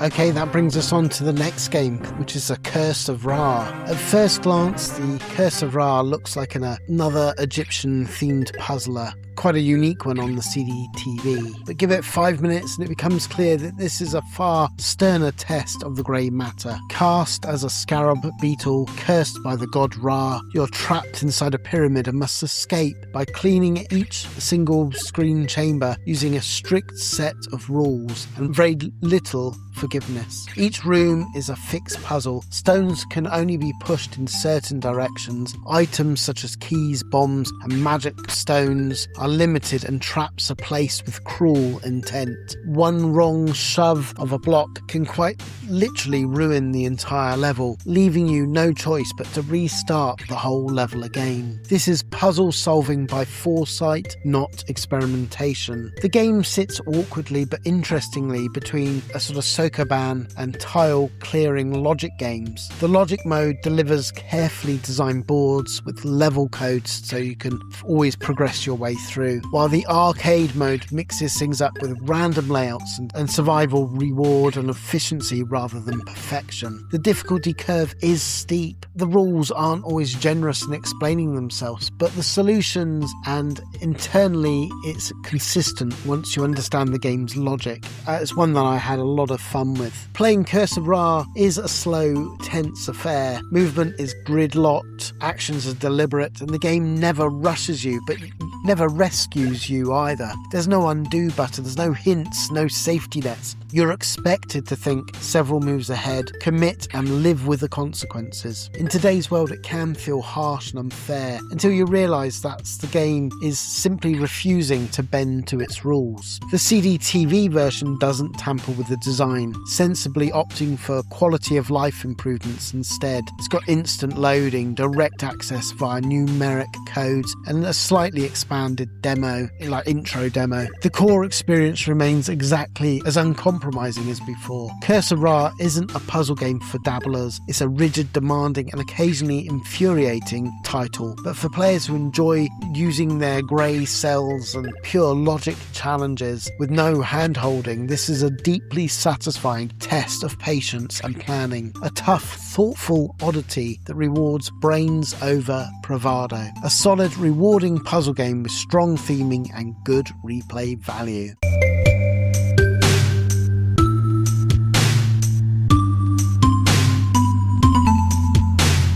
And that brings me on to Curse of Rabenstein, done by Polyplay in 2020. This is a modern Amiga graphic text adventure from Stefan Voigt, notable for its ambition and its moment-to-moment excitement. Set in 1862, you play a traveller returning from Zurich who becomes trapped in the cursed village of Rabenstein, slowly uncovering a dark, Lovecraftian-tinged mystery through exploration, dialogue and puzzle solving. The atmosphere is sombre and deliberate, leaning heavily on slow burn horror rather than shock or action. The graphics in the game is impressive, with beautiful high-res illustrated scenes of foggy streets, gothic buildings and forests which are moody and well drawn. Unfortunately, the gameplay itself as an adventure game is less compelling. The puzzles are mostly logical, but they're a little conservative, and the parser interaction is strictly traditional and sometimes can frustrate. Also, progression in the game, the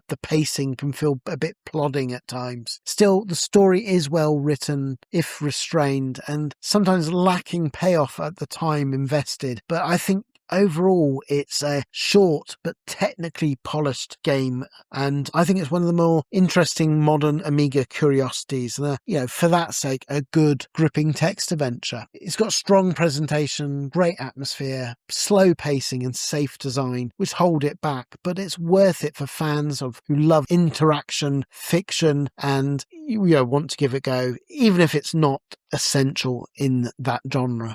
And that brings me on to Curse of the Azure Bonds, 1990. And of course, this is one of the SSI Gold Box editions. This delivers everything SSI's Gold Box RPGs were known for. Deep tactical combat, rich D&D lore, and sprawling questing through the Forgotten Realms. You guide your party across cities, dungeons, and wilderness as you unravel the mystery of the magical bonds enslaving your heroes. The Amiga version is clean and faithful to the PC original, with attractive 16-bit artwork during the encounters and rock-solid turn-based battles, keeping the strategy intact. The interface is text-heavy, but it's intuitive once you master it, and the character progression offers real flexibility through multi-classing and spellbooks, and I just think it's a really good RPG adventure. Combat is the standout. Positioning, spells and initiative matter here, with forethought and strategic thinking, and big fights feel tense and satisfying. The storyline follows the novel closely of what it's based and provides memorable villains and set pieces with slow movement, repetitive dungeons. Corridors can fatigue newcomers, but fans of classic CRPGs will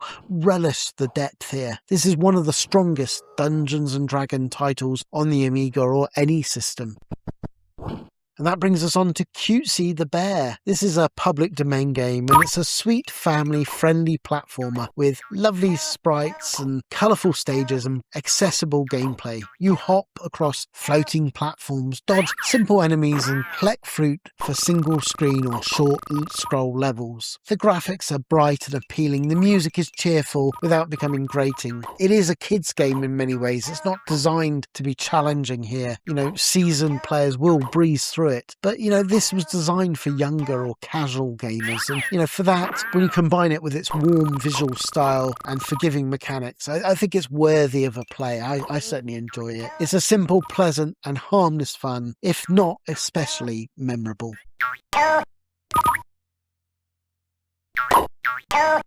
Okay, that brings us on to Cutthroats by Infocom in 1984, and the Amiga saw then a port in 1986, of course. This is an Infocom text adventure set on Hardscrabble Island, a decaying seaport where you're hired to dive a dangerous shipwreck for hidden treasure. The core loop revolves around preparation and restraint, hiring crew, building supplies with limited funds, and carefully managing underwater dives where poor planning can quickly end the game. It's a slower, more procedural experience than many Infocom titles. The attention comes from scarcity, timing, and risk, rather than puzzles alone. As with most Infocom games, the writing is solid and atmospheric, but the design does feel constrained. Puzzles are generally logical, yet sometimes opaque, and the game leans heavily on trial and error through supply choices and time sequences. Compared to Plundered Hearts, it lacks character warmth, and the narrative drive drive. And unlike Sea Stalker, its mechanics never quite cohere into a smooth hybrid experience. Nevertheless, the Amiga port is faithful and a nice, if bare bones, text adventure. It's just a shame it doesn't use the Amiga capabilities, giving you some sound and additional visual flair. Overall, it's moody, methodical, if a little uneven, but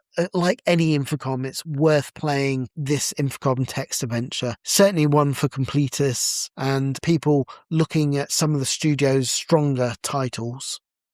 Okay, then we have Cyber Assault, released in 1991. This is a gritty shooter that tries to deliver cyberpunk intensity, but lands closer to competent budget fare. You roam the blasting gangs, turrets, and hostile androids while hunting keycards and power-ups. The pacing here keeps you going, and the controls are workable once you click with them and learn how to adjust to them. Visually, it's functional rather than stylish. It's that make the environments blur together and get a bit boring after a few stages.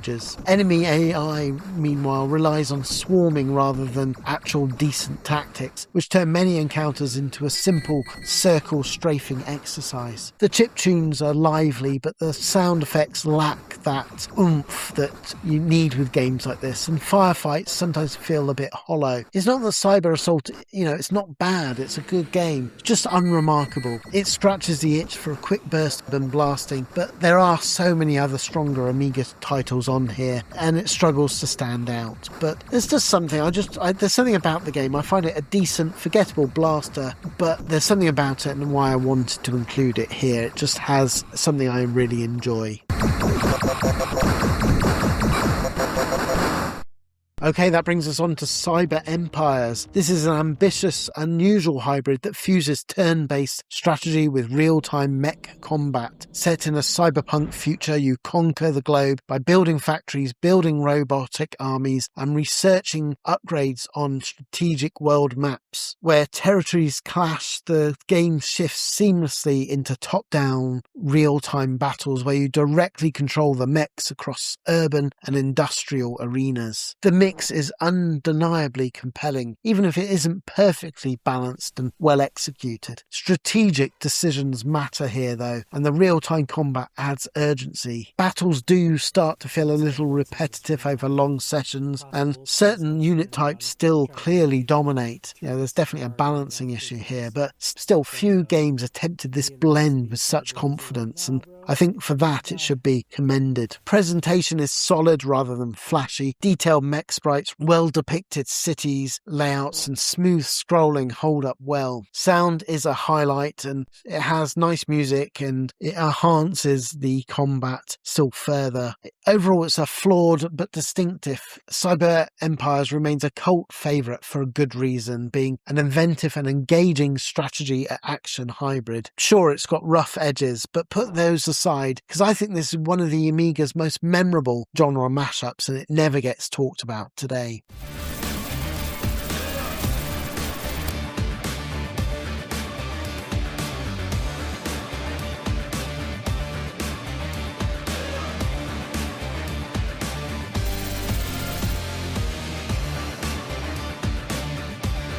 Okay, next we have Cybercon 3, 1991 by the fantastic The Assembly Line developer, and I believe published by US Gold. At a time when most Amiga 3D efforts amounted to wireframe curios or plodding corridors, Cybercon 3 felt genuinely ahead of the curve. You step into a hulking power suit and descend into a vast polygonal citadel run by a defense computer that has decisively lost the plot. With more than 400 interconnected rooms, over 100 usable items, remote camera drones, and a multi-layered interface that allows real-time system configuration, this is far more than a simple run-and-gun affair. Every action drains energy, jumping, firing, even scouting, turning progress into a constant balancing act. The clean vector visuals and sparse sampled audio combine to create a cold, oppressive atmosphere that still holds up surprisingly well. The controls are heavy and deliberate, which split opinion on release, but mastering that weight gives the game a rare sense of physical presence. Overlooked in its day, Cybercon 3 stands as one of the Amiga's most ambitious first-person experiments, an early signpost towards the immersive simulations of the mid-90s.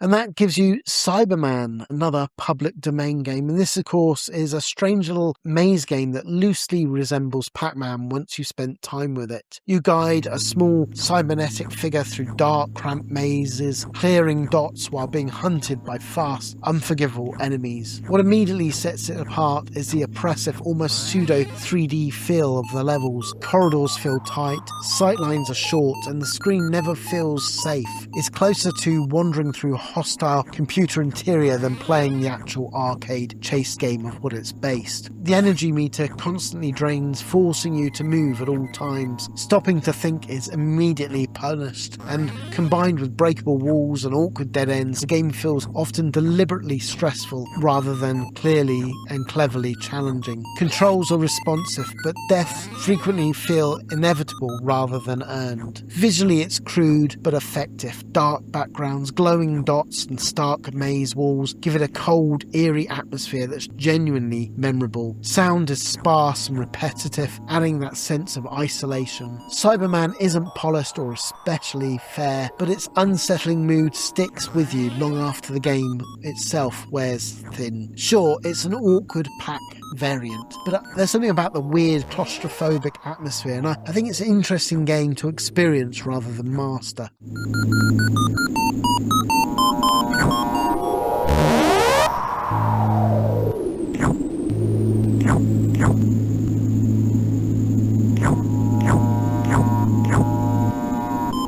Okay, then we have Cyberball. This brings the Atari futuristic robo-football spectacle in the arcade onto the Amiga with a lively arcade-accurate conversion that remains oddly compelling. You see, instead of doing traditional American football, this variant uses robot teams, a bomb for a ball, yes really, and explosive turnovers if you hold it on for too long. Plays are simple, the pace is frantic, and matches teeter between strategy and outright chaos. The Amiga version is colourful and smooth with crisp animations and satisfying collision effects as metal juggernauts slam into one another. The overhead perspective keeps the action playable, and the playbook, while limited, offers enough variety to keep the matches tactical. Two-player mode, of course, is where the game shines, delivering noisy living room showdowns full of last-second detonations. Solo play, like the arcade original, can feel repetitive over time, and the computer AI is predictable, but the core fun loop does remain, and it's still good in short bursts. It's not deep, not particularly stylish, but it's unique and great fun with a friend. A quirky sports curio that still has its charm.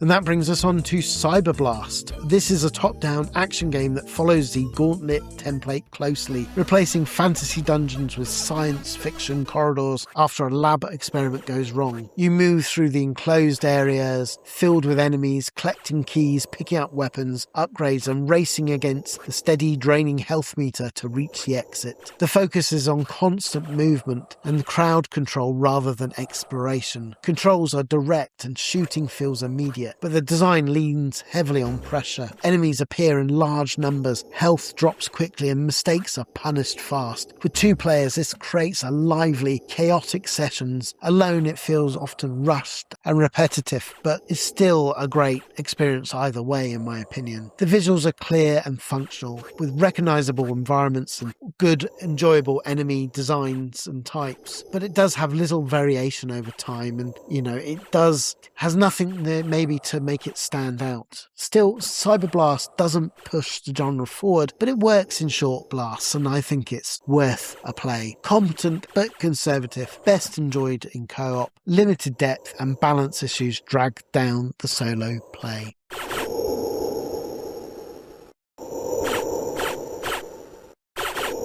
Okay, that brings us on to Cybernetics, the first battle, released in 1992, and this was an Amiga format cover disc. This Defender-inspired shareware gem punches well above its weight. Cybernetics is a pure, side-scrolling rescue and destroy shoot-'em-up in the style of course, Defender, the arcade game. You zip across looping landscapes, blasting waves of biomechanical attackers, snatching survivors and juggling incoming threats at breakneck speeds. It channels Starglider energy, but with tighter, purer arcade immediacy. The Amiga format cover-mounted version is impressively polished, with smooth scrolling, crisp sprites and responsive firing. And the soundtrack is also sharp, full of energetic, wonderful style jabs and catchy tunes. The enemy waves escalate smartly, and the rescue mechanics forces constant movement rather than campsite blasting. It's simple, yes. No massive level variety, no extravagant set pieces, but the purity is the appeal. It's tight, fast, challenging, endlessly replayable, and exactly the kind of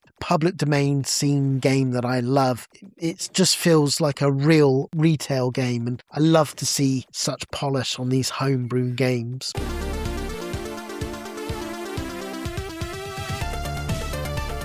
Okay, then we have Cybernoid, the Fighting Machine, released in 1988. Rafael Cecco's Cybernoid is the Amiga shooter that separates the merely competent from the truly obsessed. This flick-screen blaster drops you into a booby-trapped pirate depots where survival depends on momentum control, memory and nerves of steel. Your ship fires endlessly, but the real sting lies in the small selection of rechargeable, smart weapons. Bombs, seekers, shields, and the infamous bounce bomb, each requiring careful timing and positioning. Collision with scenery is lethal, enemies are relentless, and mistakes are punished instantly. The Amiga version shines with a richly coloured sprites, fluid animation, and thunderous Gary Knight soundtrack that has lingered in collective memory for decades. Beneath the arcade surface lies a puzzle-like structure. Every screen is a static death trap that must be learned and dismantled piece by piece. Slick, vicious and uncompromising, Cybernoid remains a benchmark for late 80s Amiga difficulty and design discipline.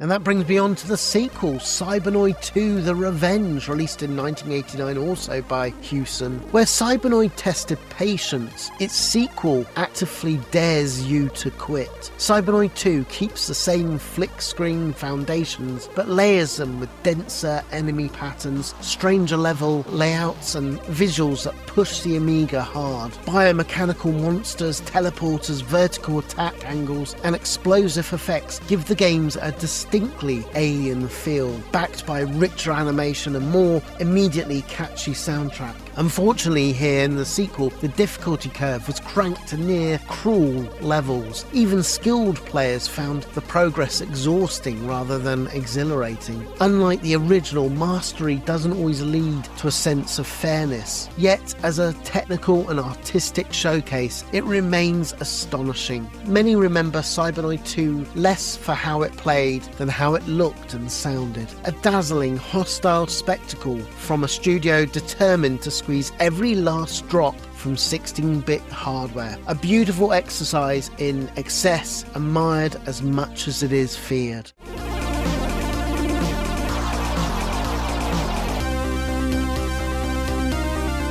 And that brings me on to Cyberpunks, released in 1993 by Core Design. By 1993, the Amiga top-down shooter formula was well established, but Cyberpunk injected it with colour and attitude. You choose from 3 enhanced troublemakers and blast your way through a sprawling multi-level futuristic complex filled with keycards, data disks and oversized enemies. The scrolling playfield, light inventory management and varied environments give the game a sense of scale rarely seen in the genre. Visually, it leans into bold comic-influenced sprites, while nice samples and energetic Adrian Cummings score provides plenty of character and fun to the game. Although played solo, the shared health and weapons across the characters give it a loose, cooperative flavour. Progress can stall without the right items, and some sections demand near-perfect movement, but the momentum rarely lets up. Never a chart topper, Cyberpunk's earned a loyal following thanks to its brash personality and refusal to take itself too seriously. I think it's a cult hit from the Amiga's late, defiant years.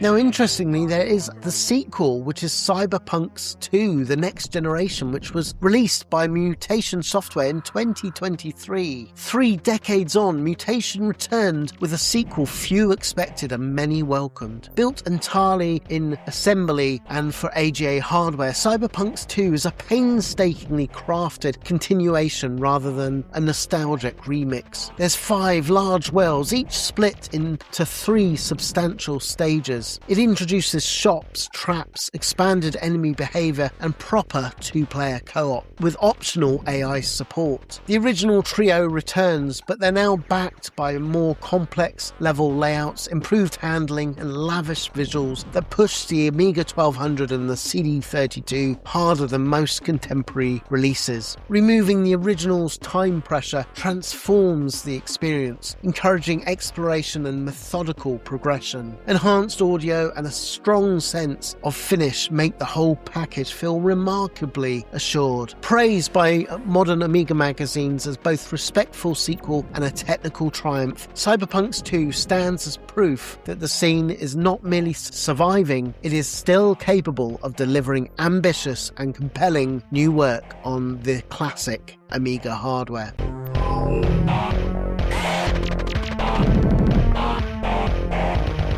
Then we have Cybersphere. This is late mail-order brick breaker that plays like Arkanoid, filtered through a sci-fi theme. You bat the ball around single-screen arenas, clearing tiles and surviving increasingly busy layouts. It's responsive and fast with lots of objects on screen and a steady difficulty curve that rewards control rather than luck. The presentation is stronger than most games in this style of game, the genre. It has very nice, clean, sharp effects and audio that feels properly integrated rather than tacked on. Like with lots of games of this type, the downside is its variety. Once you've seen a handful of stages, the core idea of the game doesn't really evolve much beyond that. Just harder patterns, faster pressure. So long sessions can get a little bit boring, but it's fun, it's playable in short sessions. And, unusually well produced for something outside the mainstream. If you like the genre of bat and ball, this is a solid curiosity. I should note that Cybersphere Plus, also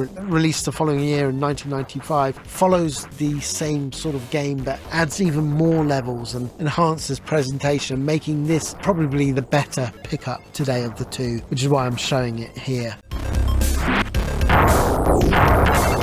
Okay, then we have Cycles International Grand Prix Racing. This came out in 1989 and is counterpart to their Grand Prix circuit game that we'll come to later. And it offers first-person Grand Prix racing across 125cc, 250cc and 500cc classes. You compete in full championship season on licensed 1989 tracks, qualifying for grid positions and racing against 9 computer riders corners for points. Emphasis is on learning the circuits, managing speed through the corners and staying upright rather than aggressive contact to the road and tarmac. For its time, the sense of speed is convincing. Tracks are well designed and corners demand proper braking and lean control to make your way through. Mistakes are punished with sudden crashes that will end your race quickly and in a moment. Controls are straightforward and responsive, though handling can feel twitchy until you adjust. The computer AI is serviceable but predictable, and races lack variety once you've learned the optimal lines on all the tracks. But presentation is solid rather than flashy, and trackside details do help with the immersion, and the engine sounds, they do a reasonable job of selling the acceleration and the revs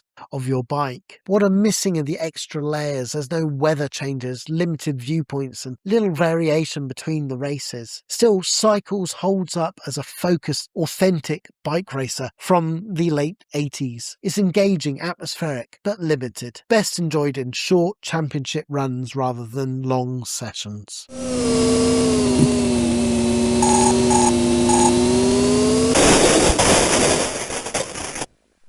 Okay, that brings us on to Cytron, released in 1992 by Psygnosis. At first glance, Cytron looks like a straightforward top-down sci-fi blaster, but spend a little time with it though, and it reveals itself as something far more interesting. Set inside a sprawling research complex overrun by rogue machines, you control heavily armed rescue droids tasked with locating trapped scientists, restoring systems, and surviving increasingly hostile environments. Exploration is just as important as firepower. Levels are dense with locked doors, switches, terminals, and environmental puzzles, forcing you to learn layouts and plan routes rather than simply charging ahead. Combat is consistent but never mindless in this game. Positioning, weapon choice, and awareness of enemy patterns all matter here, and especially as later areas really ramp up the pressure with strict time limits as well. The game's defining feature is its divide device. At any point you can split your droid into two independent units, Sight and Ron, both active at once. Managing them together adds real tactical depth. Once you get hold of a switch, draw fire or scout ahead while the other pushes forward. Dual angle shooting turns busy rooms into tense controlled chaos, and mastering the system is key to survival. Controls consequently do take some getting used to here, but particularly when juggling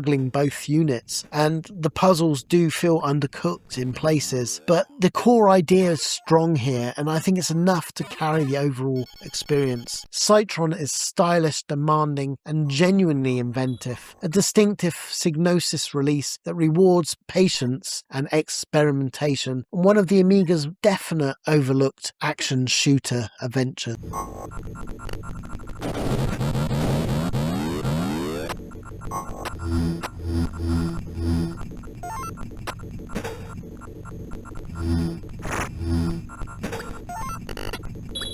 That's it, fellow Retro Voyagers. That brings us to the end of Letter C, a hefty, glorious slice of Amiga history. From the explosive chaos of Cabal to the precision-engineered brilliance of Cybernoid, through to the isometric wonders of Cadaver and first-person shooters of Active, all the way through to the quirky charm of Crazy Sue and Cybergrit and Cyberblitz. We've sifted through all the fluff and tried to pull out the titles that we still think worth mentioning today. So, whether you're into shooters, puzzlers, dungeon crawlers, sport, showpieces, cinematic thrillers, and cult curios, this C-section, I think, genuinely shows off what the Amiga is most creative and most chaotic. I really hope you enjoy these deep dive videos. They do take a serious amount of insane amounts of time to create, and a lot of love on my part.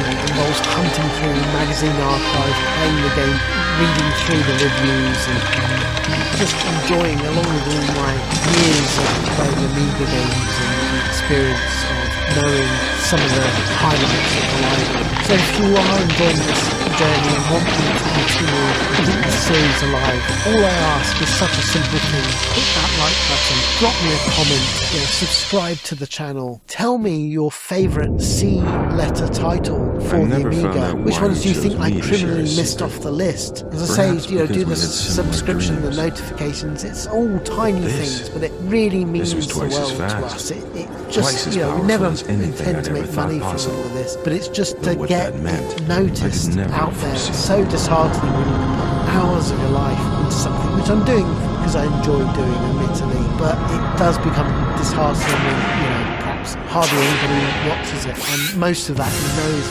people just not discovering it because there's not enough engagement to encourage people for the algorithm to think it's worthwhile sharing it.